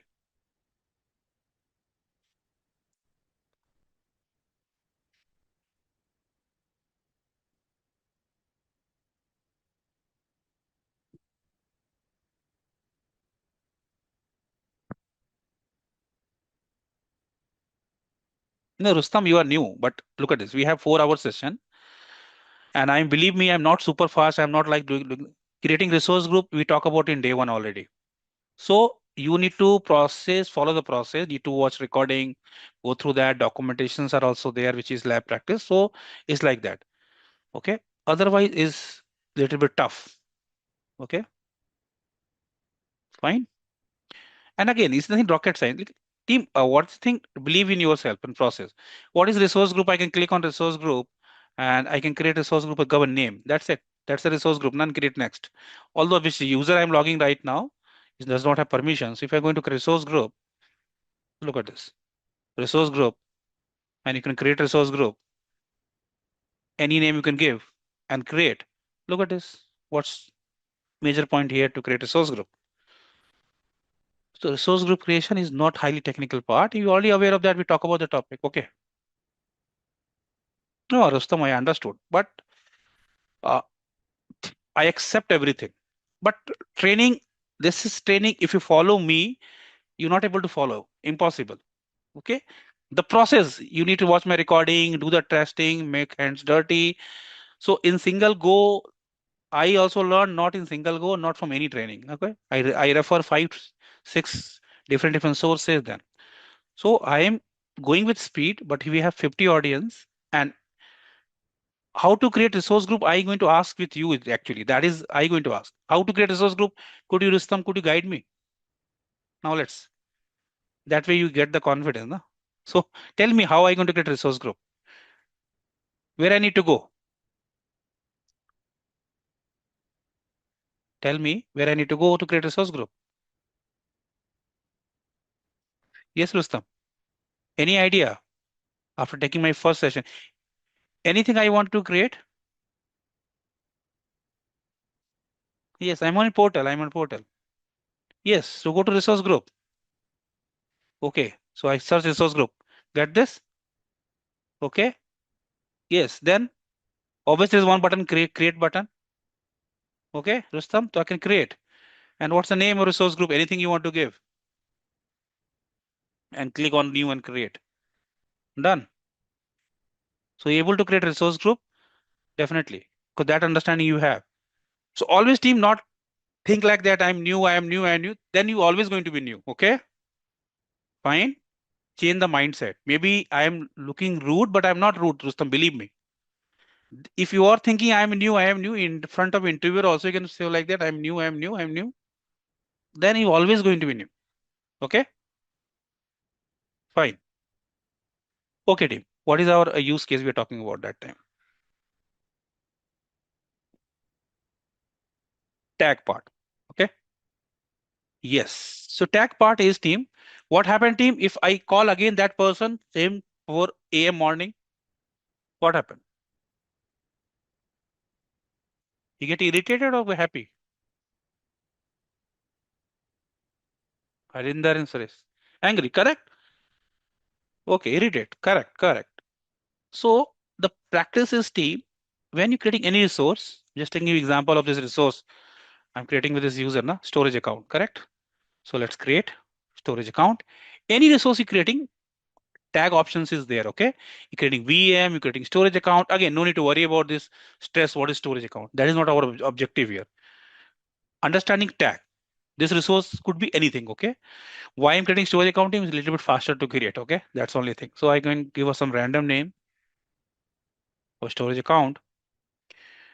You're already aware of that subscription, resource group, region, everything. Then click next, next, next, next, and tag. So team, if I put here owner during creation, I put this name owner and maybe contact number of that owner or email ID of owner.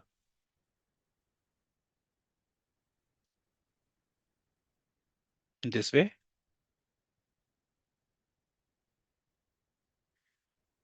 is just kind of labeling. Then team, this storage account is belongs to which cost center? Your project. Project. This is project for team Uber project. This is application we are handling actually. Customer. Just example I'm giving. Cost center, this cost is related to which team? Just example, the which business unit, I say HR, and just putting some random name. So if I'm putting this detailed team and if I create this resource, then anyone can view this. Let's suppose now I create it. Okay, let me just create this storage account. Okay, just like team. Yes, information labeling, just like Harinder, in your physical server, you are managing it on data center, you're putting some label. This is a file share. You can add other thing. What's the purpose of this resource? Okay, other use case I'm coming on that. Nowadays, team, you heard about automation, correct? So in company team, tagging is very important because I want to delete all the storage account tag with test environment. Just example. So when you're doing this kind of automation scripting you're using, so this tagging is helpful. Okay. Plus this kind of approach, when you look at this, now I'm going here. So I'm going to tag button. So look at this, I can view all this information. So I need to make some changes in this storage account. Just example, this could be VM, this could be web app, any service in Azure. I have detail owner cost, correct? Even I want some automation or show me the cost of all project name Uber. Just example. So in your automation tag is important.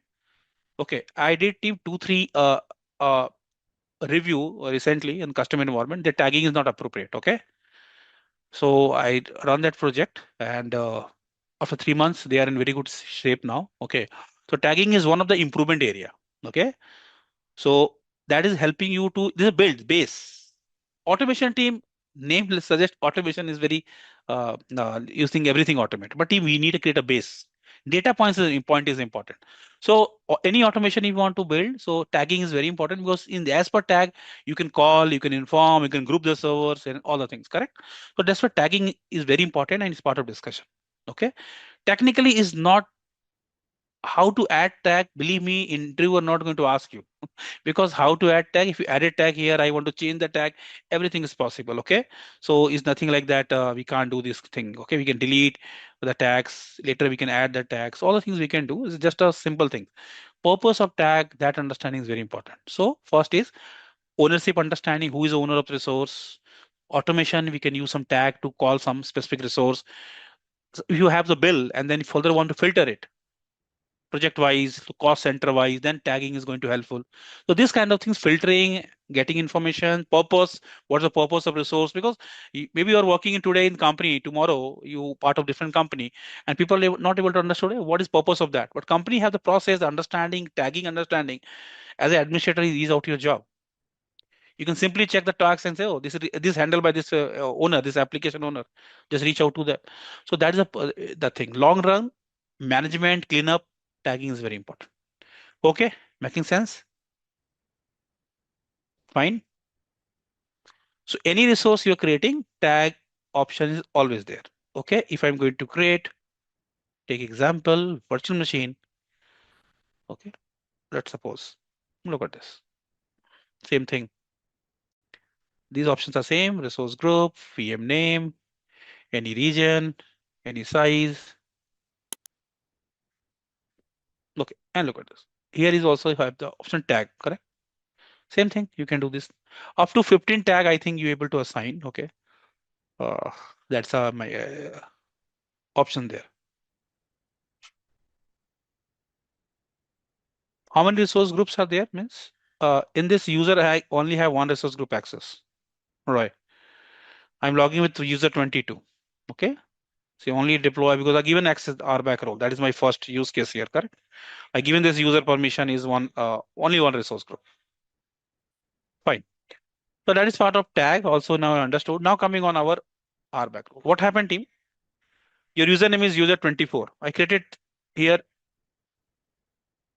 three user 22, user 20, 24. What team? My house tank is full. I need to close that button. Just 1 minute, okay?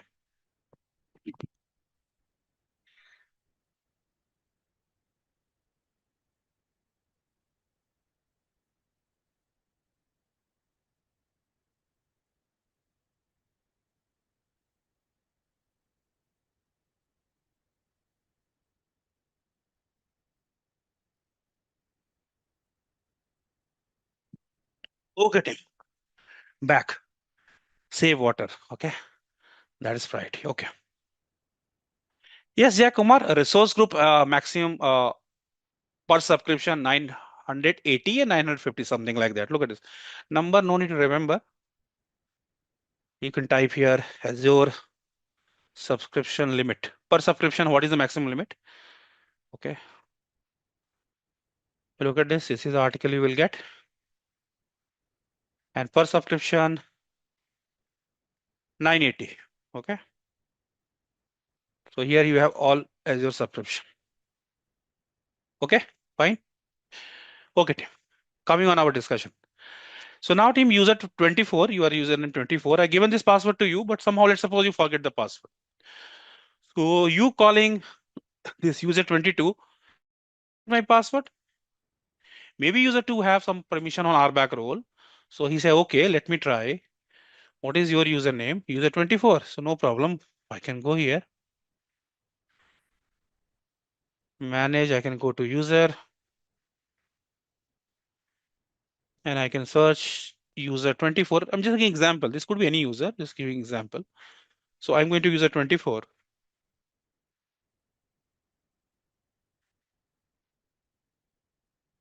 Is impossible, Divya, anything you're creating as your, is that you need to select subscription. Without subscription, you can create anything. Anything you're selecting, resource group is always, subscription is always there, okay? It's taking my subscription that time. So that's why no need to select because it's selecting, I have only the subscription, so it's taking that, okay? Anything creating Azure without subscription, you can't create. Okay, fine. If you're creating resource group with this account also, I creating resource group. Look, it's taking this subscription, na, MSDN. And then you give resource group names. Without that, you can't create. I have two. But this is my default, that's taking that automatically. Without that, you can't create any resource. Okay, no resource you able to create. Okay, let's come on our discussion team. Okay, so is going to user 22, going to enter ID, is selecting this user. Where I need to go to search user?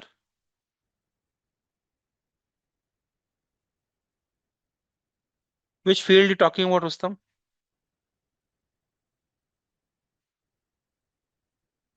Okay, you guiding Divya for that. Okay, so where I need to go to find your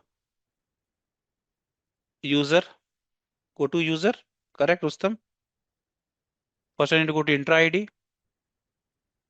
then go to user, and then I need to search which user, because I have long list in my tenant which I'm using around 500-600 user. Okay, 623. So it's better to search just 23 or 24. I think 24. Let's suppose 24. Now I click on here and I want to reset password. So here is, or you can click on this user. Okay, I'm on this user. This option team reset password. I'm logging with user 22 and I try to reset this user password. Now I'm going to reset. What error is coming here? Look at this. Read out.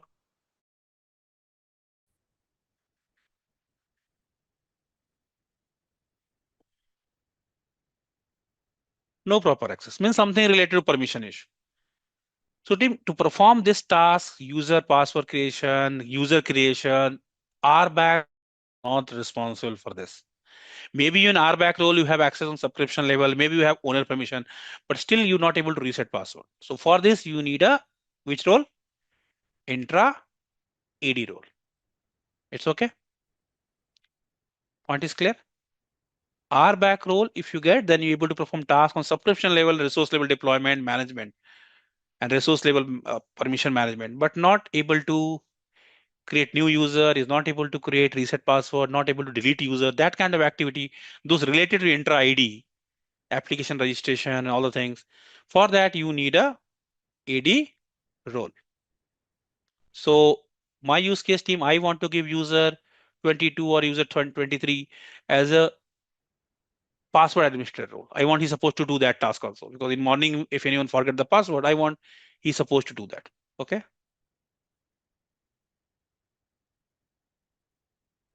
Yes. User you created, but the permission you do not have. Manav, you created, but it doesn't mean that user can manage other user password, other user created. Okay. Yes. Resource group for resource management. User groups are when I going to give permission via groups. Group today going to talk about are in them. Hold on, that is my part of discussion, correct? But that is different. That's why I listed here group. After this topic, like AD role, jump to group also. Need to understand why we need group. Okay. Resource group in Azure is for logical container of resources. That's it. It's just like a folder. RBAC rule user not able to create, not able to create new user. Okay, Suresh. These users have RBAC rule already, na? Is that he able to create new user? We're not able to create user. If you're going getting error, otherwise I will show from here. Look at this. This create new user is grayed out. Okay, Suresh. RBAC role, this kind of activity people not able to perform. RBAC role scope is subscription, resource group resource. One more layer is there, that is called management group. We will discuss that part. RBAC user only for create the users. No, RBAC role is not user. Is that user 22 able to create user in front of you, Sriyas? Is that RBAC role? For that, either you have global admin, create user, or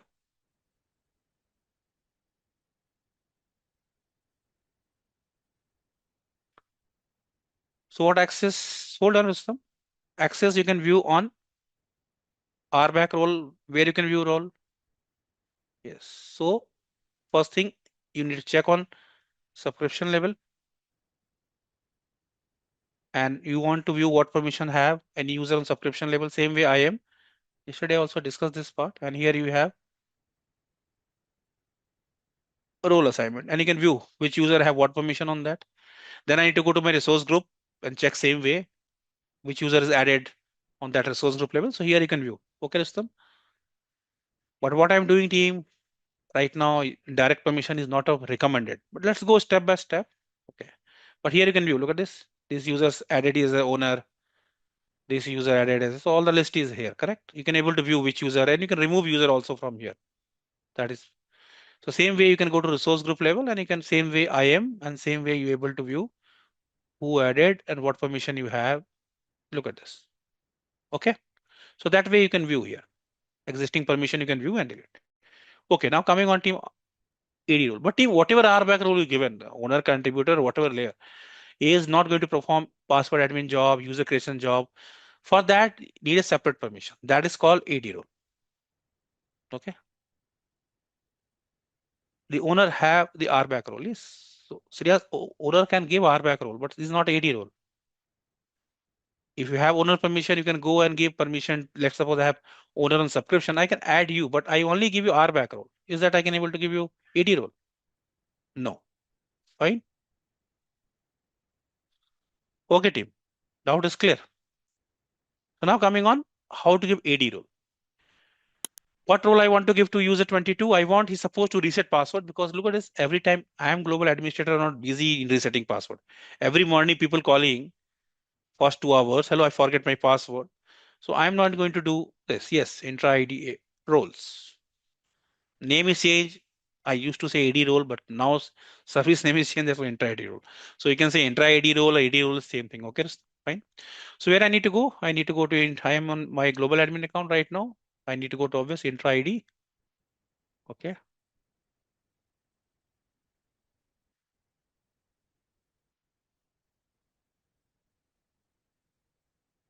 No, Pawan, just hold on. Can I complete intra ID role? Why giving one by one? I can create a group and give permission. That is your answer. But before that answer, people in audience need to understand the challenges. Okay. So no need to jump. Okay. Otherwise, a little bit tough. Let me complete my story, then ask question. It's okay. Fine. Coming on that. You know, this intra ID, I'm certified in SC300, Microsoft. 32 hours training is team only for this topic. Okay. SC300. Okay. Exam is only covering Microsoft intra ID. I'm conducting recently a lot of training in Accenture and all the things in this. These are the modules only. So intra ID team, a lot of services are there. Privilege anti management, conditional access, anti protection. Only thing to manage your RBAC role, AD role. There are only two things. What we are learning, next level I'm going to cover group via group, but a lot of advanced things. Time monitored access are there. A lot of things are there. Packages we need to create to push in all packages. You get the idea what are permission you're supposed to. So a lot of things are there. Access reviews there. Keep monthly checking. You need this permission or not. So only for this all trainings is only for that dedicated. Okay. So if I going to teach this intra ID only, it's going to take 40 hours to teach this complete only intra ID. No compute, no storage, nothing. Only intra ID topic. Very big topic. Okay. So this is for that SC300. But let me complete my story because when you understand the story, the challenge, then solution come. Okay. So let's allow me next 10 minutes to complete this. Okay. So what is this team? So for that, ED role is required, correct? So what I need to do, team, I need to go to intra ID, and here we have all the roles. You can view all the roles regarding this is called intra ID role or intra role, whatever you can say. All roles are available here, and you can read what role, what people can do. So what I'm looking for, team, what I want to, what permission I want to give, password administrator, correct? So I can say password administrator. So what password administrator can do, he can reset password apart from global administrator password, he can't reset, but other user password he can reset. Look at this. User administrator, if I give, then he can able to create user also. But I'm looking only he's supposed to reset password, not other task. If you want to give, you can give user administrator, we can test that part also. So I can go to password administrator, add, which user team I want to add here, user 22. So, so I'm giving user 22 as a password administrator permissions, fine. So now user 22 have both the permission. RBAC role, whatever is intact, no impact on that permission. He able to access the resource group 400. He have only access on single resource group, but now he also part of password administrator.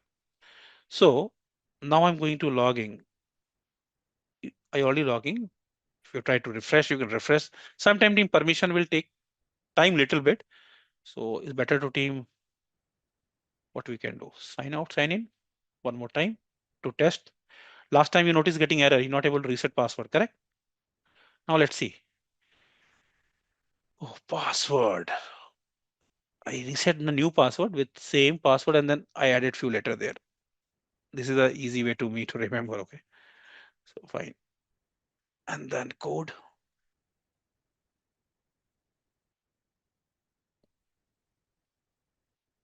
is 846.846.413.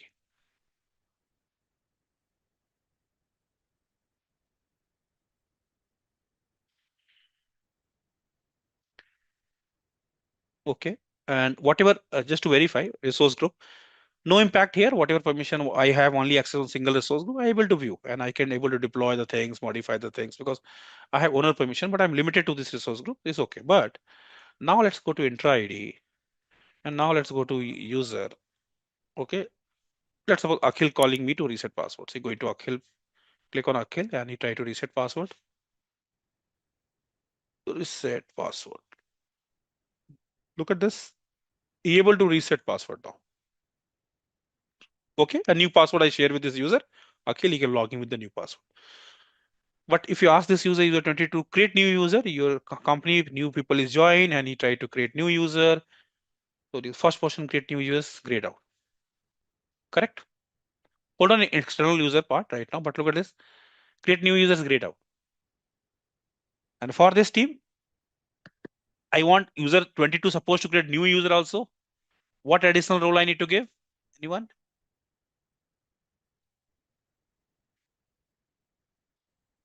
What additional role I need to give? User administrator role. Correct? That is again is a AD role, kind. It's not RBAC role. Fine, fine. So a similar way I can go to I can add that user. It's okay, totally fine.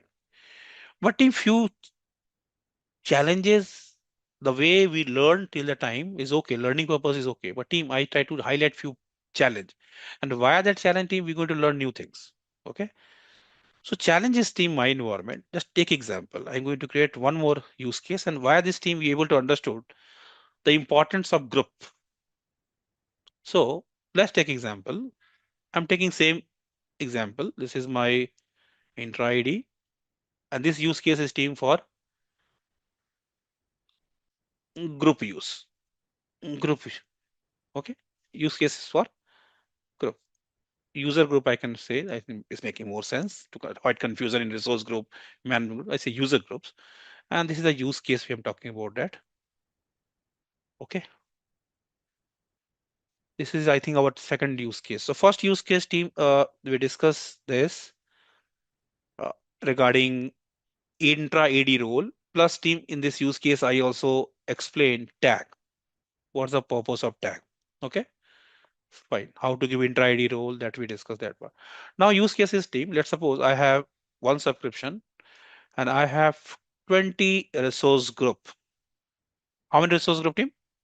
Actually, in my account is around 160 right now. I added one user here, user one. Take example, or we use user 22. And this resource group naming convention like that, resource group India, test, India, fraud, India. This is my company structure, India dev. And this resource group names is resource group US test, US fraud, US dev, like this. So this user when you join is part of India project. So what you did, you given RBAC role on this resource group, whatever you want to give, reader owner, any other RBAC role, you added here, you added here, okay, or maybe added here. It's related to India. So after 3 months, you realize you're not getting that much opportunity in India project. Timing is not good, 9 to 5. You think night shift allowance is not there. So he talked to the manager, hello, can I work on US project? The US shift timing is night shift is good for me. Okay, and the learning also in that more technical tasks, US shift we need to perform. So he sent the email, manager approve, and now he's access on US. So what you did, giving access is okay. You can give access on here, here, here. Correct? Like earlier user have access on, this is my resource group. I'm taking example. So earlier, let's suppose you access on here, you already added user here, I am and add user here, then also you added here. And now I'm a part of new project. So new project, this resource group is supposed to get access. So no problem, you can go here and add user. But my point is here, team, what happened with old permission? Whatever user have in India project. What do you think? And he's no more on India project. So that I need to do the cleanup. Yes or no?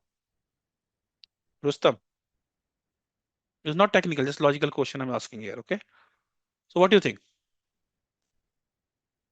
We need to remove? Yes, sure. Remove from India related project, correct? Hmm. So how we can remove that? You say remove, everyone agree on that. Now look at this, the challenge team. What's the challenge here, team? Look at this. I can go here. I have long list. I have only 160 team, but company possible they have 500 or 600 resource group. So I can go to first here. Let me check. User 22 is added here or not. I go into IM. Now I'm role assignment. It's loading. And then here I can search. User 22 is added here or not. This is part of team just searching on this resource group. Was maybe I added a user on resource group level. Okay, so I can go here. I can search user 22. It's showing no. Happy, not here. If then I need to remove, then I need to go to second resource group, then third resource group. Now, what do you think? Is it challenge or what? Team, is it challenge? Tag is also not going to help you on that time. Okay. At least whatever name is again, you can guess is India related or not, but again, but you need to check. Okay. So this is a challenge. So you learn how to give permission. Okay. Okay. Yes, yes, coming on Pawan. That's why I told you we building same thing, learning, and now going to learn next step. What is a better approach?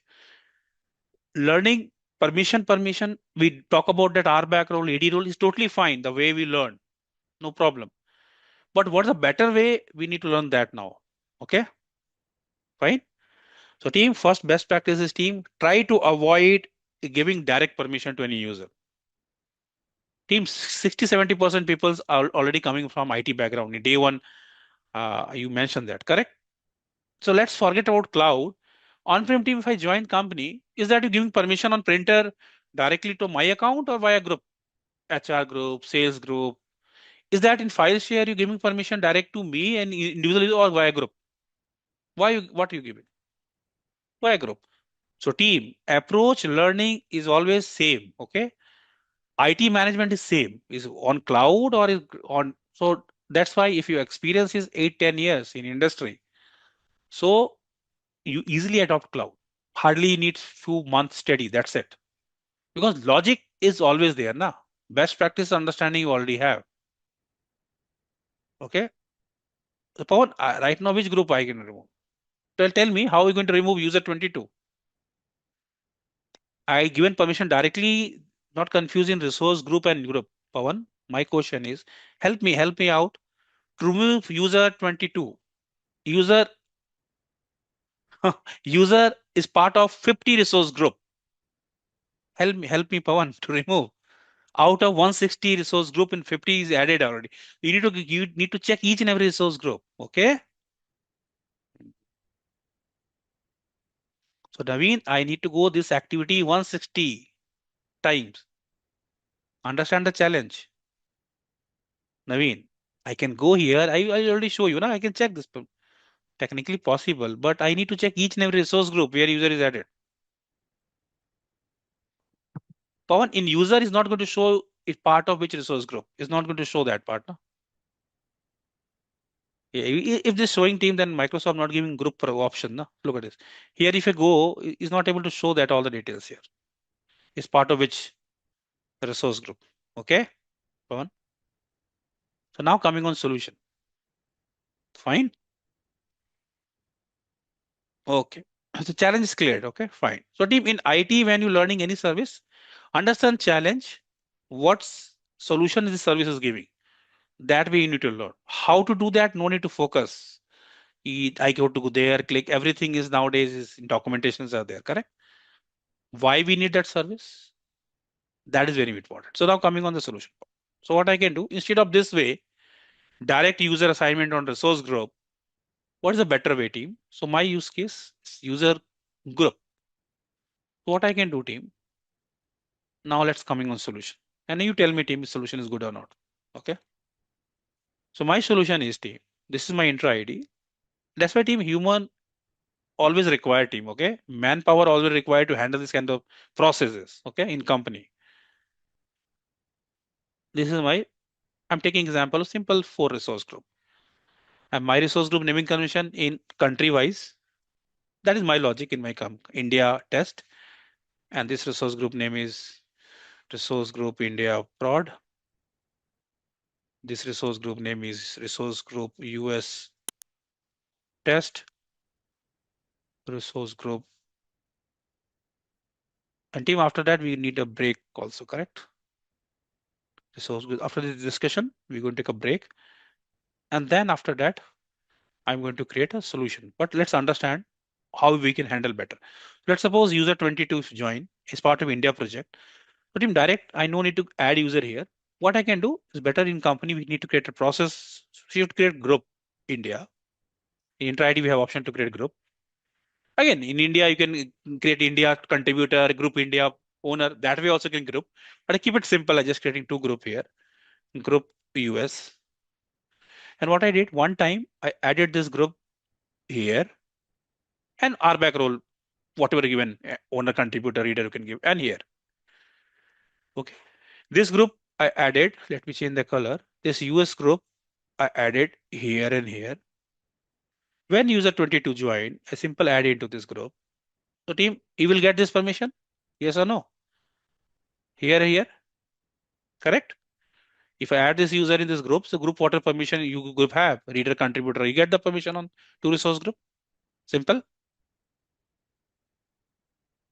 Yes.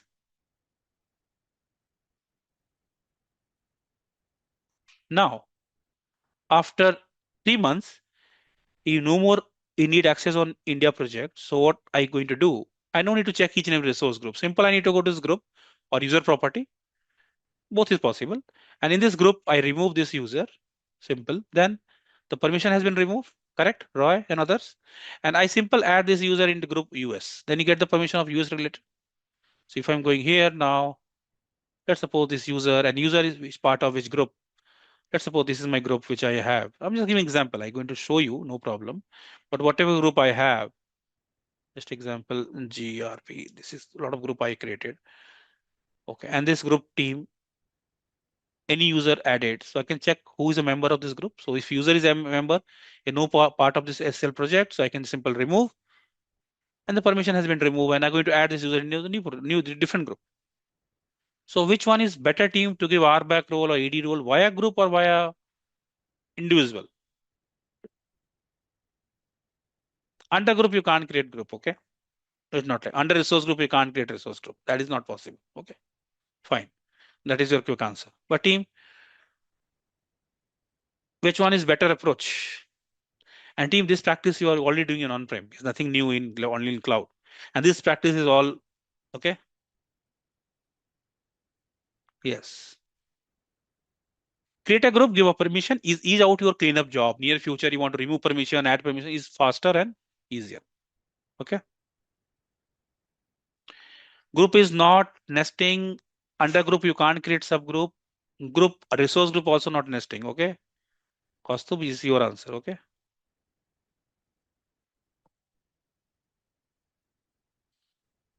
So yes, I'm going to demonstrate complete. I'm going to create users.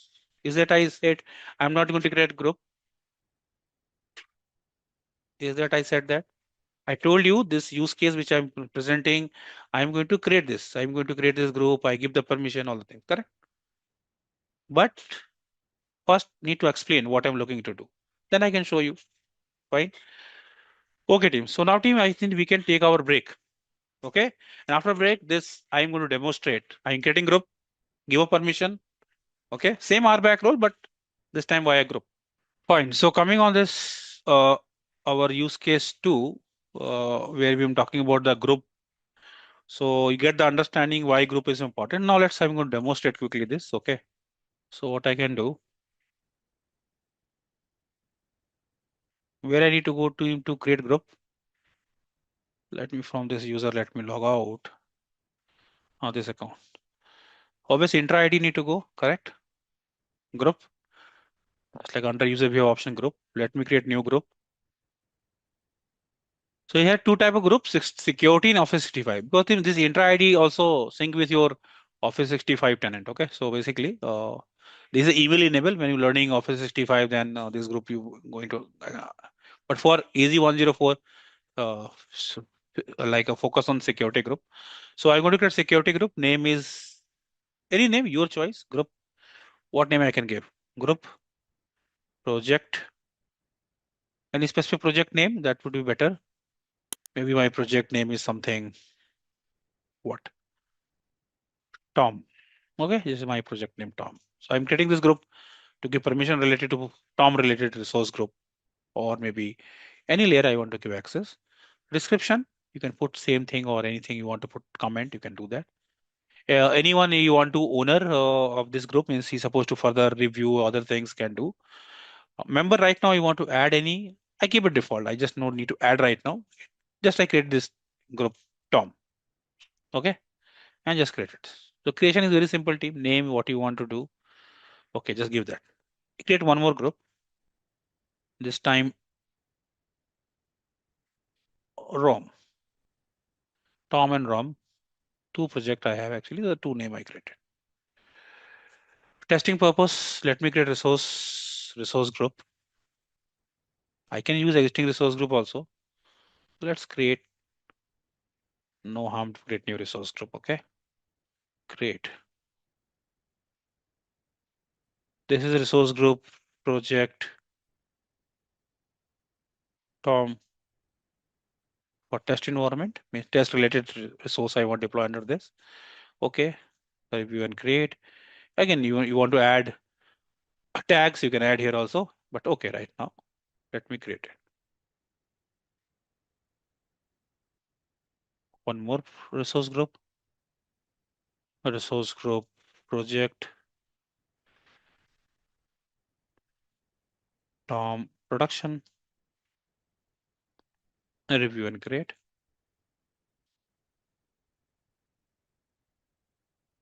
Then one more resource group project ROM -t test environment, review and create.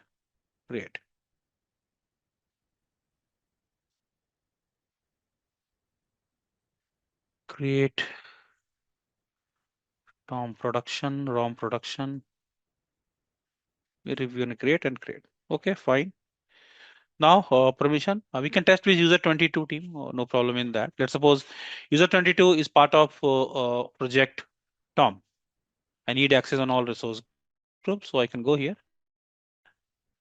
resource group. And technically you can create resource group name like group contributor, group owner for Tom project like that, but is okay.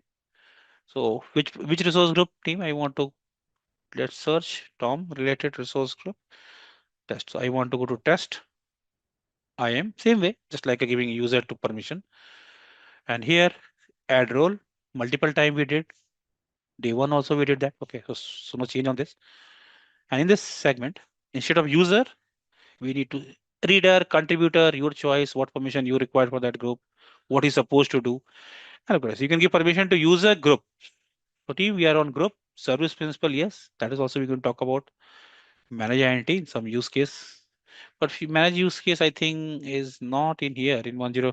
When you talk about key vault, all the things, then is part of that. It's possible I cover, otherwise 305 is there in this training. Okay. Select member. Which group team I want to, I'm not looking to add user here. I'm looking to add group. Which group team? Which I created group? Project Tom.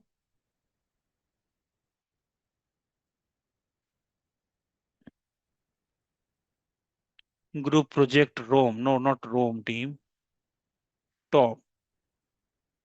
Okay. So added here in this resource group, this group. Okay, right now this group is blank, no user. Later I'm going to add that. Okay, but let me first give some basic structure need to set. Then I need to go to production. Here, let me add user.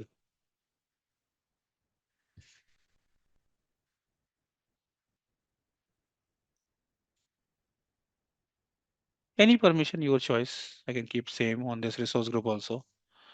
Same user, Tom, not user, groups, GRP, project, Tom. Done. And other resource group regarding ROM.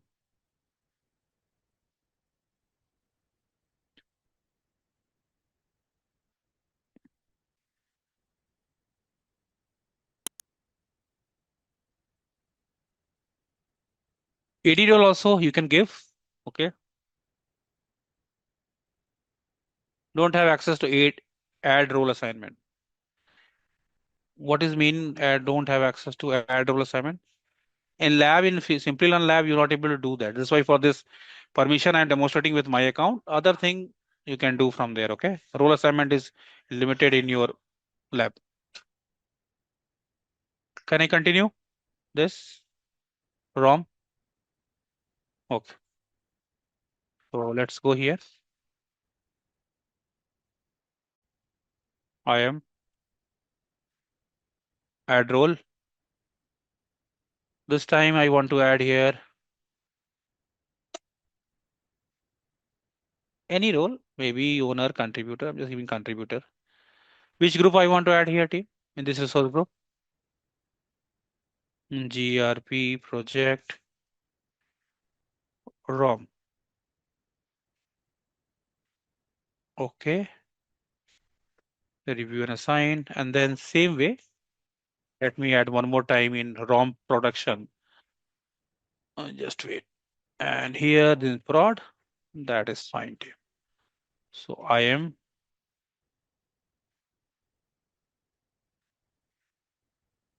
add assignment. Relationship management. Let's suppose contributor or any role. GRP. Whatever name of your group, search. What name I given? ROM. Done. Now what happened? User 22 is part of Tom project. I need access all the permission regarding Tom. So what I need to do now, simply I need to go to intra ID, go to user, go to what? User 22. And simple this user I can add to, here is option group. And this user I want to add membership. I want to add into group. Or you can go to group, add member, go to member, add group. Both is possible. Which group? GRP project Tom. Correct? Added is multiple group. Also, you can add part of maybe multiple group possible. I added into this group. Then let's validate is able to access this project ROM related permissions or not, Tom related. And later you change the department from Tom to ROM. So that also now easy for me to give permission and remove older permissions. Now, let me go here. Same user, password team. And this is the password, including few letter. Login.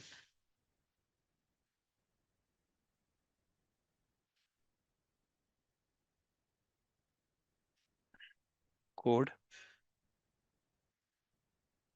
026077.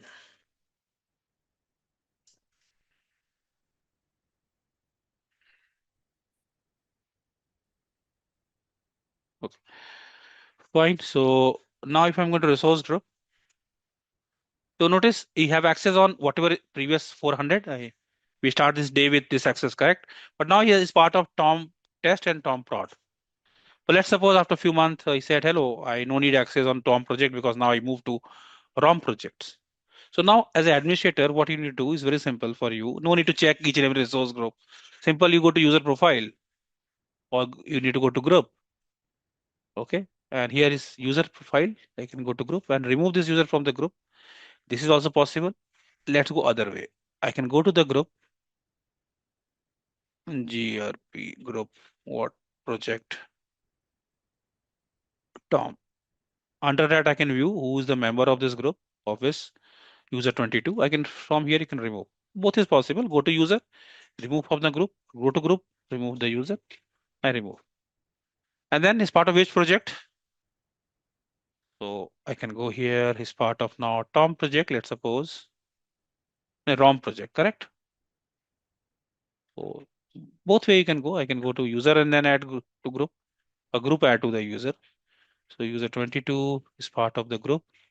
You notice he's not no more part of Tom group, but he need access on ROM project. So added here. Now after this, I'm going here. Look at earlier you have access on Tom project. Let me refresh. Sometimes teams take a little bit time, otherwise it's better team to try to log off logging, okay? And that will be better. Let's logo sign out. Just wait.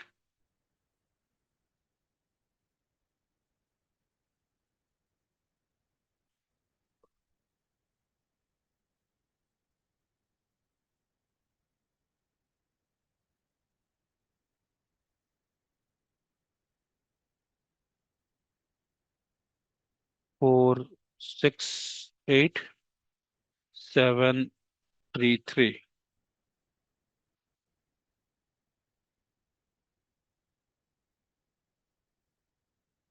Now I'm going to resource group. Look at this. Now he access on ROM project, not Tom project. So which one is better team, direct assignment or via group?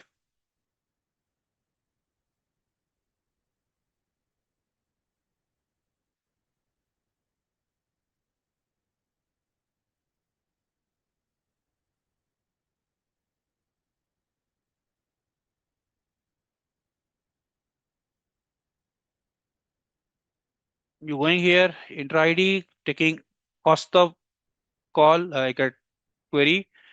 User, this user I want to delete, Anuj, delete by mistake. You want to recover. Under user, we have deleted user.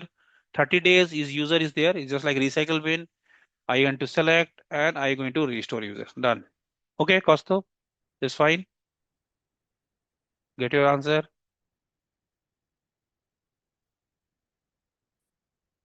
Okay.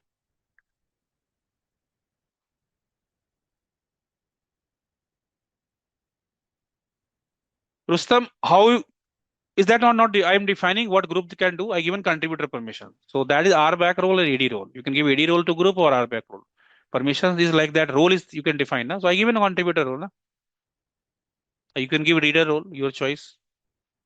Fine, Rustam. So same thing I given in front of you given contributor permission. That's the role. Na? Role only have permission two things. R back role or AD role. Yes, why not? You have a lot of resource group and you need multiple projects. That is your standard, which the way you create it. I can go to user and user. I told you that already. Why not possible? I can go to this user and it's part of group and I want to add group, a lot of group in my environment right now. Add members, group. I want to add this group, this group, this group, or this group. Done. And it's part of now multiple group. And whatever permission of this group, you will get that. Okay, Harinder? Fine. Okay. That is part of this group. Now coming on team, our third use case for today. First use case regarding tag and AD role. Second use case regarding group. Now third use case team basically is covering your Azure policy. Okay. So we can talk about this. So already discussed this. We talk about this. Let's talk about now policy. Okay. No need to worry about that team. If topic we are not able to conclude, okay, because a lot of topics, because module one is a little bigger, okay. When you go into module two, storage account is only specific for service, is not taking that much time. So if topic is not covered, no need to worry about that. Be able to cover it, okay. Out of 10, 9 class team are able to cover all topic. One day for projects, exam prep, tips, all the things I will cover, summarization and like a revision, everything I will cover last day, okay. Fine. Tag also we covered. Now coming on team is policy basically, we're going to explain. But first again, understand the challenge. So my question is here, team. My question is here. This is my first environment. This is my intra ID, and I have user 22. I already have this user 22. And user 22 having access on multiple resource group. Right now, you access on correct ROM test, ROM prod. You have access on both, correct? What role you have, team, right now in this resource group? By a group, you get the permission, but what permission you get right now? These three resource group they have access, correct? Yes, management group is there already. I listed. We can talk about that, no? Management group, but I didn't. This use case is not for management group. First, talk about policy, then I'm coming on management group. Then it's making more sense. Okay, fine. What RBAC role I given in my last demo? Via group, what permission user 22 have here right now? In here, user 22 have access on this, correct? Contribution, correct? Contributor permission, fine. Because the group ROM project having contributor permission, so getting contributor permission. Okay. So my question is here, team, if this user want to create anything, look in front of how I'm doing this. Let's suppose you want to create a virtual machine. Take example. Okay. And here he selected Tom test, ROM test. VM name is anything like a test VM, just example. And he selected East US region. Take example. And with all this size, he selected this size. Okay, but let's suppose he selected this size. Okay. In my environment team right now, no such restrictions, so I can select any size. And he's put this username, password of this VM. And then password.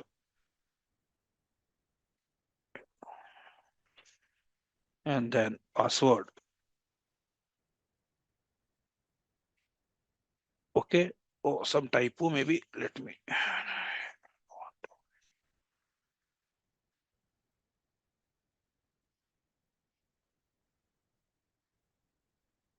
Okay. Then team, you want to create. Take example. So team, able to create. Contributor can create the resource.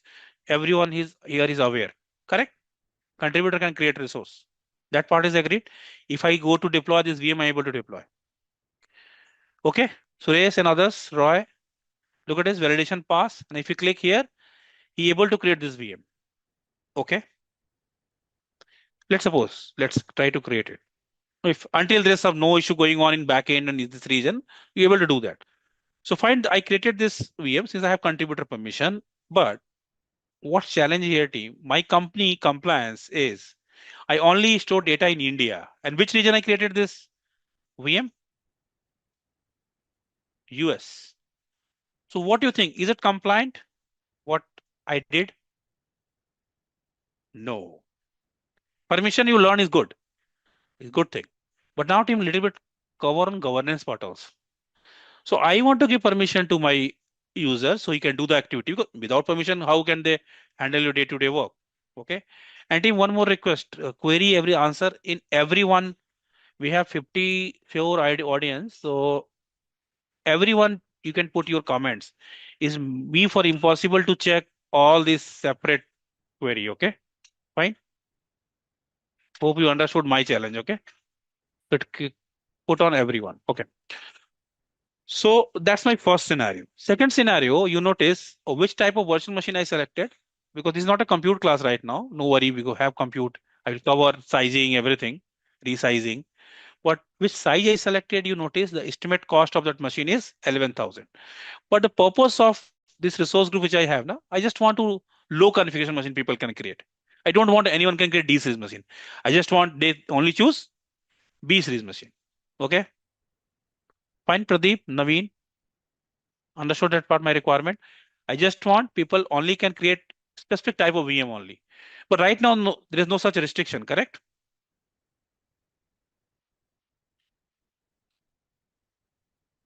Right? I want control only allowed particular type of resource. In this resource group, I don't want anyone can deploy web app. Only VM can allow. I'm just giving example. I don't want any can create resource. Look at this here right now. Resource is in East US. Look at this. This VM is East US. I don't want people can choose East US. They only deploy in Central India or South India. I'm just giving example.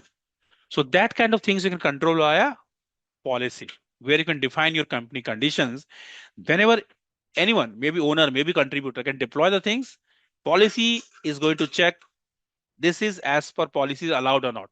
If you're not as per policy deployment you're doing, so that's why in your Simplilearn lab, sometime you're getting error because they have a lot of policy they implemented, okay, from their end, not select particular VM. You notice few of you try, I think, although the topic is not we are covering right now compute, but you notice you only have D series machines are there, correct, Surya? That's due to that, okay, fine, yes. So now I'm coming on this condition. So what I want, now my use case is team, I want, coming on my use case, use case. So this use case related to Azure policy. Azure policy. Azure policy team, where you can apply on subscription level. Same like RBAC role hierarchy. You can apply on here. If I apply any policy on subscription level, then it's going to applicable on under that this. But best part of policy team, when you're applying, you have option to exclude. Exclude means during deployment of policy on subscription level, I can choose under that. Let's suppose this resource group is excluded. I can choose this resource group. Then whatever I am going to apply here, not applicable on production. So exclusion is possible. Okay, I will show you. Options are coming in there. For this testing purpose team, I am not deploying on subscription level. I going to deploy policy on which layer for testing purpose right now on resource group level. This layer. Okay. So policy applicable on this resource group, not of the resource group. Fine. And my recommendation team, when you as a student or as a company also when you are working team, so avoid to deploy policy on subscription level. Okay. Because under subscription, you have many resource group and all the things. So better to test your first policies first on resource group level. It was going to impact only this part, not other. Okay. Naveen and others, Suresh. Fine. What policy could be anything, team? Okay. Look at this team. In Microsoft template around 400. I am not going to explain each every policy. But if you're able to understand one policy deployment, you can deploy your own 400 policy. Okay. So here I can deploy policy is allowed V location. I can test this policy. I just allowed maybe Central India and South India. Last time you notice, I able to deploy machine in as a user 22. I able to deploy machine in East US. But after my policy, I try to deploy VM again in Central India or sorry, East US or any other region apart from Central India. Multiple region you can select Central India, South India, your choice, your choice. It's not like that only one region you can select. Similar way, VM size, policy, and other things also you can select. Okay. So that we are looking for now. So before policy, what happened? We tested. User if have the permission, he can create any kind of resource, any type of resource. Correct? We already tested this thing here, any location. But further, we need to implement some policy to control this view. I don't want people can in this resource group create resource only allowed Central India, South India. Okay, making sense? What I'm looking for? Okay. Policy, if you talk about policy implementation, I'm going here again, my root account here, global admin account. So let's go through that. Subscription, I can go. And after this demo team, our next use case, you're able to understand management group also. Because few challenge I'm going to ask, then you're able to understand the requirement management group. So team, I want to deploy policy here. I can go, let's suppose I have multiple subscription. So scope of policy is this subscription. I can go here and here team you can search. Long lists are there team. Sometimes also under policy settings policies. Okay, so I can go to policy and I can assign policy. Two options are there, policy, initiative. Both is policy. Initiatives team is a single go multiple policy you want to push now. That is called initiatives. Policy is one by one. So let's go to policy. Scope of this policy is subscription. In this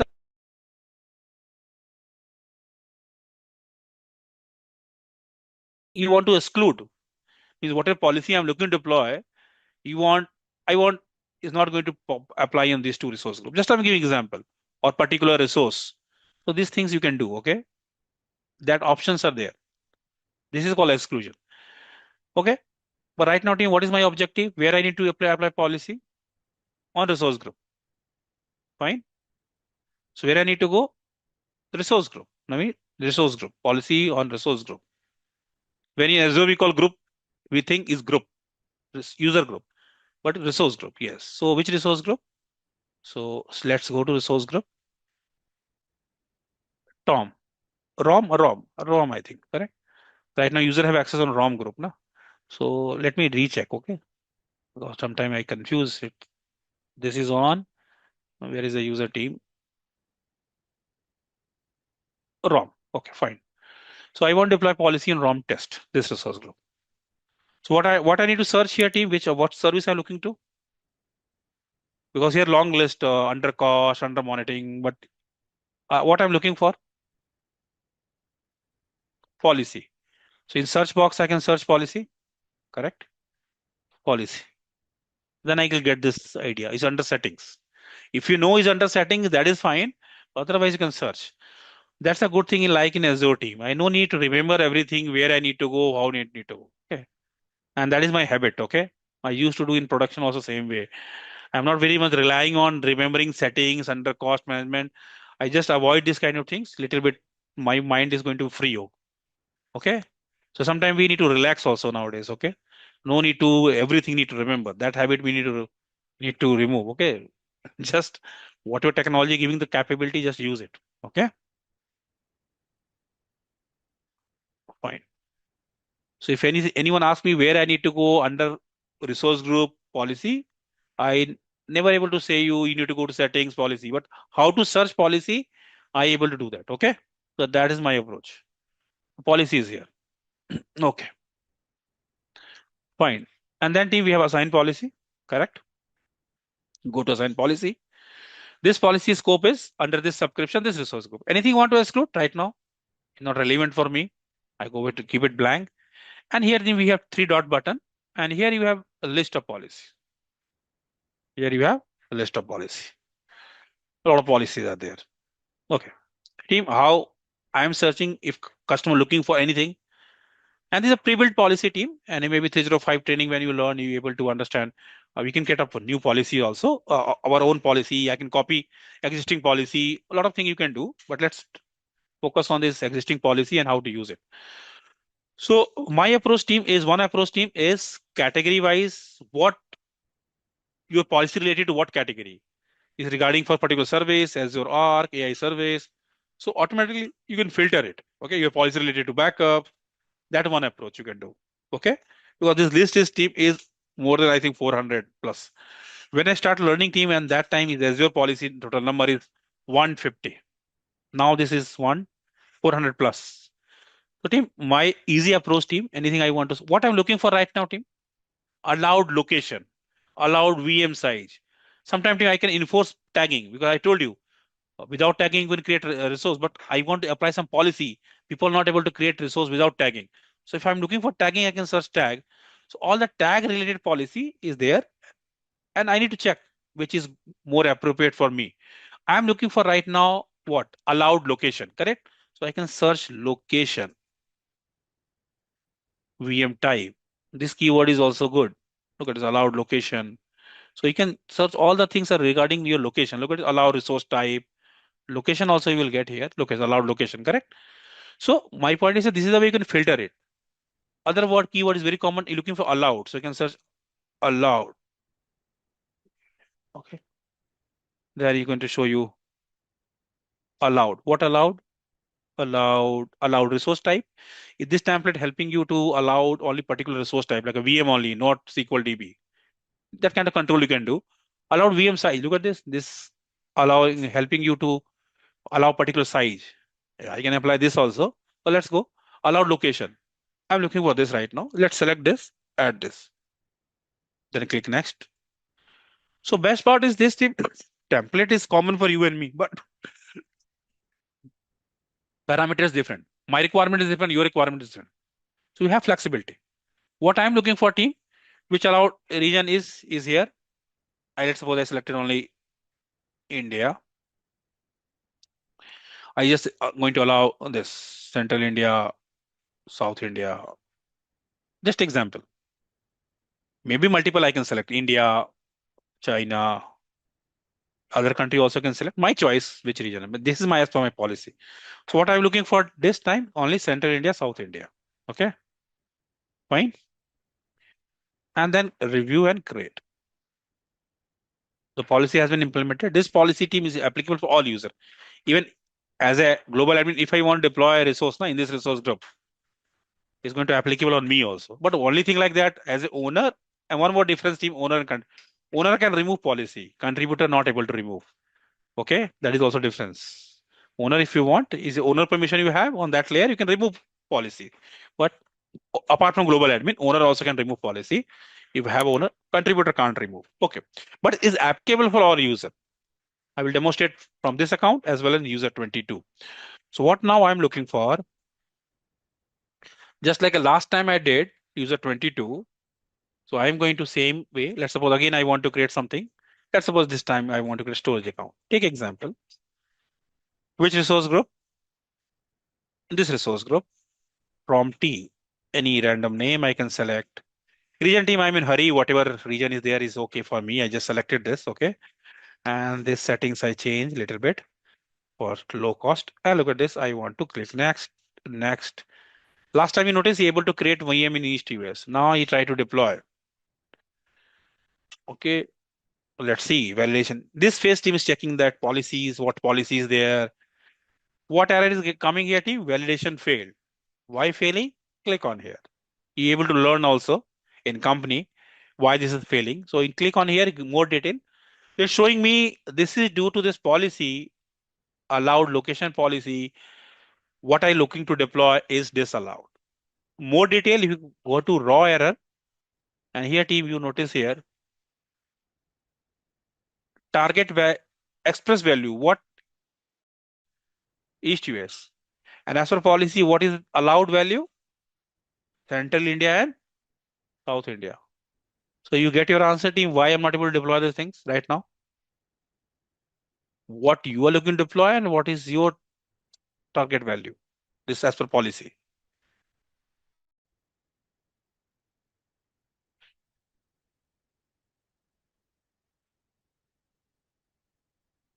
Policy you can change now.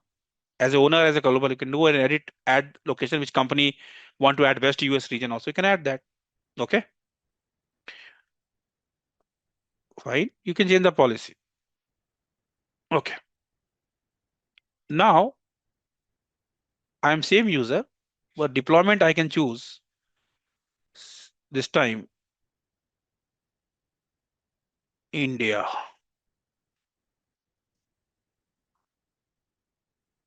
Central India. Then review and create. Let's see.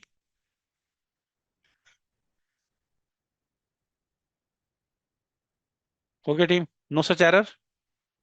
Correct. And I able to create it. Fine. Why team this time is no error?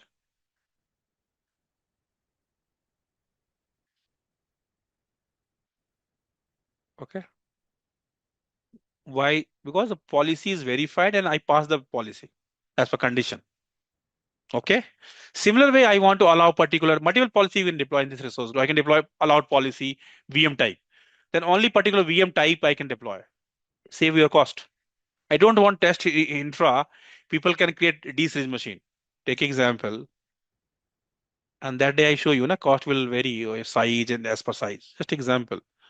So if I'm going here and I selected size, this, look at this thing, estimate cost of this VM is 11,000. I actually my requirement is less.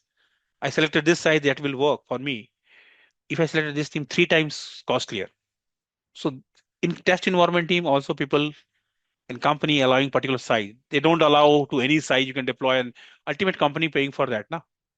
So that is also the use case. So you can control by policy. You can go there and apply policy allowed VM size template. You can allow particular size there and that's going to applicable here.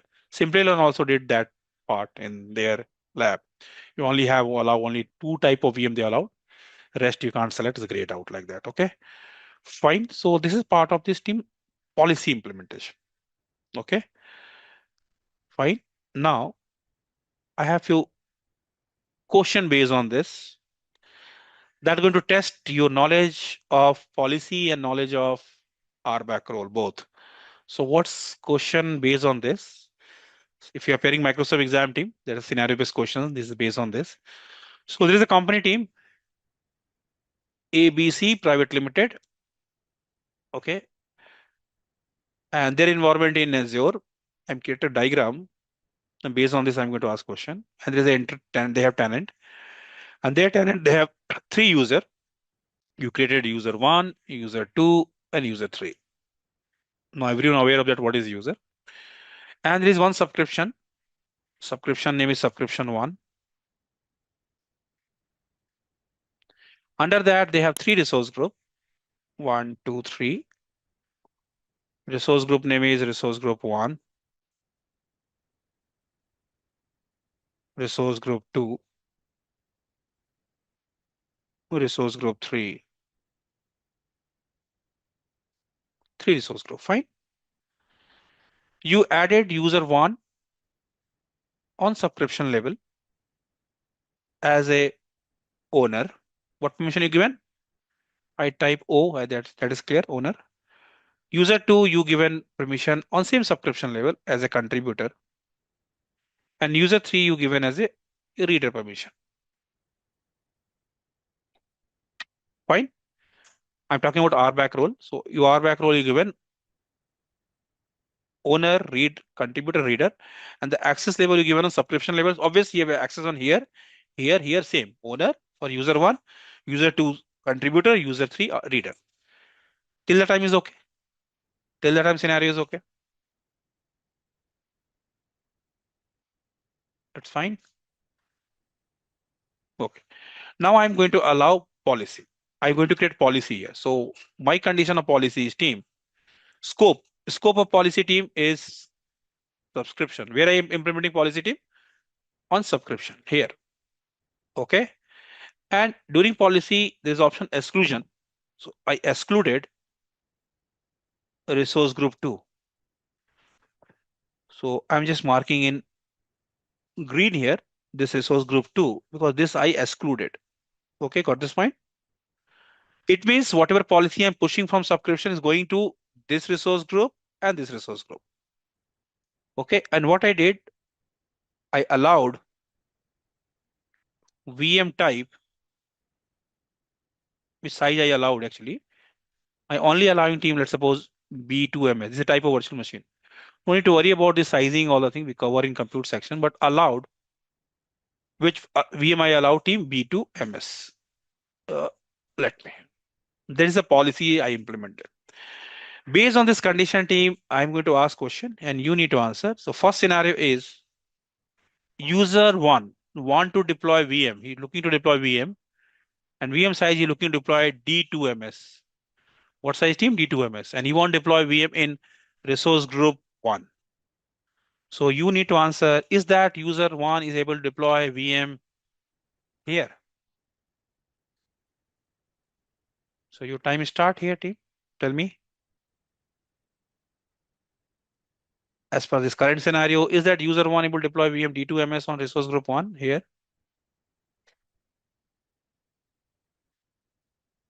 Someone say yes. Why cost to be a say yes? What is my policy?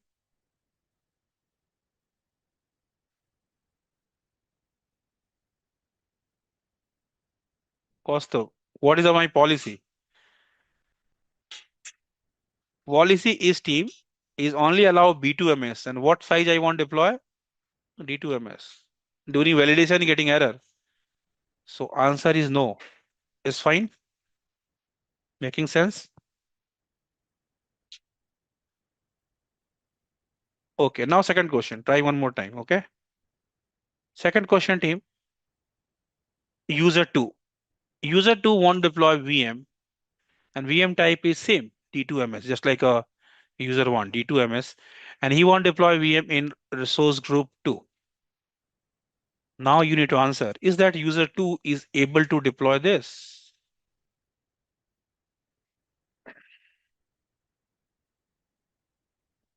And you want to deploy resources here team. Look, notice here. You want to deploy resource here. User 2, contributor permission. Tell me team. Richa saying yes.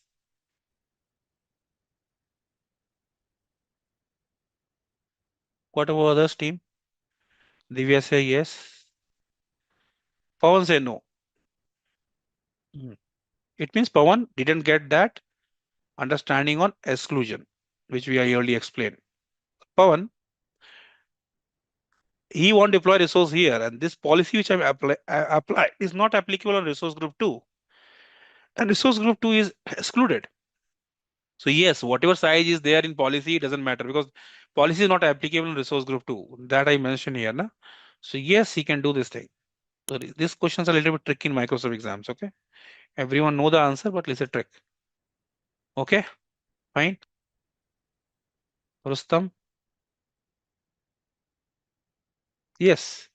Why yes? A lot of people already given answer. Why you say no?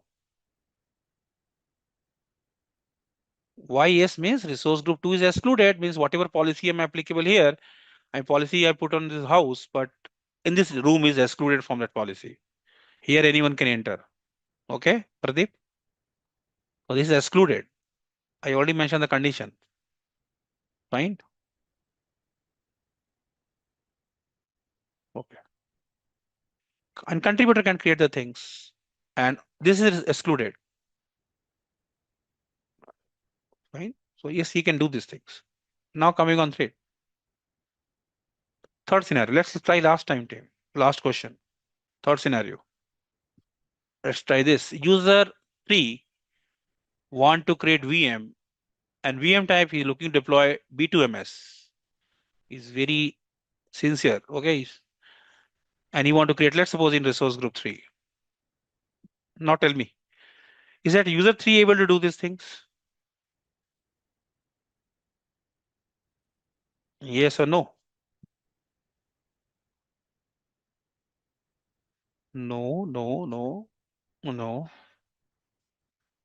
no, no. So team, look at this. Policy wise is okay. You want to deploy B2MS. This is also in allowed list. But ultimate team, this user is reader. Reader can't do the things, correct? So here team, here everyone is 100% correct. Yeah, no. So, no. Fine. Because reader can't do these things. Even policy wise is okay. Okay. You follow the policy is okay, but you do not have permission to do that. Okay.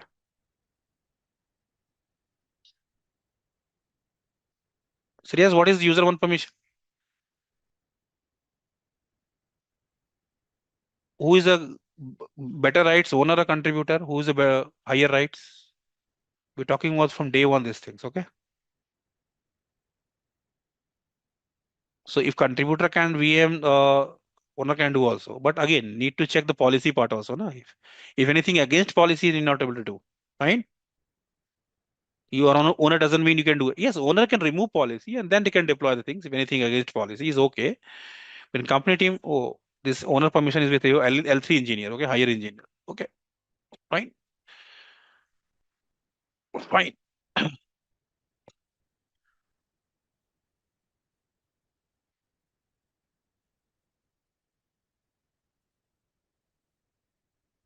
Okay, team. So after this team, you able to understood? Yes, yes. Contributor can't change. Yes. Contributor not able to change. Owner can do that. Okay, or global admin. Fine. Okay. Fine, team. So this is part of this use case is your policy. Okay. So we talk about AD, we talk about groups, we talk about policy, and coming on tag is also we covered. Now coming on log and management group. Now, team, I going to ask one scenario. Okay, then you will understood the challenge right now what I will face. Okay. Tanuja have confusion. Group, you can add user on that. Resource is deploying resource on that. Okay, Tanuja. If I'm creating a resource in Azure, is that anywhere is asking to group here is asking for which resource group you want to deploy resource, correct? For resource deployment, the service name is resource group. Okay. Group is used for permissions and the group contain the user. Resource group contain the resource, VM, SQL, web app. It's fine. Okay. Can we move team? Next use case. So Azure use case policies. Okay. Now team, my new use case. I don't know it's third or fourth, whatever. So let's talk about use case. And this related team is basically for management group. Again, one more group team. Oh, management is purpose is different. Management group. Okay. Management group. Okay. So management group is first understand the challenge. Team, this is my environment. And team, I have actually in my company, how many subscription I have? 100 subscription. My company using 100 subscription and number is team in industry, enterprise is not big. 100 subscription is very common team. Big organization using it. Okay. I'm handling multiple customers. They are on 100 plus subscription. They are using it. Reason behind it, they have different business unit, different environment. For every purpose, they have different subscriptions. There's separate billing they're looking for. Okay. So how many subscription team? I have 100 subscription. That's fine. Now I have one user 22, and I want this user need access on all 100 subscriptions as a reader, as a contributor, or any role. Just example, any RBAC role. So how do you achieve this? Maybe take example. You want to do that. So one option team, I can go here, subscription. Just like I have two subscription here. That's why in lab team, better to. I'm using my account, so you're at least getting two subscription. In lab, you have only one. So I can go to here. Just example, you can add user here. Okay, you can add. Then I need to go to second subscription, add user here. How many times I need to do this? How many times I need to do this? If I have 100 subscription, how many times? 100 times. So if 100 subscription team, so what challenge I am looking for here, like a facing is RBAC role management a little bit tough when your organization is so many subscription. That's one challenge I have. Second challenge team, I want to deploy one policy and I want to apply policy on all 100 subscription. Same policy, allow location. Take example, I want to allow only as my company complies only East US and West US or Central India, South India. So how I can achieve this? Pawan, I need to go to here, this subscription first, going to policy and add policy. And scope is this policy, a subscription and apply policy. One time. Then I need to go to here. Yes, solution coming on. So Pawan, let's understand challenge all. Okay. Because everyone not have background in Azure. Okay. Why I need management group? That's need to understand that first. Fine. So team policy is also challenge. Yes or no? Centralized policy management. So centralized RBAC role management policy is also challenge. Second challenge is team is policy. In lab team, you never face this issue, okay? Because you have only one subscription. Policy implementation is problem. One more challenge team. I ask you, okay, this 100 subscription you're using is okay. But 100 subscription out of 100, I'm using 30 for test environment. Tell me the cost of 30 subscription. I need to take a call now. Tell me cost of all subscription related to particular projects or so how you can check the cost. So or tell me all the cost of all 100 subscription. Just example. So you need to go this way. Okay, you need to go to here and I go to subscription, no problem. First, I need to go to this subscription and check the cost of this subscription is showing here, whatever. Then second subscription, third subscription. So then cost of you need to maintain the Excel sheet, correct? And then you can filter which subscription related to what. Again, this is also centralized billing is also challenge, correct? Understood? Billing management is also challenge in terms of monitoring and understanding. So these three challenge we have as an organization, okay, means bill and cost. So this is the team is challenge which I have, and as an architect need to resolve this. No, that is ultimate agenda. So cloud team things are very simple. I'm not saying very tough, but need to understand what customer facing the challenge and then how to solve it. That is the mindset of architect. Until you are not focusing on challenge part team, you're just focusing on how to create the things next, and team is not going to work. Believe me, because this documentation, Azure, everything they already explained how to create the things. But why you need this, which scenario you need to this, always focus on that part. Okay, fine. As a training part team, when you join any training, so try to understand logic first. Step doc you have YouTube video, everything is there now. How to create VM, how to create, how to apply policy is all things are there already. Okay, even self-learning portal in itself in their uh, what you can say in your LMS portal, a lot of how to do things are there. So why to need that? That discussion is more important. Fine. So until you're not focusing that part, you're only focusing on how as a trainer doing is too fast to deploy the things, then is not you're not learning actually anything. You're just following the things. Okay. And in company team, if going for interview, no one asking you to create something there. In developer training, sometimes they ask you to show some code to how you write Python, all the things, but mostly for architect, engineers, identity administrator, Azure, people not asking you to create anything. They're asking, hello, this is my challenge. How you going to solve this? Okay. So this is my challenge team. Which service is going to solve this problem? That service in Azure is management group. Management group is service we can where we can manage. Yes, Pawan. Where we can manage, centralize this RBAC role, centralize this policy management. If your organization using multiple subscription, I say 20, 30. If using one or two team, no need a management group. Correct. You can directly go and go RBAC role. You can go policy and go check the bill. If you have a huge number of subscription you're using. Okay. So what's the structure of management groups? Now coming on implementation part.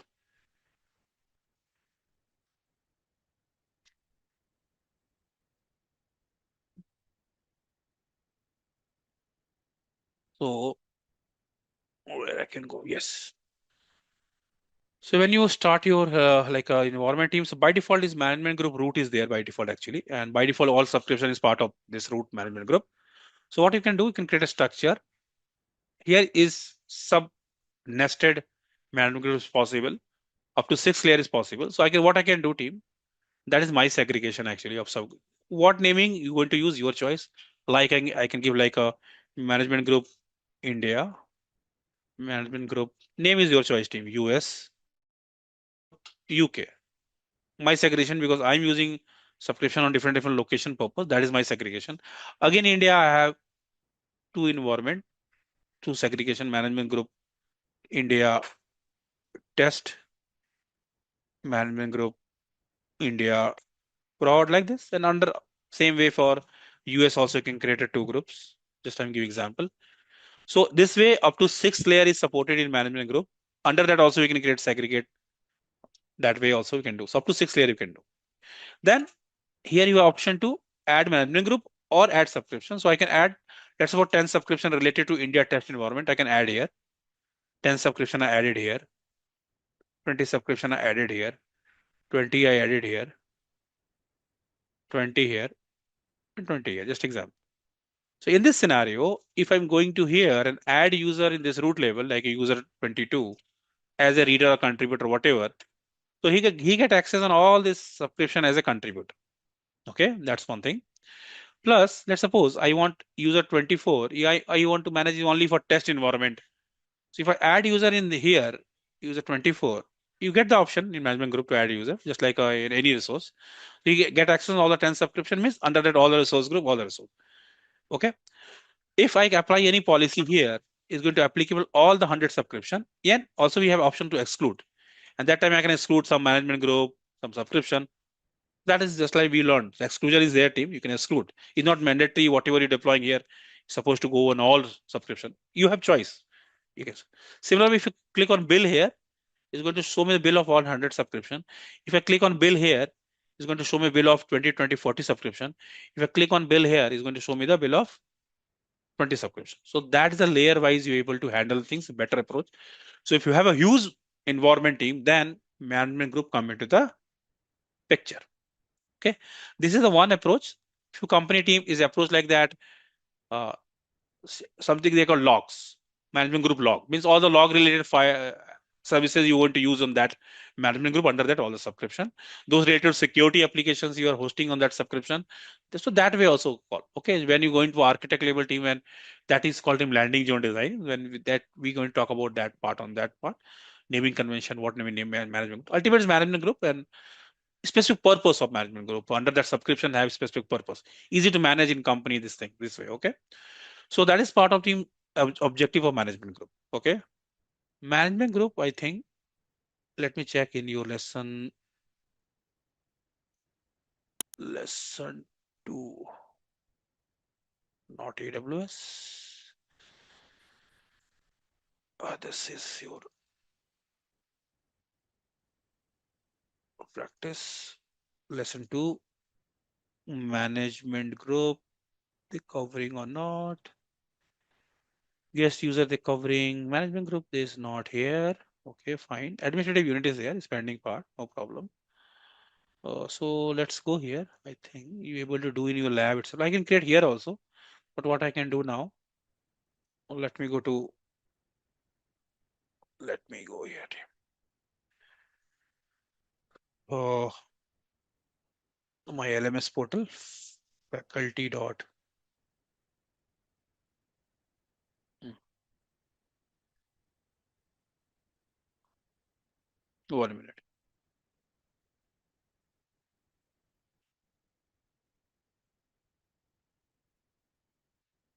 Faculty dot.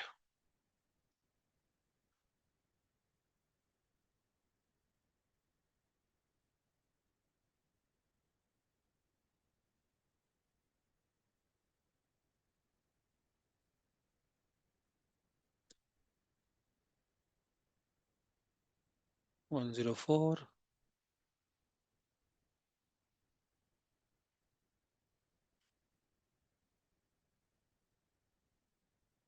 Continue.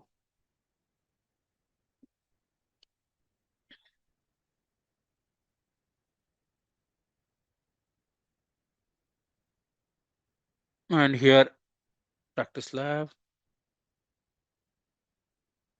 launch lab, launch lab.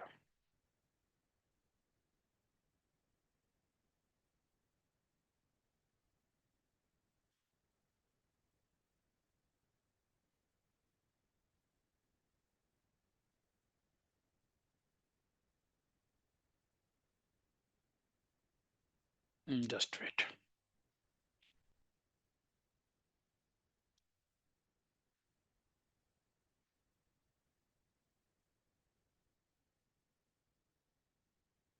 Just wait. Hardly takes 2 minutes to log in.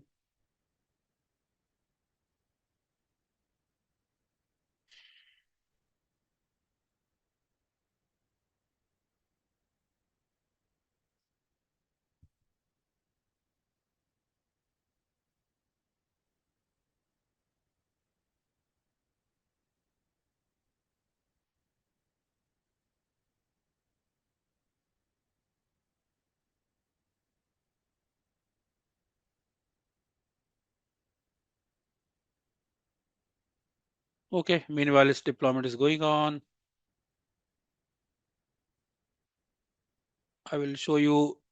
Meanwhile, if you want to remove some policy, so for testing purpose, sometime if you're doing so, which policy I apply on the source group ROM. Here you can search policies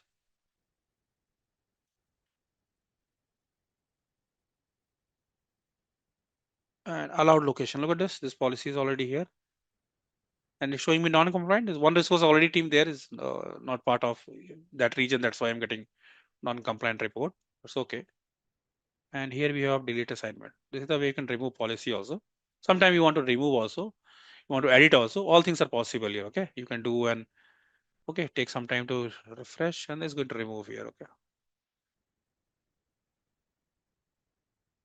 it's an edit assignment. You can do the edit also. Anytime you want to change some location parameters, all the things is possible. Not found is still showing there, means now I deleted actually. Look at this, I initiated that and deleted. Fine. So that way you can delete this policy. Fine. So now coming on this lab. So lab team, you need to copy this username password, and then I can open incognito window. Portal is, you already aware of that. What is the portal of Azure? Let me sign out team. It's taking from the caching that account, which I already log in. This is my username, password.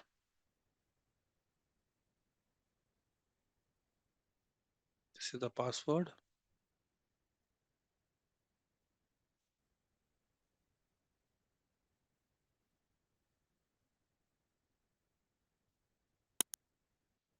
Next, just wait 1 minute. Authenticated app.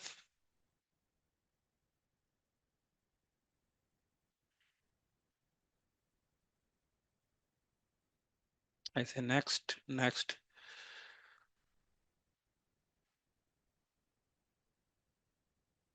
Scan.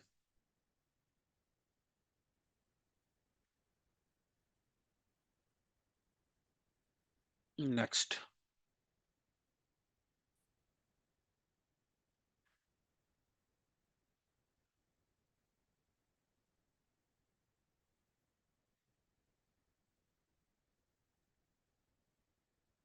Approved.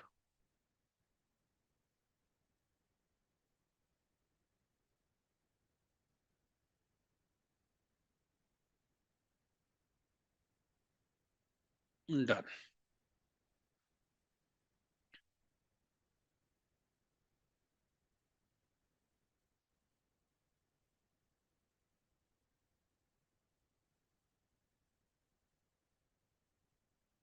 Just wait, is logging.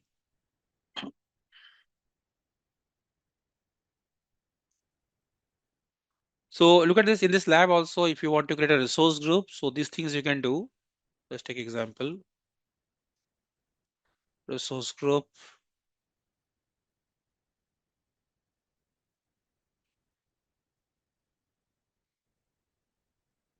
Create. Let's say example. They already have one subscription here, resource group. Demo, 88, region you can select. You can use next. Same option is also available for tag also. If you want to use tag, you can add. So you can do these things. Only if you like RBAC rule, that things are they block in this, but this thing you can test. You can create a user also, and here you have option to policy.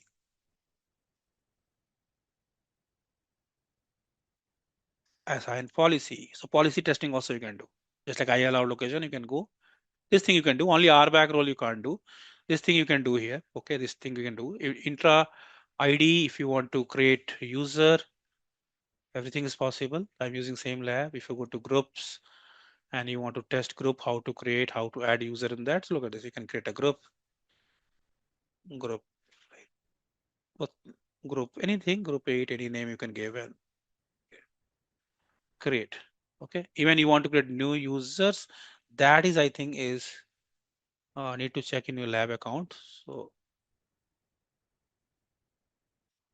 create new user. Yes. Let's suppose GG. Okay. User creation also possible. Okay. So this thing you can test. If your restriction is something in RBAC role management, maybe you're not getting an option. So that is the thing. Okay. But that other thing you can do. Fine.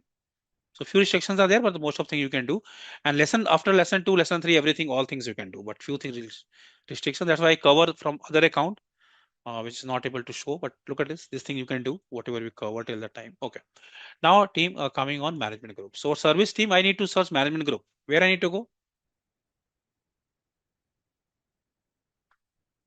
So there you need to do that. Look at this. I'm using same lab. The thing is no new same 104. So if you go to create user and intra ID, you can go for this user, this window here, and then it takes some time to, sometimes not grayed out, but let's wait for that. It takes 1 or 2 minutes to highlight. Okay, fine, bro. You're able to create it. Fine. Okay. But if not, I'm still able to understood how to create user. Fine. So now coming on that team, but you're able to do that. For team, now coming on that, I need to go to management group team. Let's suppose I have 100 subscription.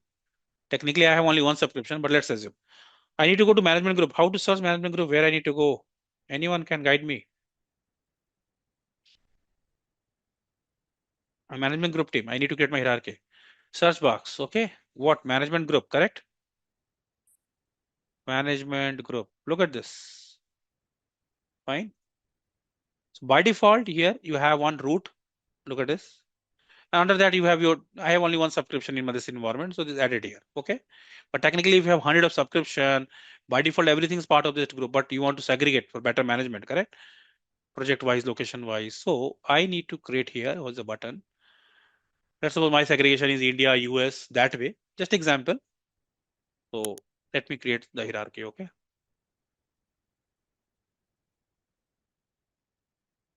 What's the error here? This is grayed out. Check with LSM team. Okay. Maybe some student level, they have some different policy.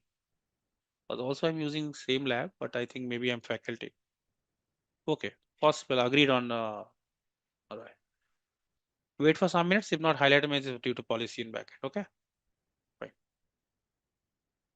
Yes. Multi-tenancy is possible. You can create multi-tenant also.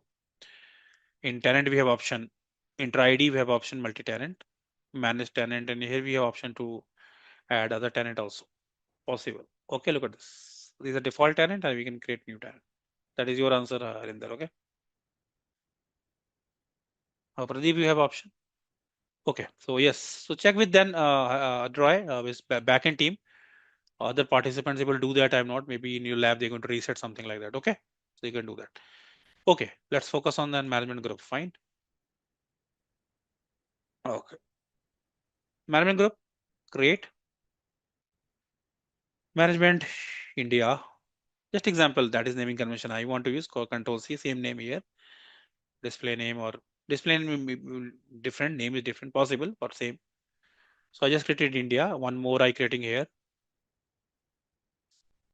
Management group US. Two is enough for our understanding. Okay. Just to understand to create a hierarchy. Okay. And then I will show you all the options: bill, policy, and RPEC. Three objective of management group to manage centralize. Just creating.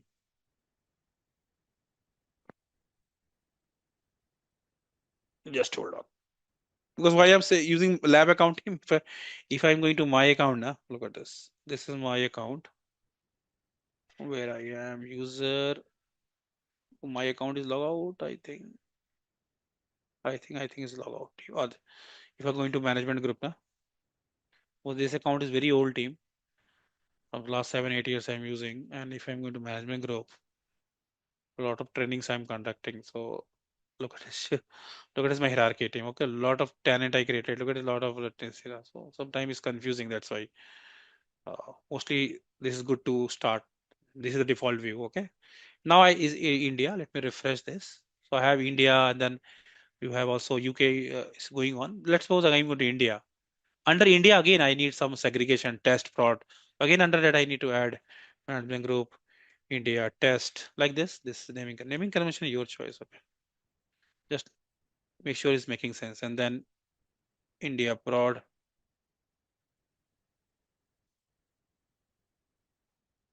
Okay, just wait.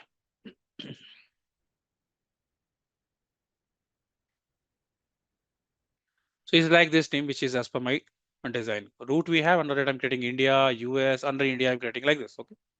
So ultimate is part of root. Now, if I'm going to refresh.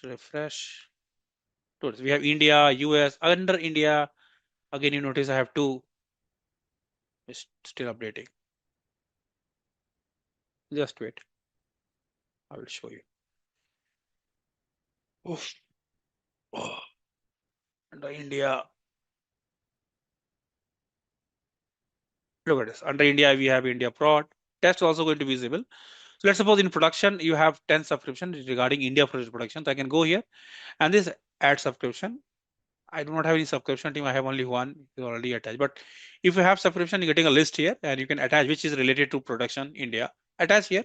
So all is attached to, and then if I'm going to IM, same way. Look at this learning is same whatever we learned earlier. I can give permission to users, a group, whatever. Same way I can give IAM role on this management group level. Under that, all the subscription permission is going. Okay, fine. So IAM option is there. Same way here. Look at this. I can add user group. That approach would be same RBAC role. Okay, so same way we can give these roles. Same options are coming here. So IAM management, RBAC role management, centralized possible. Plus we have governance policy. I can apply policy. Yes, same option is available policy. Scope of this policy is this management group. Under that, you have 10 subscription. Any specific subscription you want to exclude? Yes, that capability is also available here. You can exclude subscription. You have multiple then which want to exclude. Everything is there, team. So you have flexibility here. Which subscription you want to exclude, which resource group you want to exclude from this policy. Same thing you can do. So you have policy, RBAC and cost. If you go to cost, so if you click on cost here, so it's going to show the cost of all 10 subscriptions which you attach in this here. And if I'm going to route now, so you can show me all under this India, US, their centralized management here. So this is basically team is a way you can create yours. So this come into the picture team management group. You have a multiple subscription. Then you want to centralize, you want to manage RBAC role, policy, and bill. That is ultimate objective of team to create a management group. Okay, fine.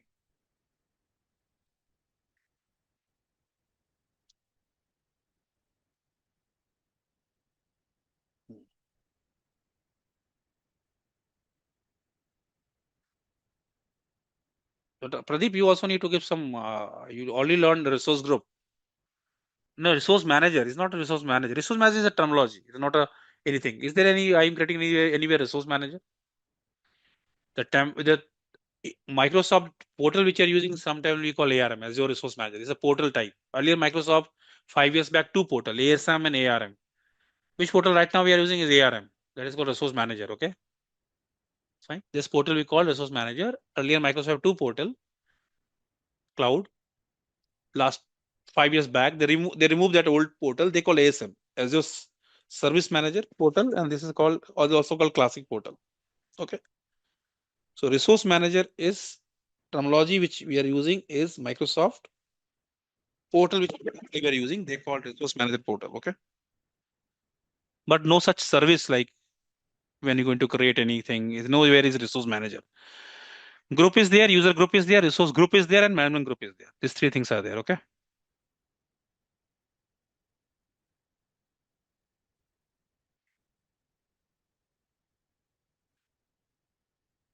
Here in management group, this is part type of look at this. Oh, where I am. Yes, management group is here. Correct. If you're going to create, it's only showing management group. Okay. If you select the service name is management group.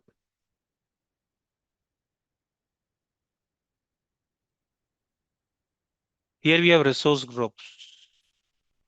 But resource, these are no such service. This is Microsoft API backend. They call overall this is everything is resource manager actually. Okay. That's why you ultimate service is resource group. Okay. This is Microsoft API they handling. Okay, fine.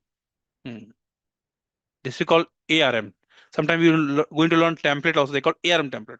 Azure Resource Manager. Resource Manager basically is overall portal API they have. Okay, fine.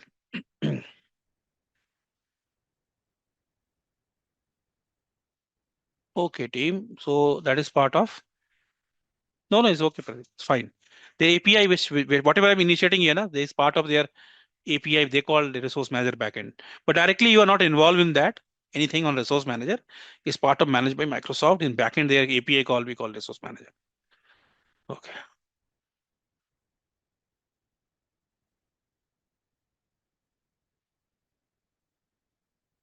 Your VM is you created and start. Still you need to pay for that. Your VM is stop. Still some storage cost is there. So obviously the cost is there. Check your bill and cost there. Okay.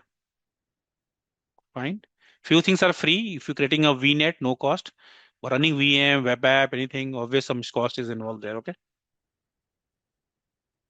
Register yourself in free tier once logging and in subscription, you can here add subscription. Register yourself first in Suresh, Azure free tier. I given the link on day one. Register yourself, logging, free tier you will get, and then if your free tier expire, you can add subscription, and here you can add subscription. Add your credit card, debit card, purchase, pay as you go. Fine. You have options. First, need to register on Microsoft with the free tier, and then you can add subscription under that. Account is required. Then you can add subscription. Okay, team. Now let's go here. So we talk about management group, AD role, external user spending. We talk about policy. Log is pending, tag is pending, and then few other things are pending. Definitely today not able to cover these things. Type of users cover in next week, but try to cover this log. Okay.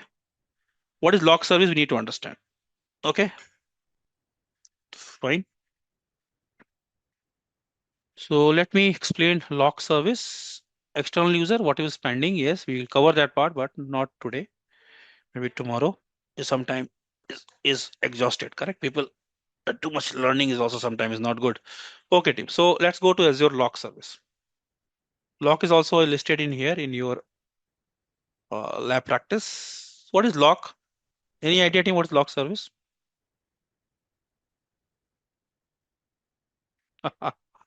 Okay, okay, fine. So today, team, I'm going to give some lab time to you. Okay, you need to practice few things. Okay. Hmm. No changes of resource like that. Okay. Now coming on, team, our use case.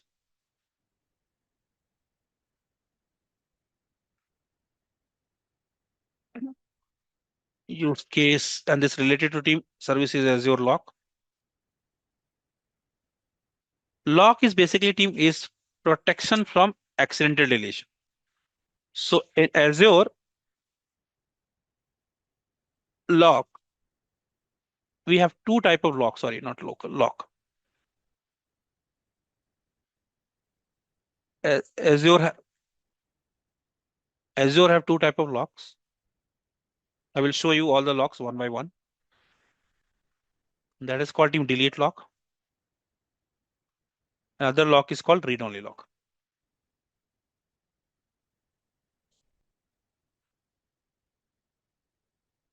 Okay, fine. Two type of logs: read log and delete log. If you enable delete log, then if you have permission contributor owner, then you can modification is allowed.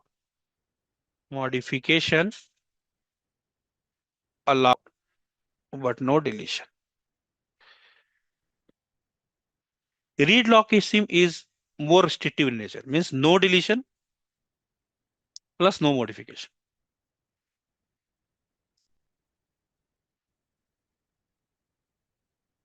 No deletion, no modification, right? Modification allowed, but deletion not allowed in delete this. So first thing, team, use case of log is best practice recommended, team, by Microsoft is recommended. Always enable log on your mission critical application. Take example. Let's suppose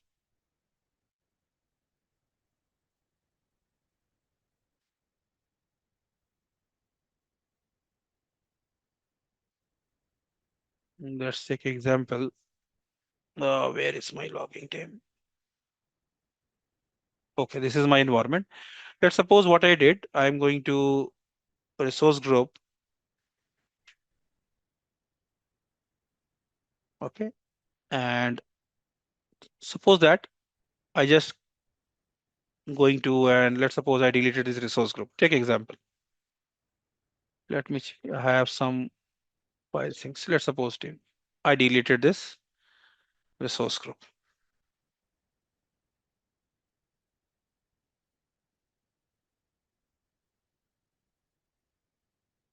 Then what happened, team? If I delete the resource group, under that, whatever VMs, storage, whatever service you deploy, everything going to delete it. Correct? Actually, I get the email. So in email subject line is this resource group name, So I copy paste that and just search this resource group and delete the things. I'm just giving an example, one example, okay? Actually, the resource group which I need to delete is name is resource group DELET, not delay. Just example. This kind of human error is possible, team? Yes or no? Yes or no, team? Is it possible this kind of human error? Yes, correct. Because sometimes we are heavily dependent on copy paste. Maybe it's not your fault. Sometimes client sending the email and the resource group which they copy paste and is not name is not correct. Okay, and then you deleted that. What happened then? The resource group you deleted?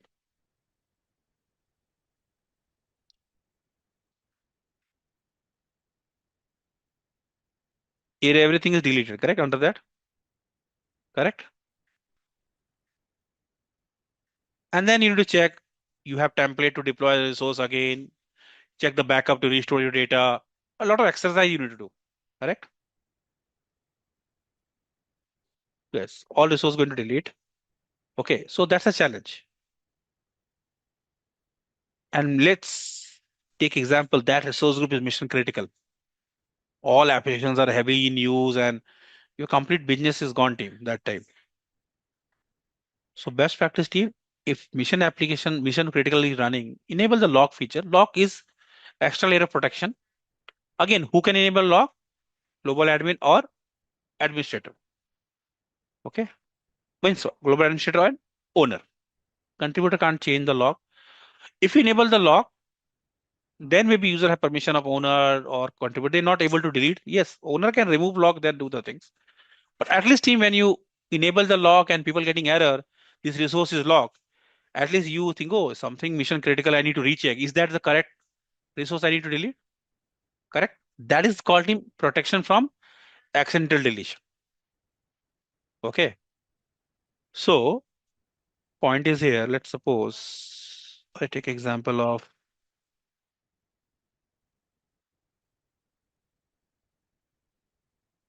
I can test on this resource group we have ROM, correct?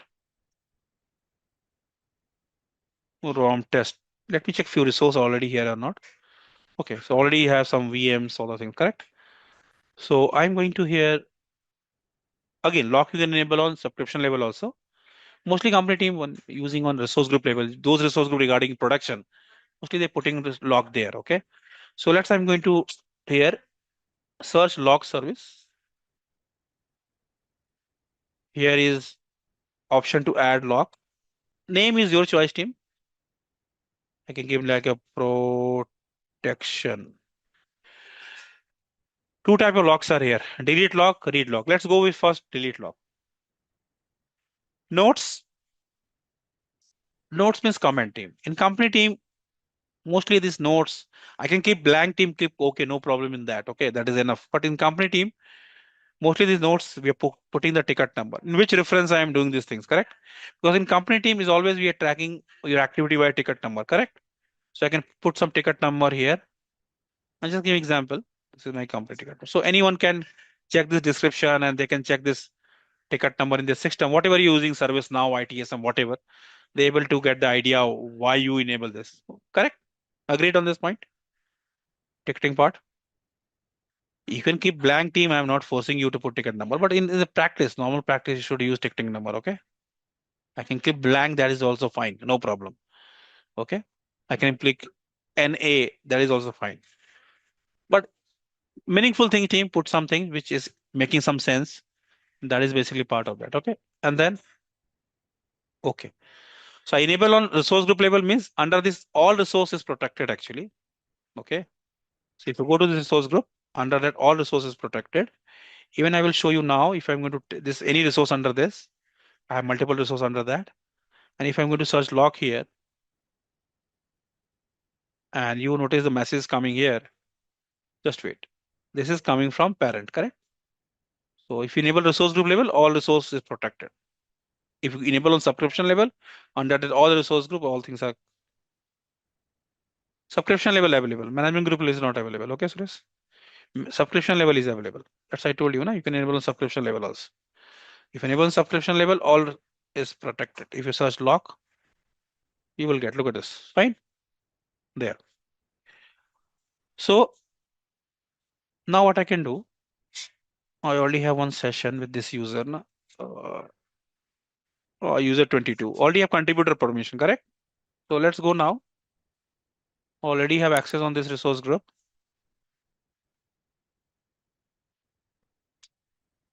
Source group Tom, ROM. Let's suppose I'm opening this VM just for testing purpose. I'm going to stop this VM.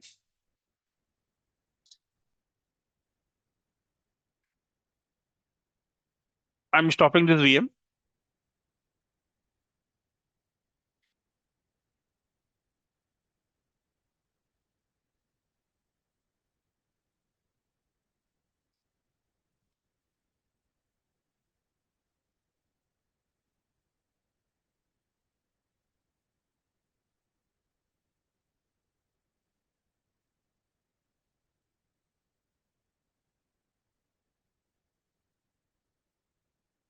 Just 1 minute.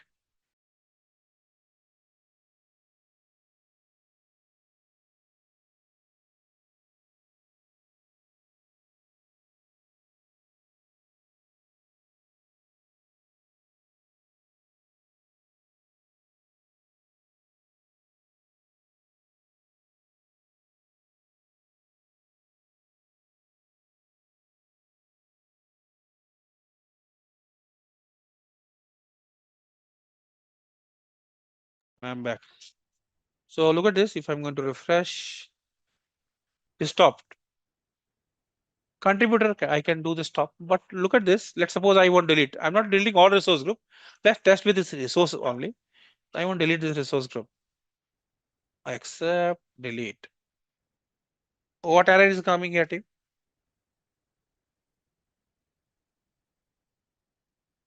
What error is coming here?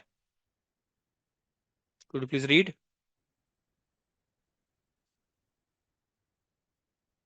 Please remove lock. It means this resource is locked, team. You can't do this thing. So it's protected from deletion. Modification I can do. I want to change the size of this VM. Yes, very much. Right now, this D4, I want to go to size. I can change the size of VM. Modification allowed. If you have contributor owner, I can do this thing. Look at this. I can go to the size. I can go to the new size. I can do this thing. Look at this. I can do this size, a new size or contributor less series. I can select this. Look at this. I can do this thing. Stop. I can do. Start I can do. Reboot I can do. Modification possible, but not able to delete that. Even resource group I want to delete now. Same error I will get from this level. Delete. Look at this.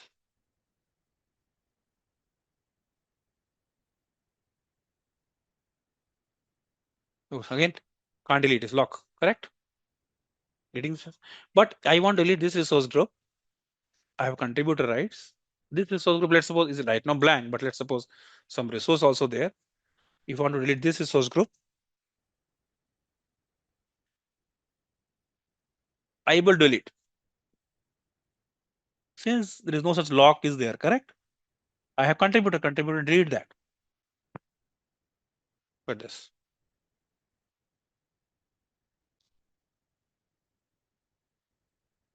Look at this. I will delete that. Now this resource group is gone. But this resource group is not deleted, correct? Because this log error is coming. Even you want to go to the log service, your contributor, na? So let's suppose you want to go to check the log. So I can view the log, but I can't remove log. Someone asking, a contributor can remove log. Contributor can't remove log. Again, difference between owner and contributor. Owner can remove log. Global admin can remove log if still required. They can remove, but contributor can't remove log. Okay. Okay, Naveen. Yes. Fine. If we still required other global admin, they can go and then go to that resource group. Which resource group I have? And I can remove log. I able to do that, but contributor can't remove log. Look at this. I can go to this resource group and then I can go to log. And I can able to remove the log.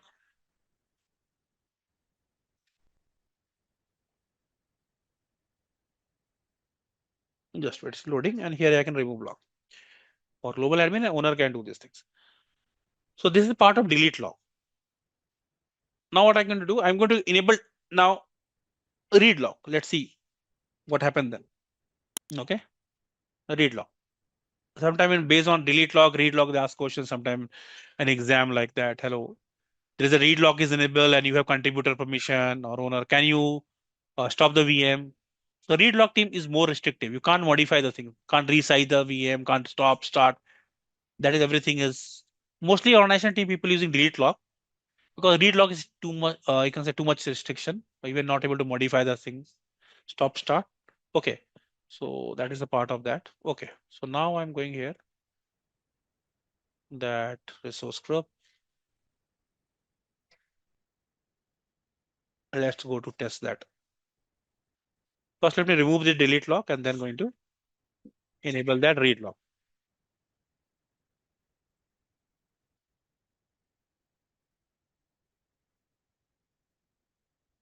Just wait. Lock.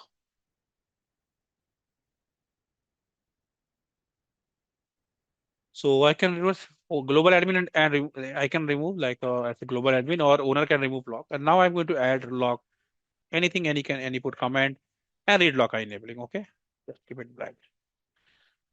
So now is read lock is enabled. Okay. Now let's try with that user.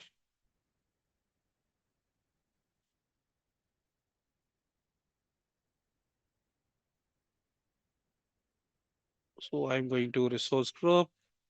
Last time you notice I able to stop that VM, correct? It's already stop state. Let's try to start also. Now start. Look at this. Block error I'm getting here. Let's suppose oh well, delete is not possible. Well, let's try to delete also.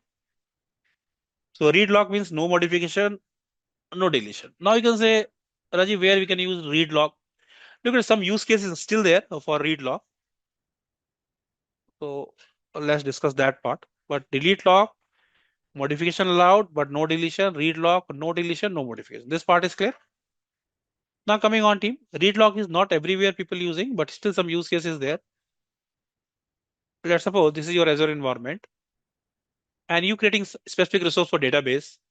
And in this resource group, let's suppose this is for your SQL or SAP related resource group, which you putting all your database regarding SAP HANA, SQL DB, Oracle, just example. And in your company, you have 10 administrators are working, okay? 10 Azure admin. And they have contributor, owner, whatever permission they have. So 10 Azure admins working in your company. So team, admins, you are already working, a lot of people in IT. So we are in same team, but team, we have different skill set. Agreed on this point? Everyone not handling all things. Fewer people are good in SharePoint, fewer good in Exchange, fewer good in AD, correct?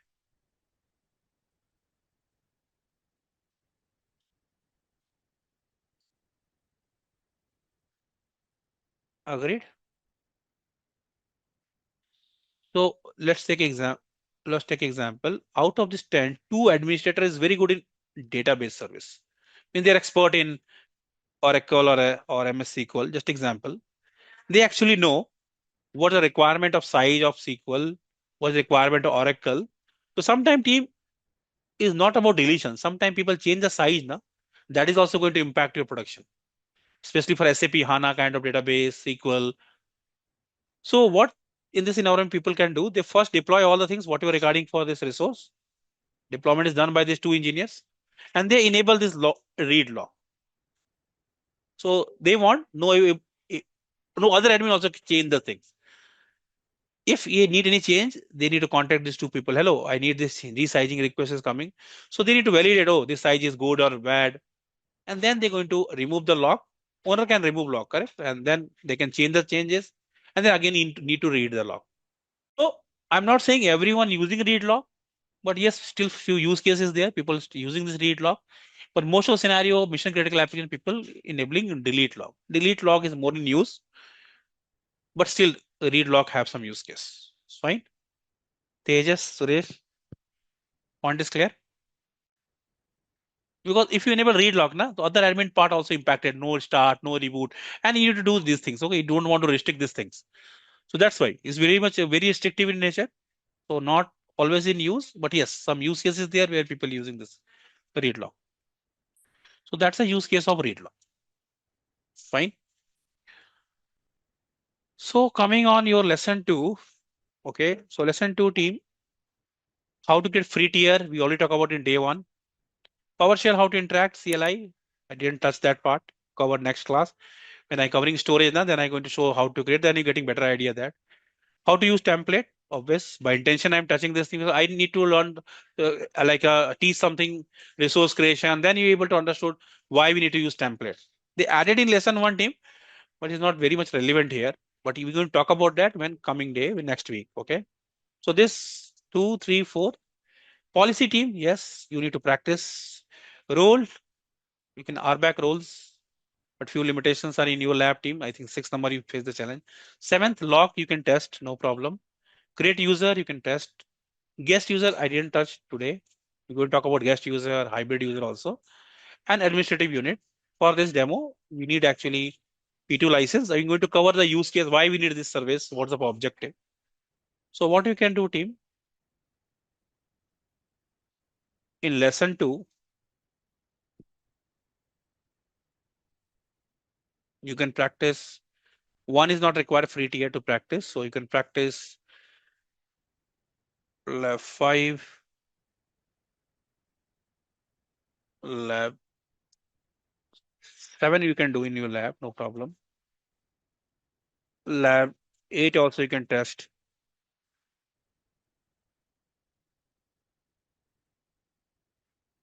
And 9, 10th you can ignore. I will cover later. Okay. So this thing you can practice. No, Suresh. Objective is not managing resource group. We can add what? Subscription. Okay, Suresh. Objective is mostly the subscription management, centralized.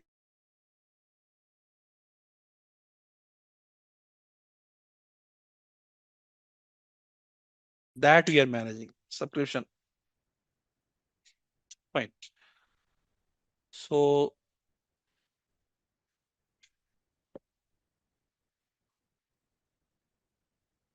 lab time. You can practice this. This lab manual is available in your LMS. If still no, so no problem. Oh, where I am, team. File. So lesson 2.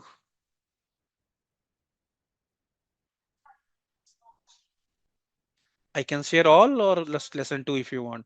I already share all, but let's try to lesson 2 share it. Okay.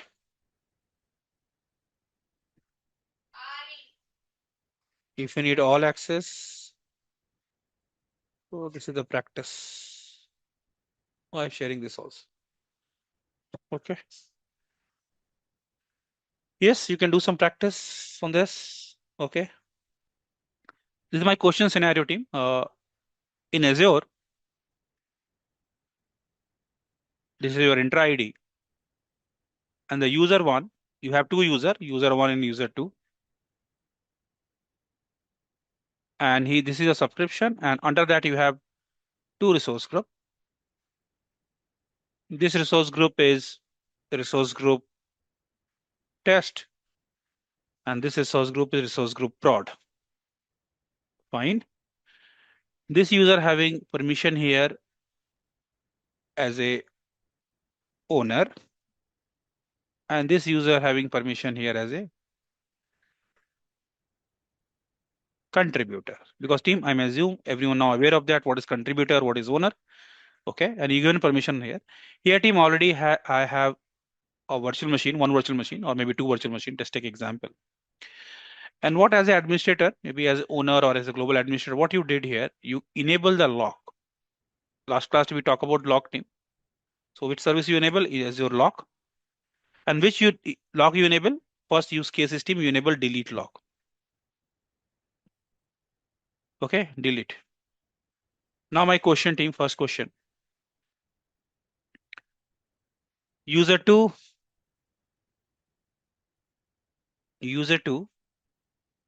want to change VM size. So please tell me in this scenario, is user 2 is able to do this or not? And this is the scenario is there. Lock is enabled. Which type of lock? Delete lock. So this is my question, team. User 2 want to change VM size. Is that user able to do? User 2 this VM, which is in, I can give more clarity, resource group production. Resource group production.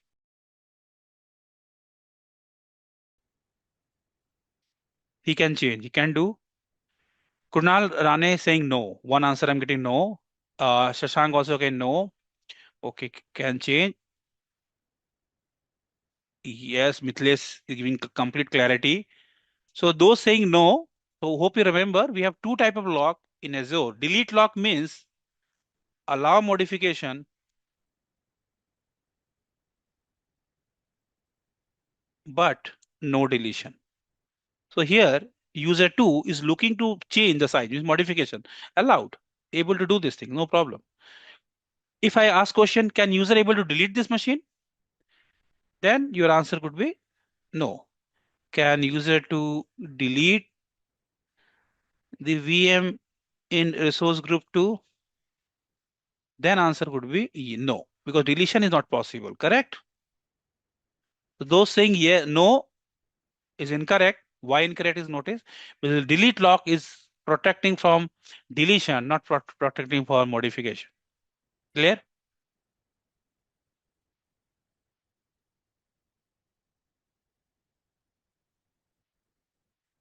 Okay. Okay, great. Now one more thing, Tim. Let's suppose instead of delete lock, I enable read lock. What I enable? Read lock. Now my same question. Can user want to change the VM size? Now team, give me the answer. Condition is team, this time read lock is enabled. Can user do that modification, team?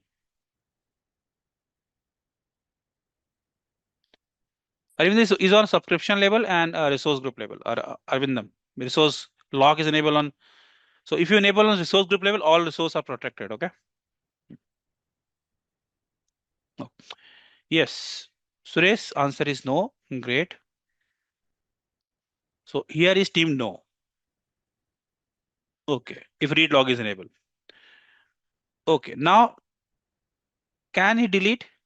Second question with the condition of read log. Based on read log can do. The obvious answer is team no. Obvious no deletion, no modification. Great. And I also given some use case, correct? When you have multiple administrator, few administrator expert on particular things. So they enabling this log, so other not able to change the size also and other things also. That's but rare team people using it, mostly people using in company delete log. Great team, great. Thank you for your input. Okay. Now team, coming on this administrative unit. Try to understand administrative unit team. Okay, what's the purpose of that? Administrative unit. Okay, so let and I going to test your AD role expertise. So team, this is my Azure intra ID. This is my intra ID and I have a user here. Let's suppose I have user here, user 1, user 2, user 3, user 4, user 5, just example. So I want the user 1 is supposed to manage other user password. Means if anyone user forget the password, I want user 1 is supposed to reset other user password. So for that, my first question team, for this permission, it required RBAC role or AD role? That's my first question, team. Please confirm me. What type of role is required to user 1 to assign so he can able to do this activity? Password reset activity, team. What activity I'm looking to he's supposed to perform? Password task, reset task. So my question is, team, you need RBAC role or AD role? Uh, Let me close this. Oh, where is my chat? Lot of answer. AD role, AD role, AD role. Pradeep using RBAC role. RBAC role is for subscription level, resource group level, for creating a resource. Pradeep, what I'm looking for? I remember I talk about very much in clear that use case. Difference between RBAC role, AD role. AD role is related to user creation, password administrator. RBAC role you can assign on subscription resource to creating resource, modifying resource, deleting resource, like creating VM, deleting VM, creating SQL server, web app, cluster, Kubernetes. That time RBAC role come into the picture, like owner, contributor, kind of things. But which task I'm looking for is regarding intra ID task, user management, password management. For that, first thing is which role is required, team? AD role. Okay, Pradeep, Jay.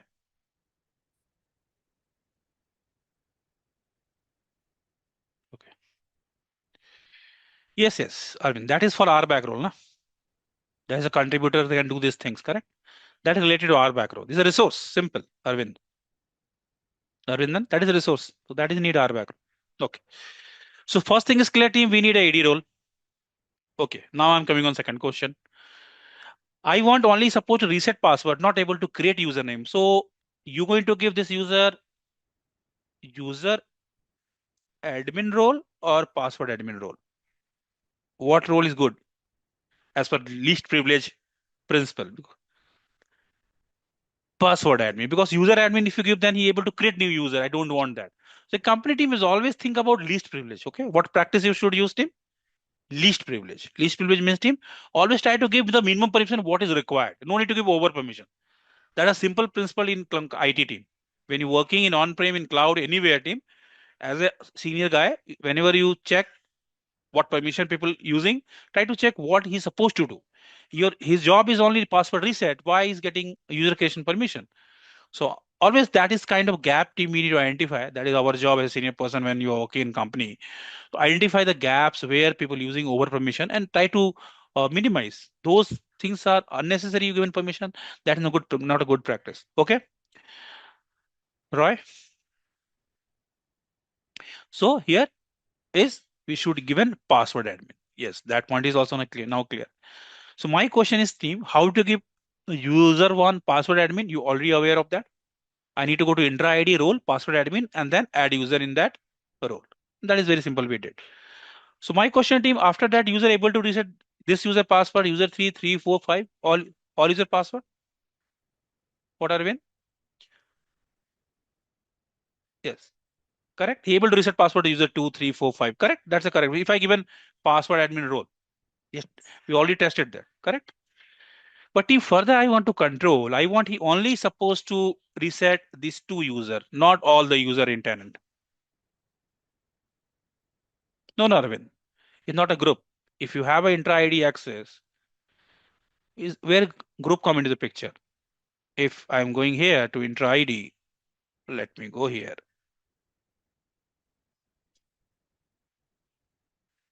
We already tested this thing. No? We already given password and permission. So if you part of tenant, let me log in. I'm using my account right now. Lab is also I started. I can do lab also, but let me first log in here. Just wait 1 minute. One doubt, team, but let's clear that doubt first, okay? Or Vindam have some doubt. Let's clear one doubt. Most of you already given the answer is okay, but let's one doubt still, team, for me is doubt. Correct? Yes or no? Yes. So just allow me to log in. Okay, then I will cover that part.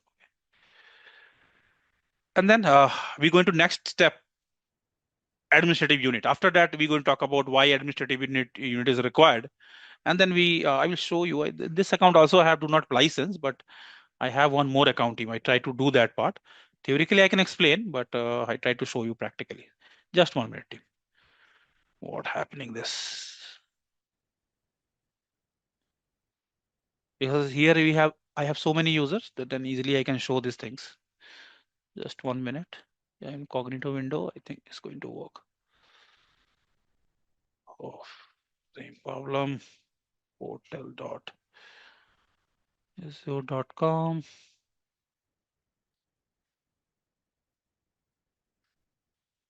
Or let me try here. Different browser.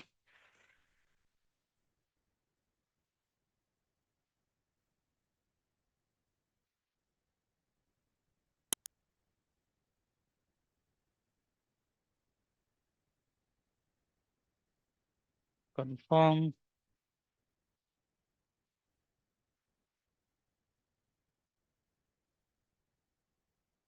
Just 1 minute.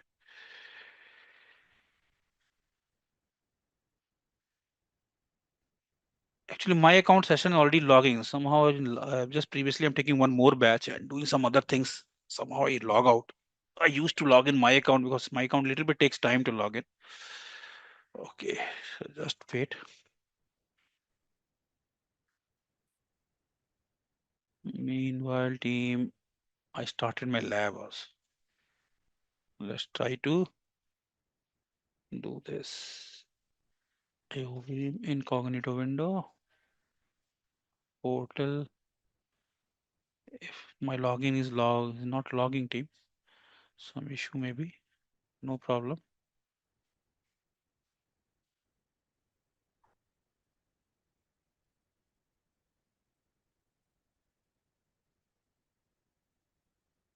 Password.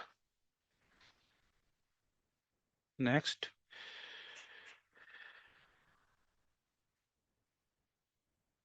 Okay, look at this. My ID is also logging, and this a problem is actually is login to different tenant.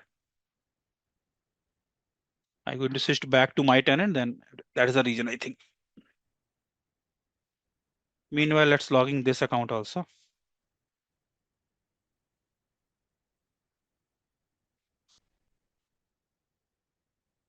Let me open Authenticator app. Authenticator. 4848.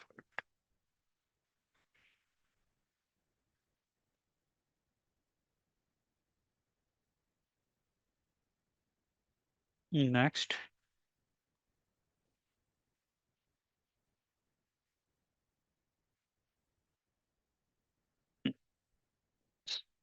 Six 78303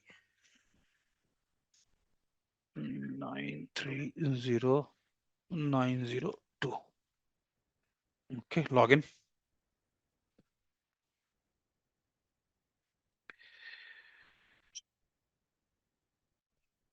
Okay, team is almost ready, and here also I'm switching back to my tenant, and then issue going to fix here also. Okay, both account what account have access, so no problem. We can quickly go to explore it.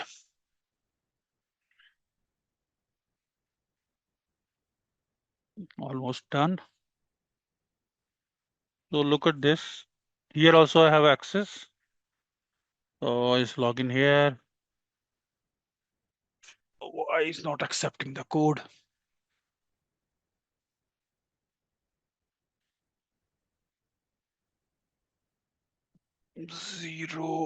04. So every second password changing. 5 7 1 minute. Yes. This login has been done, I think. That is okay, fine. Okay, it's logging this account. Let's do this account, then I can going to log into other account. So this is my intra ID. Arindam, I think I just missed your name. Sorry for that. So look at this. So here, let's suppose I have these users. So when we creating giving a role, so look at this. So this role and password admin role is on tenant level. Okay, it's not specific group. I can go to password administrator, and any user I added here password administrator. Let's suppose I want to add this user as a password administrator, Bala. So Bala, after that, having this role, he able to reset any user in this tenant apart from global admin. He able to reset other user password. Okay, all user. I have 627 user. Apart from global admin user and password, he can reset other user password. Okay. So is it there is no such group. Okay. Arindam, Arindam, it's fine. So after Bala login, able to log in. Yes, Arindam.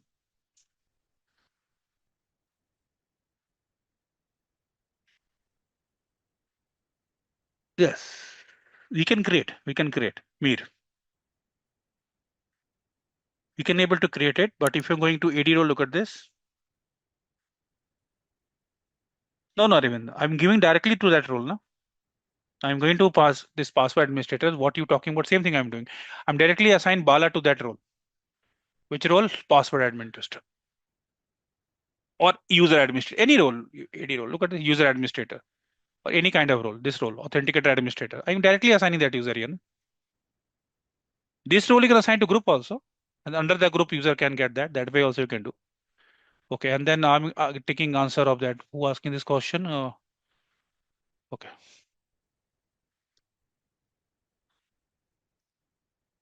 No, I can give group level also. So what? I can create a group, but my question is what? Whatever group or individual, user able to reset other user password. That is my question. Okay. Group we already talk about that. Best practice is group. Okay. But by a group you give me permission, individual he able to reset other user password. Now for AD role, custom role, look at this. Custom role is grayed out. Who asking that custom role? We able to create custom role, but AD roles you can't create. For that you need a license. I'm coming on the license part. Okay, P1, P2. And what is my tenant license right now is free. If you check your lab account license is also free. Let me log in this account also. Now I'm coming on license part and then going to cover that the feature administrative unit. Why this is important. Before that, let me log in here. 214224. Why not is taking password team? Oh, this is our user 723. Cancel this user. Let me try again. 169231. Okay, login. Okay, team. Fine. So if I'm going to enter ID here,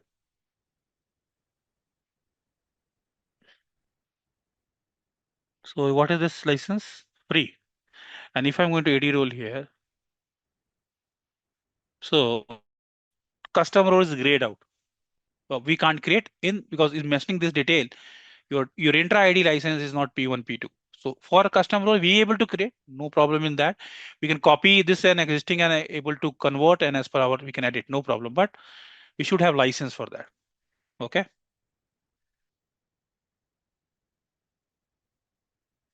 Yes. Now coming on my questions. Yes.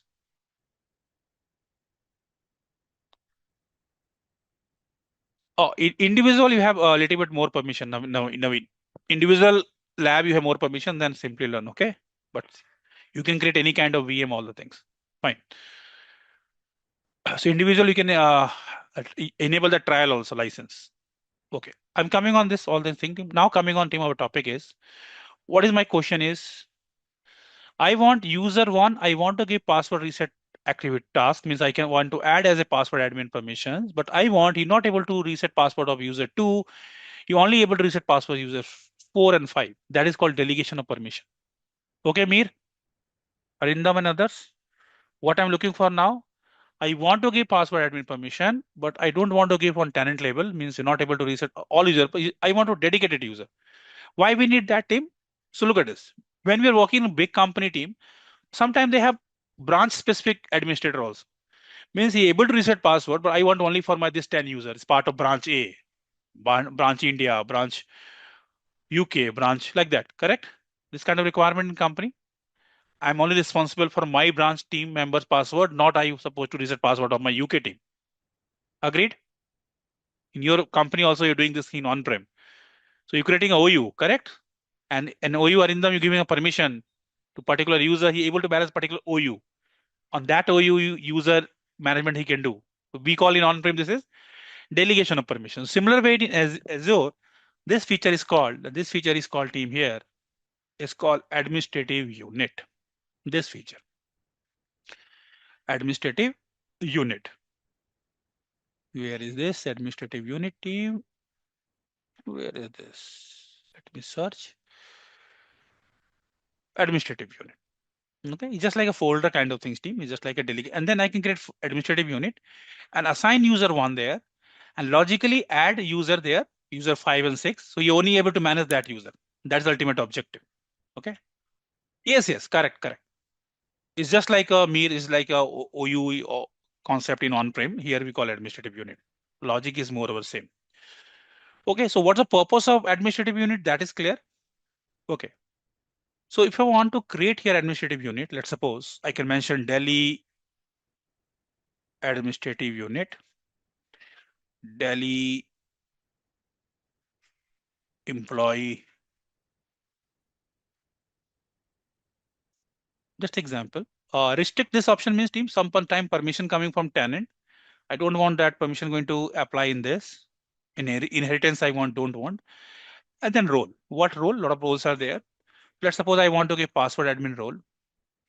And this role team, but here team, I'm not getting option to which user because this license which is here is free. Free tier not actually able to do this. You just you're not able to complete this functionality. Okay, so what I'm going to do, just 1 minute. Allow me 1 minute team. So before that, I will show you one thing. So this is my personal account and it's my intra ID. Intra ID, there is a tab team. It's called licenses. Okay. Licenses, you can go to licenses and look at this team. These are the feature is available by default in free tier. Yes. But few things team we're going to learn in 305. I'm not saying all because these few things are part of other trainings, SC 300 kind of things. But look at this team here. We have service of PIM, privilege anti-management. What is written here team? What license is required? P2 license required. I want to use identity protection. What license required? P2 license. In free tier team, we can't able to do that. Even that AD role custom we can't create. So if I want this service, what you can do in free tier, if you click on here, na, this is a package, any service. So here is the option you can activate free for 30 days. Free tier team, P2 license you will get no cost and you able to explore all the features. And then everything going to show you yes. But team in this tenant which I'm working, long back team, I think 4-5 years back, I already used this free tier. I'm not able to reactivate now. Okay, but yes, that you can do. Someone asking, na, like, so that way you can able to explore it. So for this administrative unit, PIM is not our agenda. I already told you is part of 305 training. I also showcase that lab manual is available in 305. In Simplilearn, when you joining 305 on that lab, you will get P2 license. Okay, and then able to explore it. Technically, you will get that. Again, I'm not committing you they will provide or not. But ultimate agenda team is learning. I will show you. So what I can do, team, I have one lab. Actually, I am Microsoft certified trainer team. So Microsoft as MCT, I'm getting a lot of full access on lab, all the things. So I have one lab access. So just for understanding, I try to use it lab. Advantage of that team, when I demonstrate, is part of this recording also. Fine. So let me go. Let me sign out this my personal account here. Later I can log in and opening this lab. At least team, this demo is part of the recording and you can take this advantage, correct? So that's why team I'm looking for logging.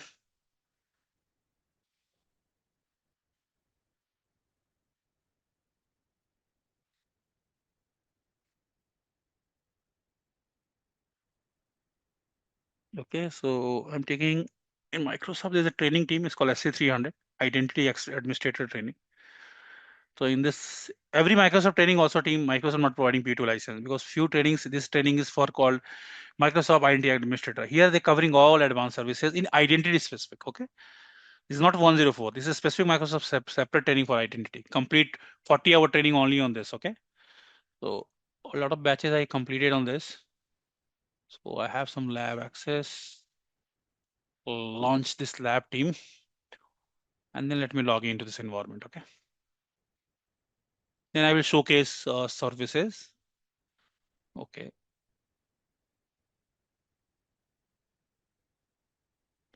Administrative unit and other services I able to show you. Just wait.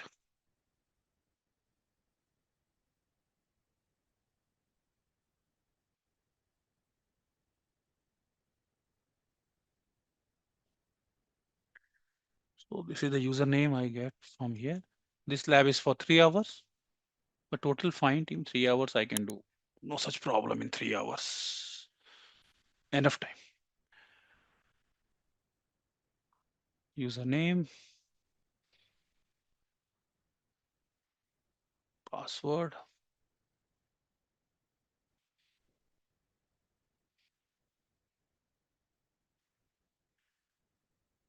That's a good thing team Microsoft supporting as a trainer.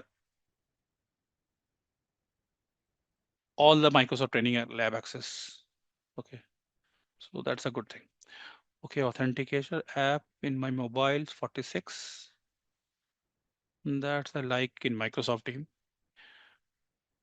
Very supportive.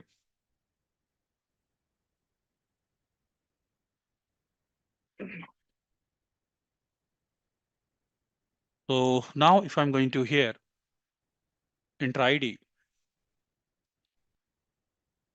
let's for testing purpose. Let's for testing purpose, create few user, then we can test now. So just wait, it's loading, create new user. What I can create? Let's suppose KK1, KK2, KK3.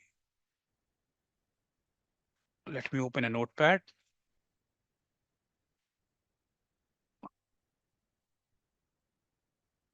KK1, review and create. And just creating user, no need to logging and also things. KK2,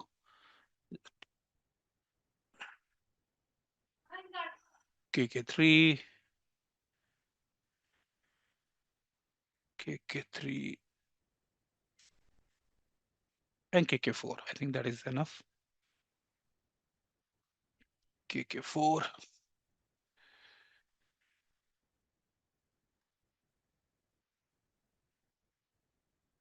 And one more KK5.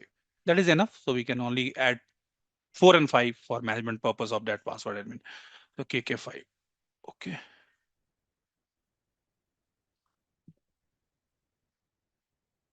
Okay. Now if I'm going to here, administrative unit, and I want KK1 is able to reset only user 4 and 5. Okay. So I can create a administrative unit. And here I can create Delhi unit, Delhi employee, click next, which role? I say password admin role. And look at this. I'm getting here option to add now. And then free tier, I'm not getting this option. So I want to get this option to which password admin role to KK1. So that's the first thing I added this user. Let me first create. Then I'm going to add a logical user in 4, 5 he's supposed to manage. So now if I'm going to here, KK4, AD Delhi, and here I can add logically which user is supposed to manage, or group also you can add here. Okay. So this is team, I think is a AD Delhi. I think my previous training team I created, a Delhi unit. Okay. Now Delhi unit, right now no users group in part of that.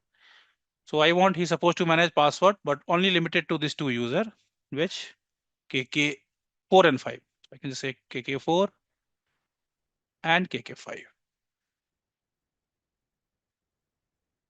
Okay. So what happened? My KK1 user is password administrator, but is only able to manage these two user password, not other user password in tenant. That way we can delegate the permission with the help of administrative unit. Look at this, KK1, KK. Fine.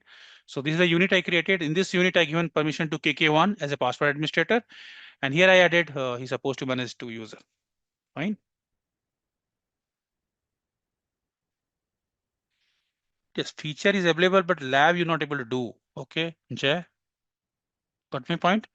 Steps are there, but you're not able to perform because your lab is free tier. You do not have a license on your lab. Just in this lab, which I'm right now, I'm using in this lab, I'm not able to demonstrate these things. Oh, this lab, which lab I have? This lab. You simply learn. I'm using same lab. Okay. So you're not able to do this complete thing because your simply learn lab they given in LMS step doc, but the lab which you have for a 104 is have free. Look at this. So that feature is not available. Understood that point to him? Why I'm using this lab to demonstrate this? And if I'm going to my this lab, I will show you in this lab, my directory is what license I have, V2. And if I'm going to license here, license. So here in license, look at this. In my tenant right now, everything is yes. All service in this advanced I can use in my tenant, this tenant. Got this point? Jay?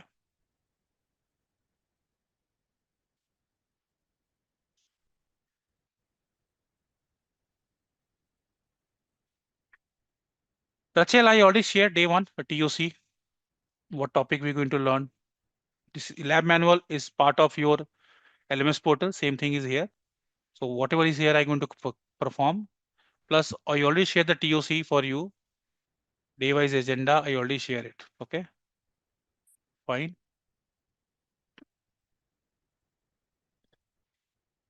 But few things in your lab limitation, you're not able to practice. That's why I try to cover this. Fine.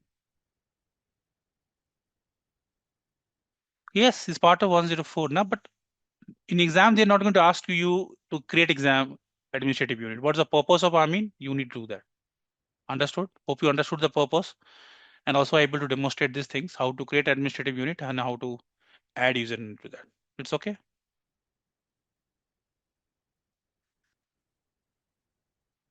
Fine, Costa. So team, no need too much think what lab is you working or not. Understand the concept and for my video is also there. I'm demonstrating if anything not possible in Simplilearn lab. Also not able to do in Simplilearn lab, correct? This, so I can have my account. I can do that. Okay, fine. But lab is available, but two labs you're not able to do RBAC role and administrative unit. Other thing you can do, other lab in like a next module, everything you can do. Okay, fine.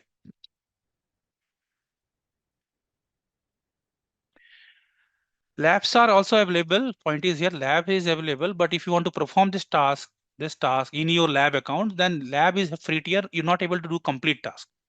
Okay, the steps they're mentioning here is you can refer it, but this part if you go is not able to do the complete task due to your lab restriction. Due to that's the only thing. Okay, Pawan, fine. Hmm. So no. A lot of roles are there, Jana. So when you're creating, a lot of roles are there. User administrator, a lot of roles are there. Any role you can. I'm taking example of one role. So when you're creating an administrative unit, you have all the roles are there. Okay. One more time. Add roles.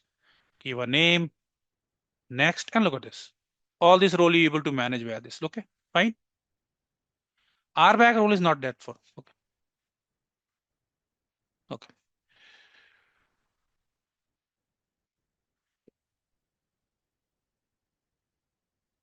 Okay, team. It's fine. Administrative unit is fine. Now one more question, team. This is not part of our discussion, but at least I try to discuss this thing. Understand the use case, team. So it's related to RBAC role. Okay, Jay? Fine. So my scenario is like that.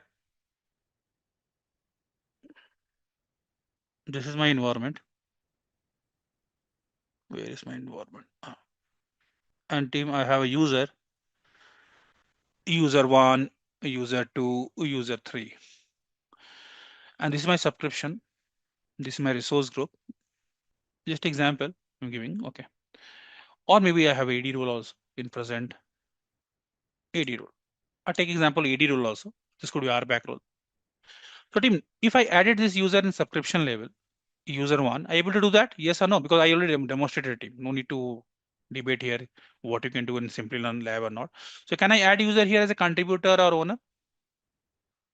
Can we give RBAC role? Owner or contributor? Yes or no? Yes, correct.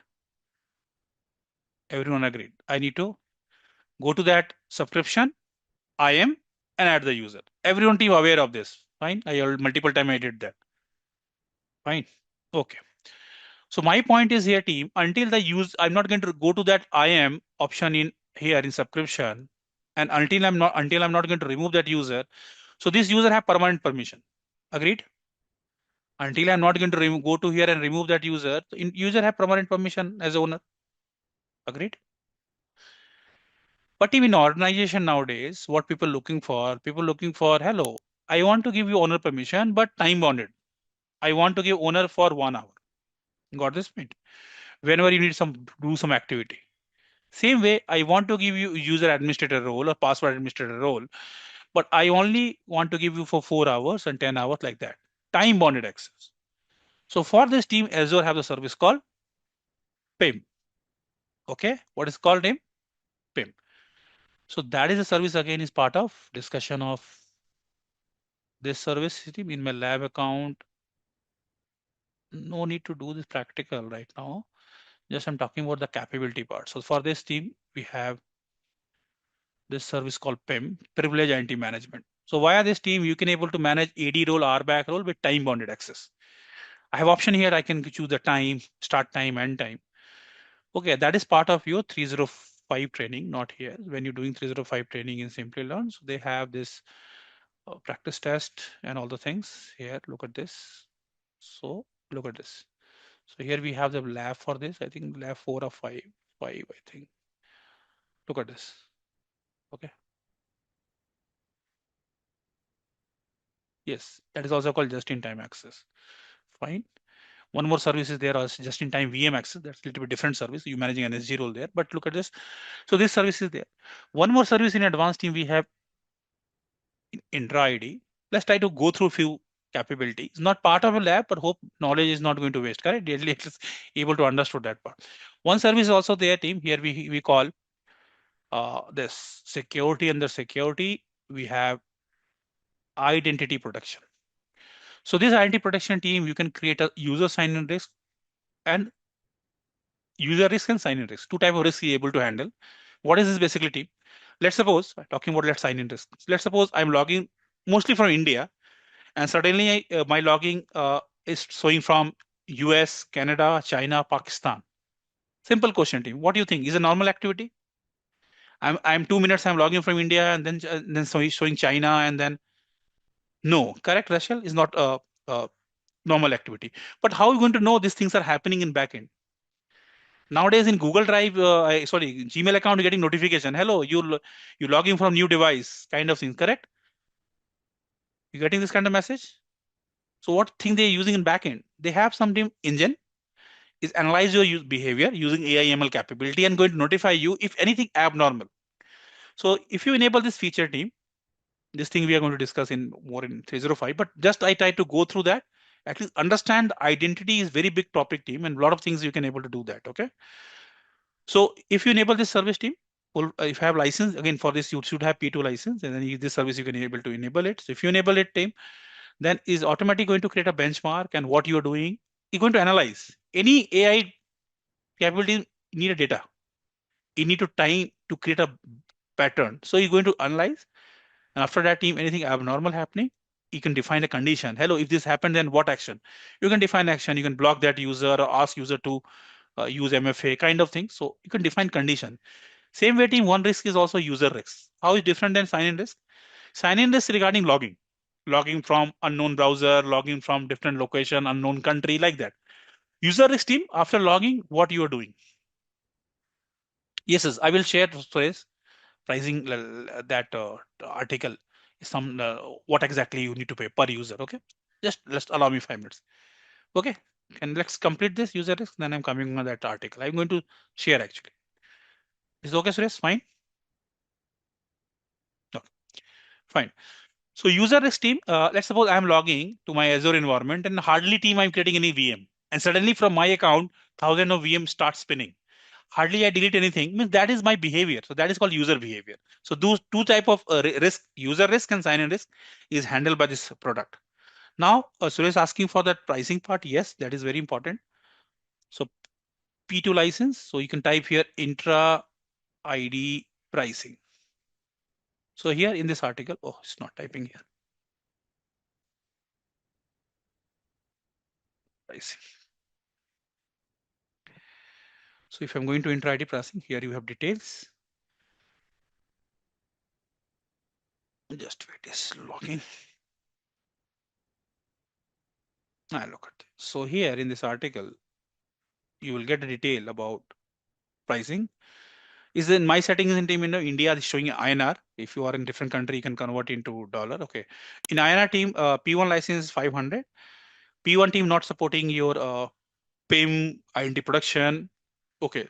P2 I can do, and nowadays team is Office 65 tenant also part of that. So look at it, these are the cost per user. Okay, per month, deduct from your subscription. What features are available here? Look at this. They're going to guide you also. What features are available in P1, P2, expand all, and you look at this. You're getting the idea about that. In this P1, what feature you will get.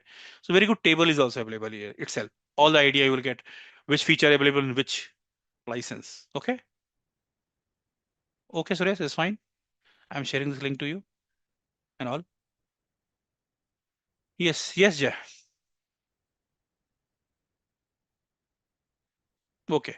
Can you please give me one liner what administrative unit do? One liner, Arvindam, is permission delegation. That's the role of administrative unit. Okay. We able not like if you want to not give permission on tenant level, means intra ID level, you want to give on particular groups level in terms of management purpose, then that is a delegation of permission of administrative unit. That's okay. Okay. Fine, team. So this is part of advanced when going to learn other trainings. 305, when I get the lab license, then a lot of things we're going to talk about that. A lot of advanced services are there, team, and few things are part of SC300 also. So yes, but whatever possible, team, we're going to talk about that. But just I try to give you the idea. So agenda of 104 is mostly is few services they added in here, but not as part of demo part. So mostly this thing we're going to cover in terms of when we have mostly 305 trainings or SC300 training, then mostly we are covering these advanced services. But hope you understood now this capability and article, you get the idea about that. Okay, so identity protection plus you have PIM. These are very important service. Even group membership. I try to add one more thing. Let's discuss that part also. So team group we already created. Everyone agreed? I already demonstrated group. What's the purpose of group, team? License in intra ID. Okay. Here in here we have option license. Look at this. Okay, Shashank. And here in second tab license feature, you can view what license you have. And in my lab right now, which I'm everything yes, but in your scenario, you have only top 5, 10 product is yes, other is no. It's okay. Get your answer. Look at it. You want to take a picture, you can take picture here also. Look at this. You can take a picture. Tenant and license.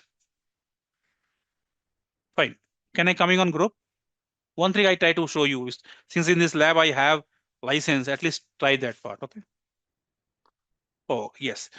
Group we can adds user to give permissions. Okay, yes, group we can create and give permission RBAC role or even AD role. Okay. Yes, any intra ID, Sashank, intra ID is intra ID. So if you go to intra ID and here we have option under manage, we have option license. Look at this. I'm also an intra ID. Is okay, Sashank? Okay, fine. Coming on group now. Okay. Yes, yeah, is a big company is paying for that if they're using the services advance. Okay. So so user cost per user you need to pay. That is the cost. Fine. Okay. Now coming on a few more things, team. I just try to touch one more point in try to show you the capability of license feature. So group we already use. Now also Arindam given the answer why we need a group. So via group permission management is easy, correct? No need to give individual user via group. Everyone agreed here. Okay. Now team, if I'm creating group here, I will show you both the environment. This is my lab environment, which is my lab environment, the free P2 license. Okay. And I have one more environment that is Simplilearn environment where we have pre-licensed here.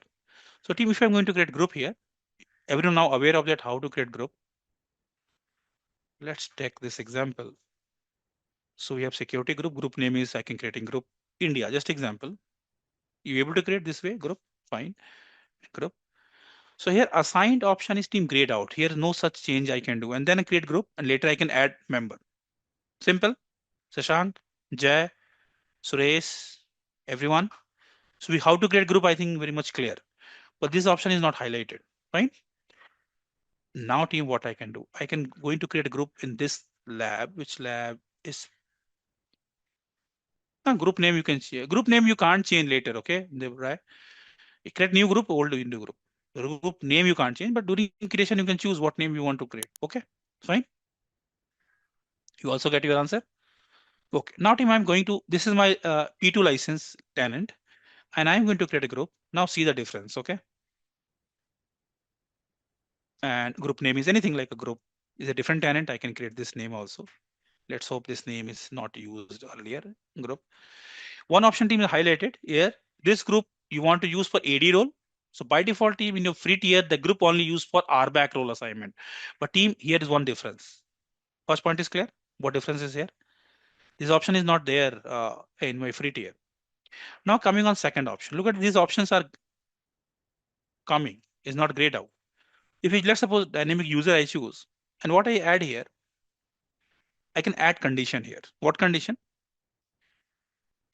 I mentioned if department name equal to any user equal to India, then the user automatically going to add into this group. So this is called team dynamic membership. And this feature is only available if you have P1 and P2 license. This feature is not available in. So what's the advantage here, team? I'm not adding any user here manually. What condition I set? If any user having department name in India is going to add into this group India. So look at this, the group which I created name is GRP India.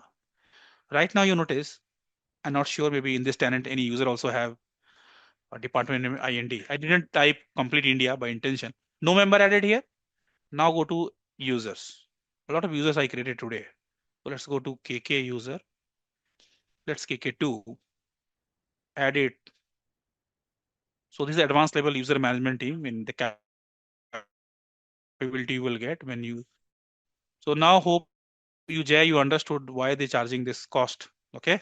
So when you're moving towards license features, so a lot of feature you will get capital. Now team, I can just I'm changing this user department name. Okay. IND. I'm just giving an example. You can use any attributes of user in your logic. Okay. India. And one more user. Two user enough for AK5 maybe. So and edit. No, this is an administrative unit membership. Maybe sometime you can't manage here. Let's suppose any user here. This is a lab created user team. Just wait. Job description and department name is India. And further, this group India, you can give RBAC role, whatever owner country, whatever you given. But advantage of the dynamic user team, you know, if let's suppose user move from India to Australia project, so you're going to change the department name. This is the way we are handling user correct member details. So automatically user going to remove from that group. So now that one step is also easier to you. No need to manual adding user into group and remove user from group. Okay, Jay, making this dynamic group understanding. All this feature is part of P2 capabilities. Okay, fine, Roy. Devabhatra Roy, Pawan. And if I'm going to now group, it takes some time to show you, but automatically you can notice here, those user department name is, let's go to group, GRP group, India.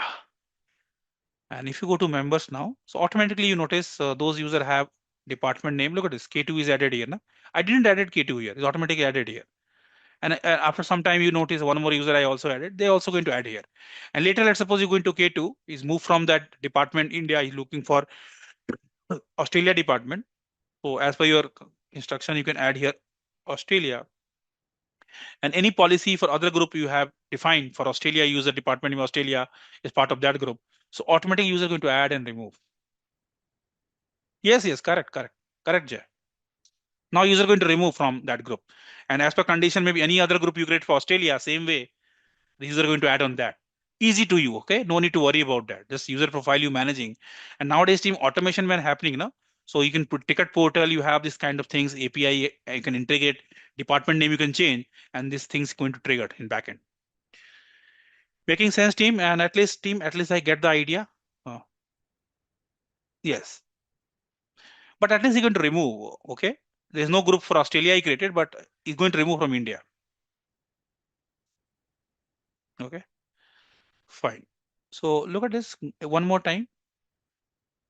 It's just simple logic team. If you're creating group here, any name you can give.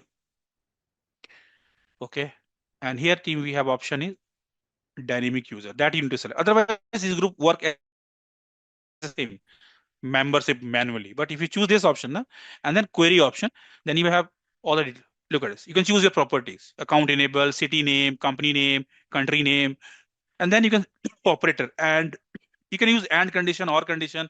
A simple logic. I can say equal to, and then you can put the value.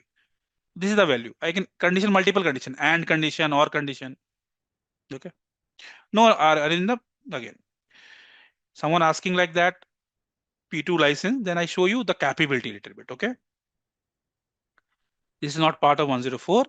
You're not able to, only group is part of that. Okay. But when I have access, so I just try to give some idea about that, what kind of P2 license capability you will get. That's the only objective. Okay. Okay. No need to comment like that. Trainer is taking out of scope topic. It's not out of scope. It's ultimate is Azure, right? But yes, every training have their objective. So is not part of that P2 license.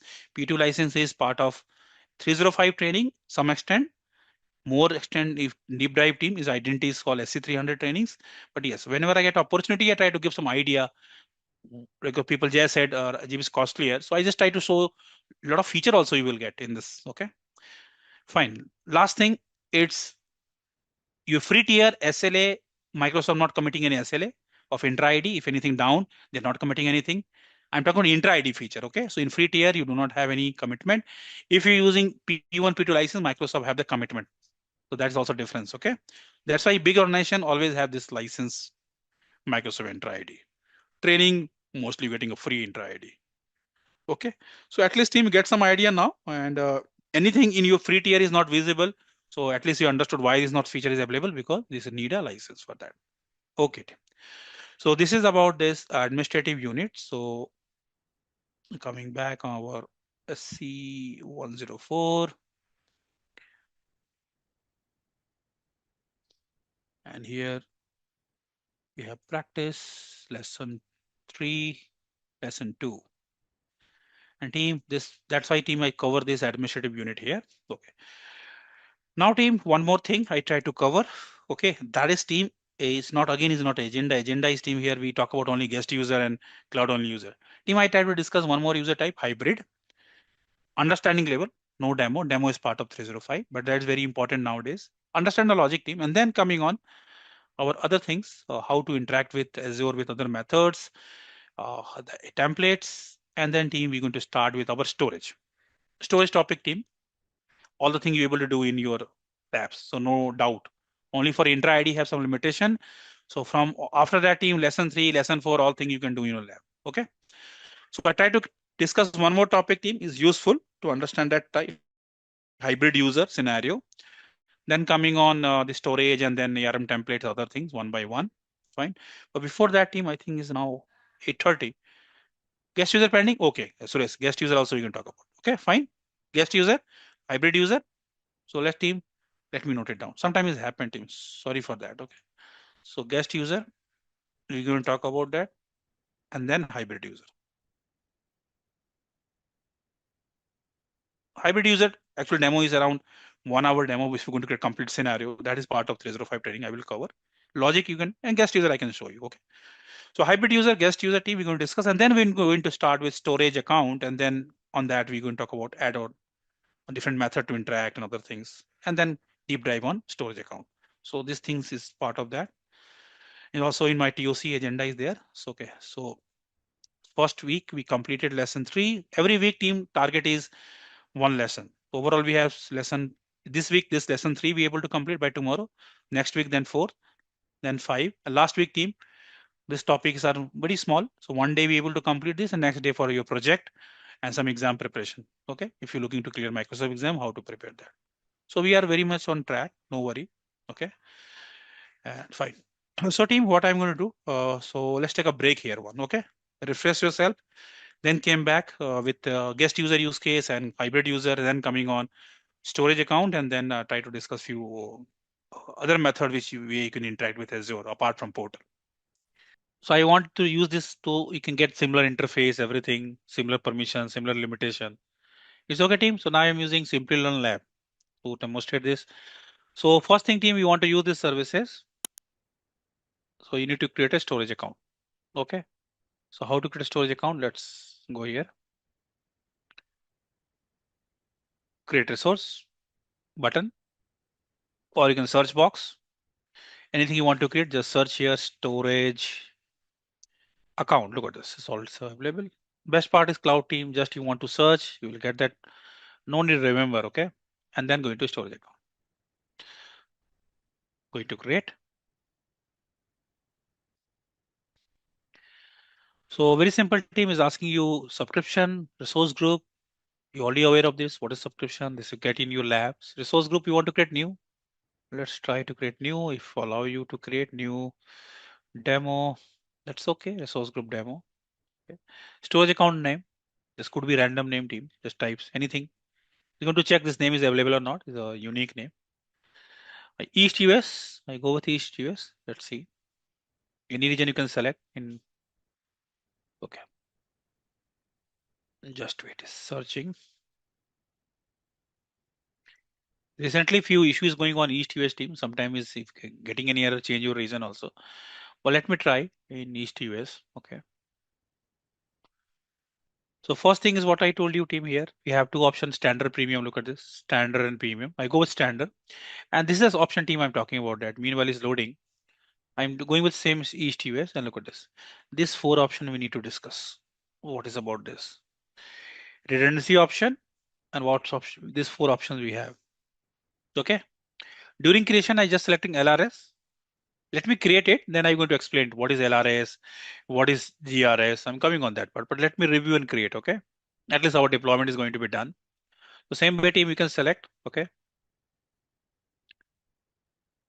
LRS is fine in your training environment, team. You can use LRS, no problem in that. Okay. Only thing is backend some functionality will change. LRS is enough for exploring all the feature, but technically some difference in LRS, GRS. I'm coming on that part. But let me just check this validation is going to pass or not. I'm in the Simplilearn lab account, team. So let's see.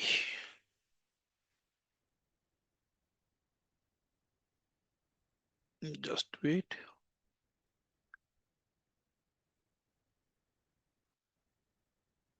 Okay, then create. My storage account has been created. Just wait. The similar way you also able to create it. Apart from lesson 2, team intra ID, I think other lessons you're able to do. I think no such major problem in this your environment. Okay. So only thing for due to P2 license, other things, few things you're not able to do in lesson 2, but now you can do all the things. Okay. Just wait, deployment is going on. And then I will explain this part. Okay, meanwhile, his deployment is going on. Uh, Almost, let me check. Hmm.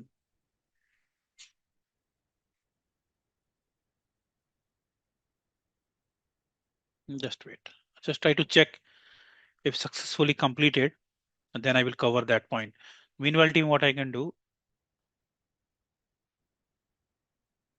I can copy paste screenshot here.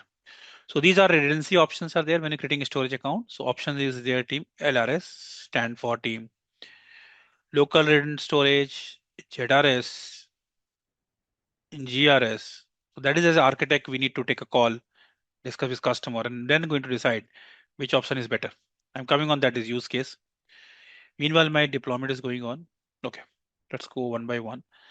And my deployment is done or not. Let me check. Okay, look at this. My resource storage account has been created with all the details. Which resource group is this is? What is the replication option you selected? And then team here we have blob service. We have file share and queue and table. That's why team I cover this too also because at least you're aware of that. Because when you creating storage under this service is there. Okay, I'm coming on this blob service. But before that, team point is here. During storage account, you going with LRS, ZRS, GRS, or GS. Which option you can choose? In what scenario? So team cost wise, if you talk about cost, so cost is lowest here. if you compare with other, and here is cost is highest. Okay. If you move towards LRS to this, your cost is going to increase, cost is going to increase, cost is going to increase, but your high availability also going to increase. Here is high availability also lowest. And when you're moving towards this to this, more highly available, more availability, more availability. So that's basically the part of that. Quickly, I will show you then coming on what is LRS and what happening in Azure. Is all the managed service team, but still we need to understand the background. Before that, I will show you the calculator. Azure calculator.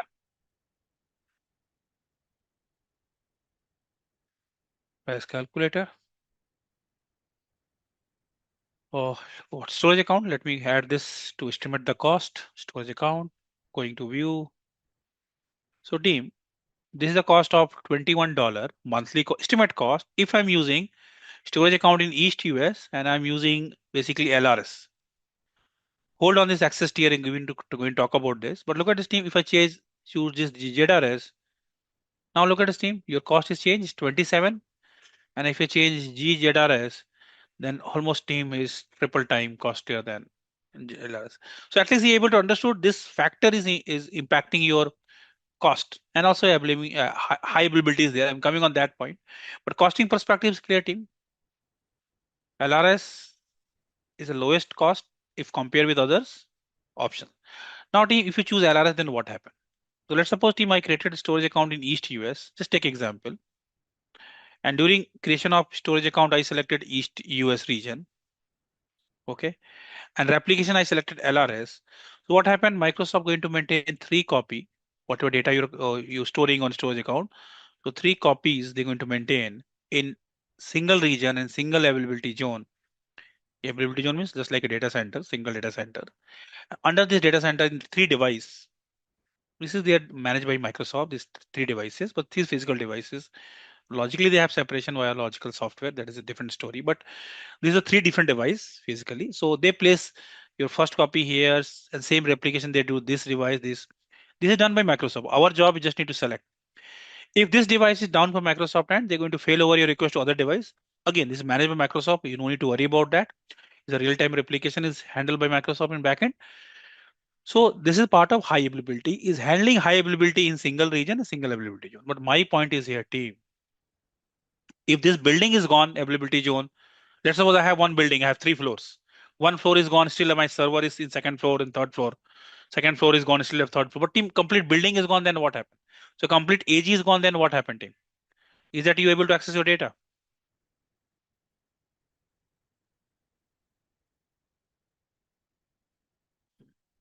No. Correct? So team, the use case when you budget friendly, you're looking for low cost, you want to invest, and you know your primary copy already in on-prem, you want to use cloud as a secondary copy. And again, team, I'm not saying every time their AG is going to down, data center going to down. It's not like that. But in cloud, we always prepare this way. So if customer say, oh, this is for test environment, is okay. LRS is fine for me. I can at least save my money. And my data which I'm putting here. Also, I have one copy in my on-prem. So I'm okay with this. Okay, Costo. So team, is solution always not always try to give customer to hike? Need to understand what is their use case. Is there is a test environment they're looking for? So for test environment storage account team is good for go with LRS. Making sense, team? Still, I'm saying is not a still is high availability. It's giving at least three device in backend, but it's limited to single AZ. Now customer said, Rajiv, I need more high availability. I need this handling this data center level failure. Then team during creating or storage account, just your job is just need to select as per use case. You can get multiple storage account, one storage account with this, other storage account with this. That way also you can do.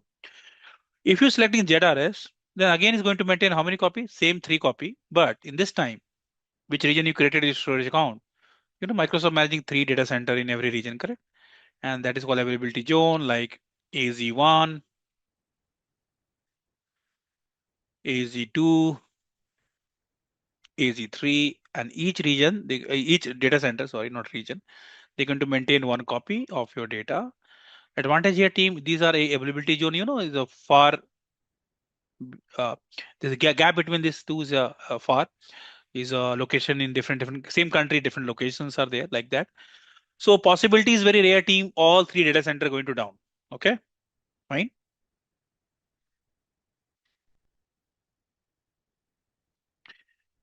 Migration is that I'm talking about right now. Migration.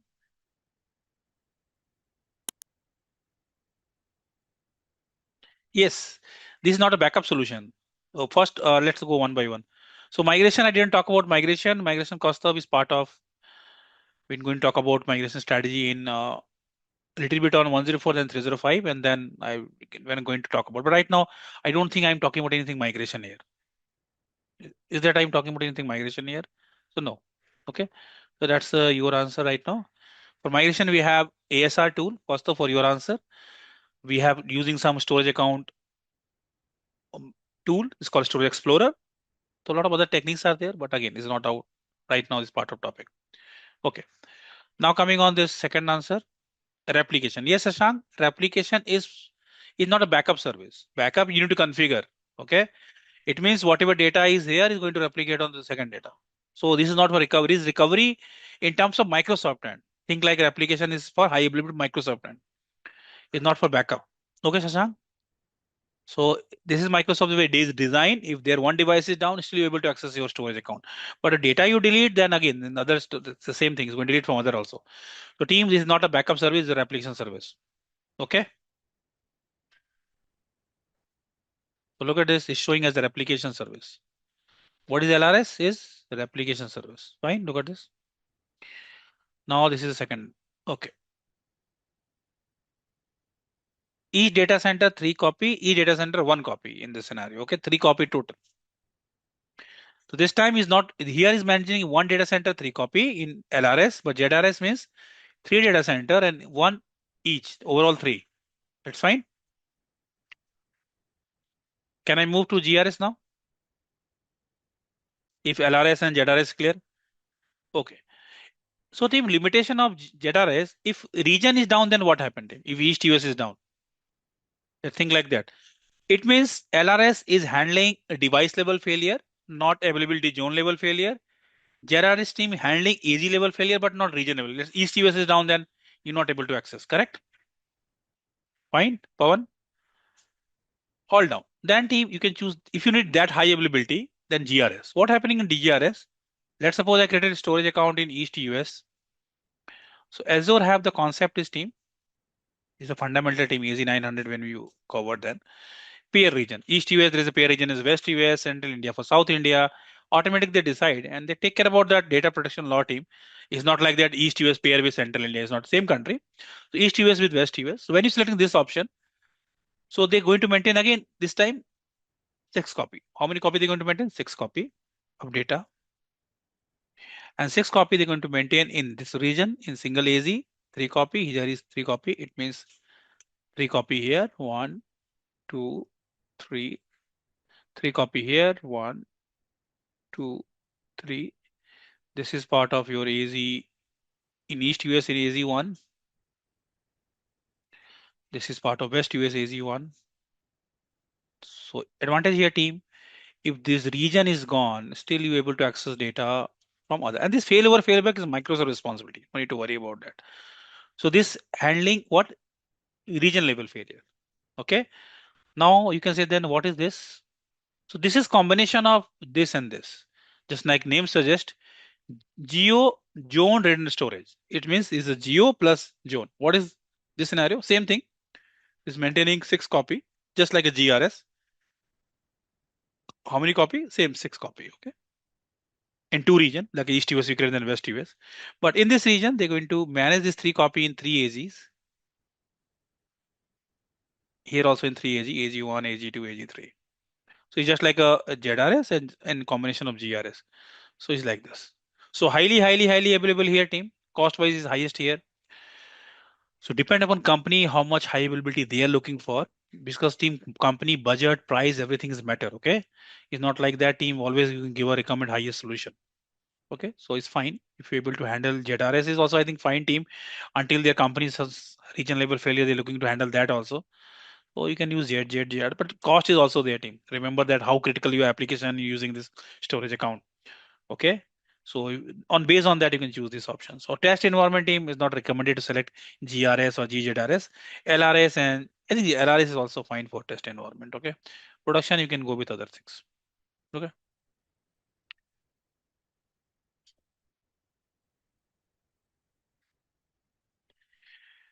Merlin asking for GRS. GRS is handling 6 copy in 2 region, creating storage account in East US, then they're going to take automatically the page. It's called pair region in West US.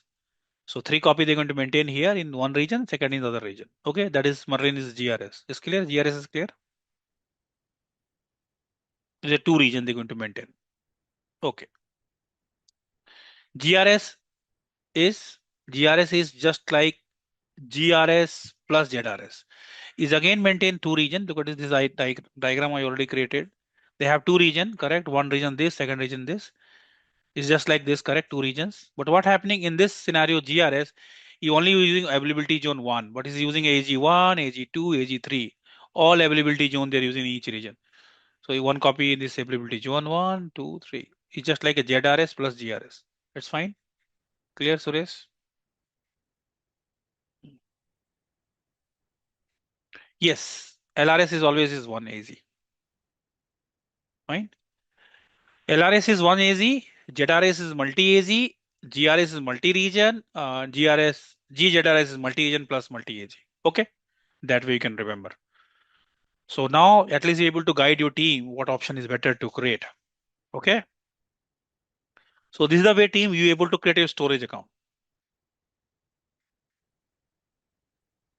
Okay.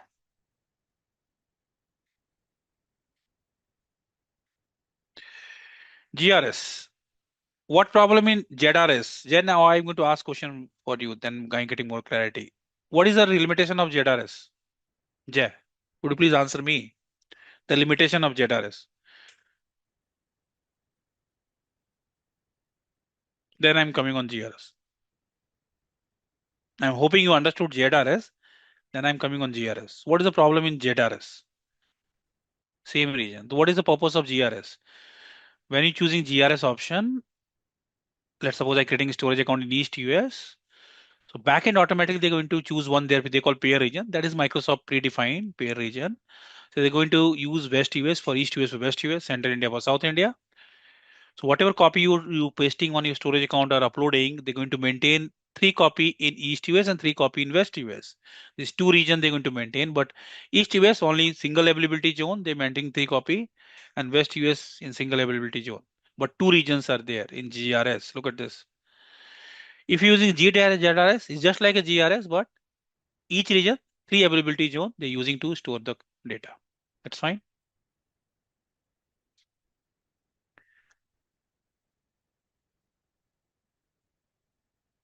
So GRS using multiple region and GZS also using multiple region. Obvious that is budget friendly is LRS, correct?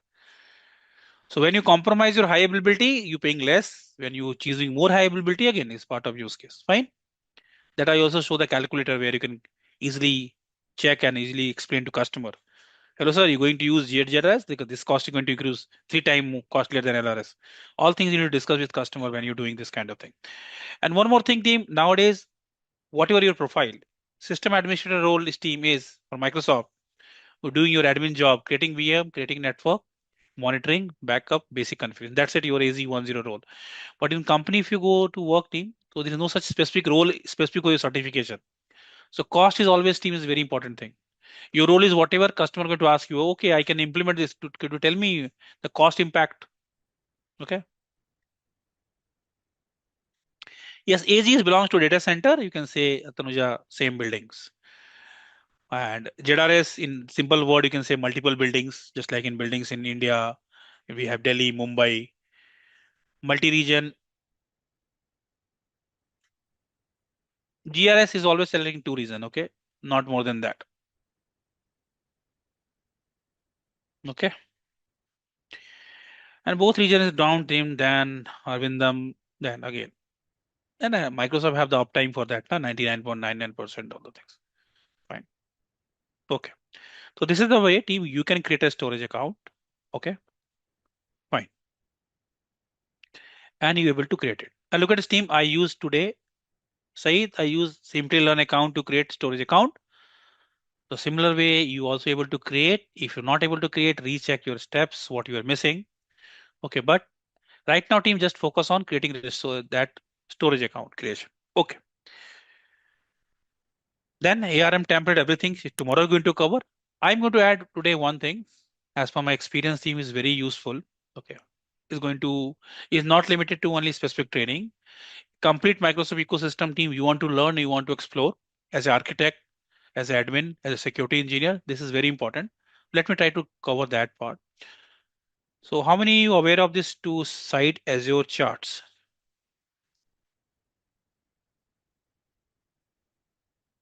I'm using this team in my production. Is not limited to any specific training team. Any is overall Azure. Okay, is helping you in overall Azure. Maybe today, maybe after 1 year, maybe 2 year, definitely going to useful this website. So let me explain this also. Okay. So I'm not going to touch under blob how we're going to create. So storage account, I just cover how to create today, and tomorrow under storage account, blob, file, access tier. So team, hope you understood the way I'm covering. Today we're going to cover one module. So today team, we able to cover basic thing, whatever pending in first, and then tomorrow to be able to complete that. So no worry about that. So team, I just want to cover few important things in terms of my production. I told you every day I try to add few things which is part of my production experience. Terraform, tomorrow I'm going to talk about that. So join my session tomorrow also. But today team, I'm going to cover this link to you. Okay, fine. What is Azure chart? So first thing team is developed by Alex, is Microsoft Cloud Solution Architect, is working in Microsoft. He developed this website team. Okay. So this website is helping you a lot. First best part is team is whatever website link in backend they're using is all official Microsoft link. Okay, it's not a third party, but is developed by one individual. Okay, not by directly by Microsoft. So only drawback team sometimes website is not available because it's handled by this Alex and may sometime is not paying or doing some maintenance. It keeps stop. The possibility is there team. Sometime maybe this website is not working, but most of time team iLogging is available. But take example, sometime is not working. So it's okay, it's fine. In not working means not loading. You're getting some error this website in maintenance mode kind of things. Okay. So coming on this team, in company team, if customer are going to ask you, hello, tell me, mostly this website team I explaining in 305 training when architect level. But since here a lot of people I understood now, I understood the audience team. Mostly you have experienced person. That's why I'm going to help you. So people asking you, okay, I want to use traffic manager. What commitment, what Microsoft giving SLA, service level agreement, correct? You know, different service, different SLA is Microsoft. So team, you need to go to Google and then search and you're getting Microsoft link. Yes, I could go to Microsoft link, have the documentation, but here the advantage here, I can go to SLA, this tab. Now look at this, well explained team. So these two services, Microsoft SLA, Microsoft committing 100% uptime. This service managed Redis, these are different types of services. I haven't told you, this all Microsoft services, not related to any specific training, okay? Redis, Cosmos DB, Microsoft committing 99.999% SLA uptime. And these all the SLA is monthly SLA, okay? So look at this, if I click on traffic manager and you're getting ultimately getting on Microsoft website to get this detail. So ultimate theme, this is Microsoft, the covering Microsoft documentation in backend. But team now I think is any customer asking for any service, what is the SLA? Is easy to you to find, correct? I'm heavily useful team when I interacting with customer and their discussion. So they feel like that, oh, everything I am on tips is not actually everything in my tips team. I'm using this website and whatever service they ask. And few things as per your part of practice. When you're doing practice team, few things you already remember. Okay. Useful in terms of SLA. It's fine. Okay. Okay. Now coming on few other things. A lot of things you can learn from this website itself. If you want to learn Microsoft ecosystem team, I'm not talking about your Simplilearn course. I'm not talking about only any platform you're learning. Overall Microsoft ecosystem team is going to help you. And my approach team, when you're learning Microsoft, so try to add as many certification, as many course study, you able to cover it. So not limited to only Simplilearn. Okay, fine. Now let's go here to second thing.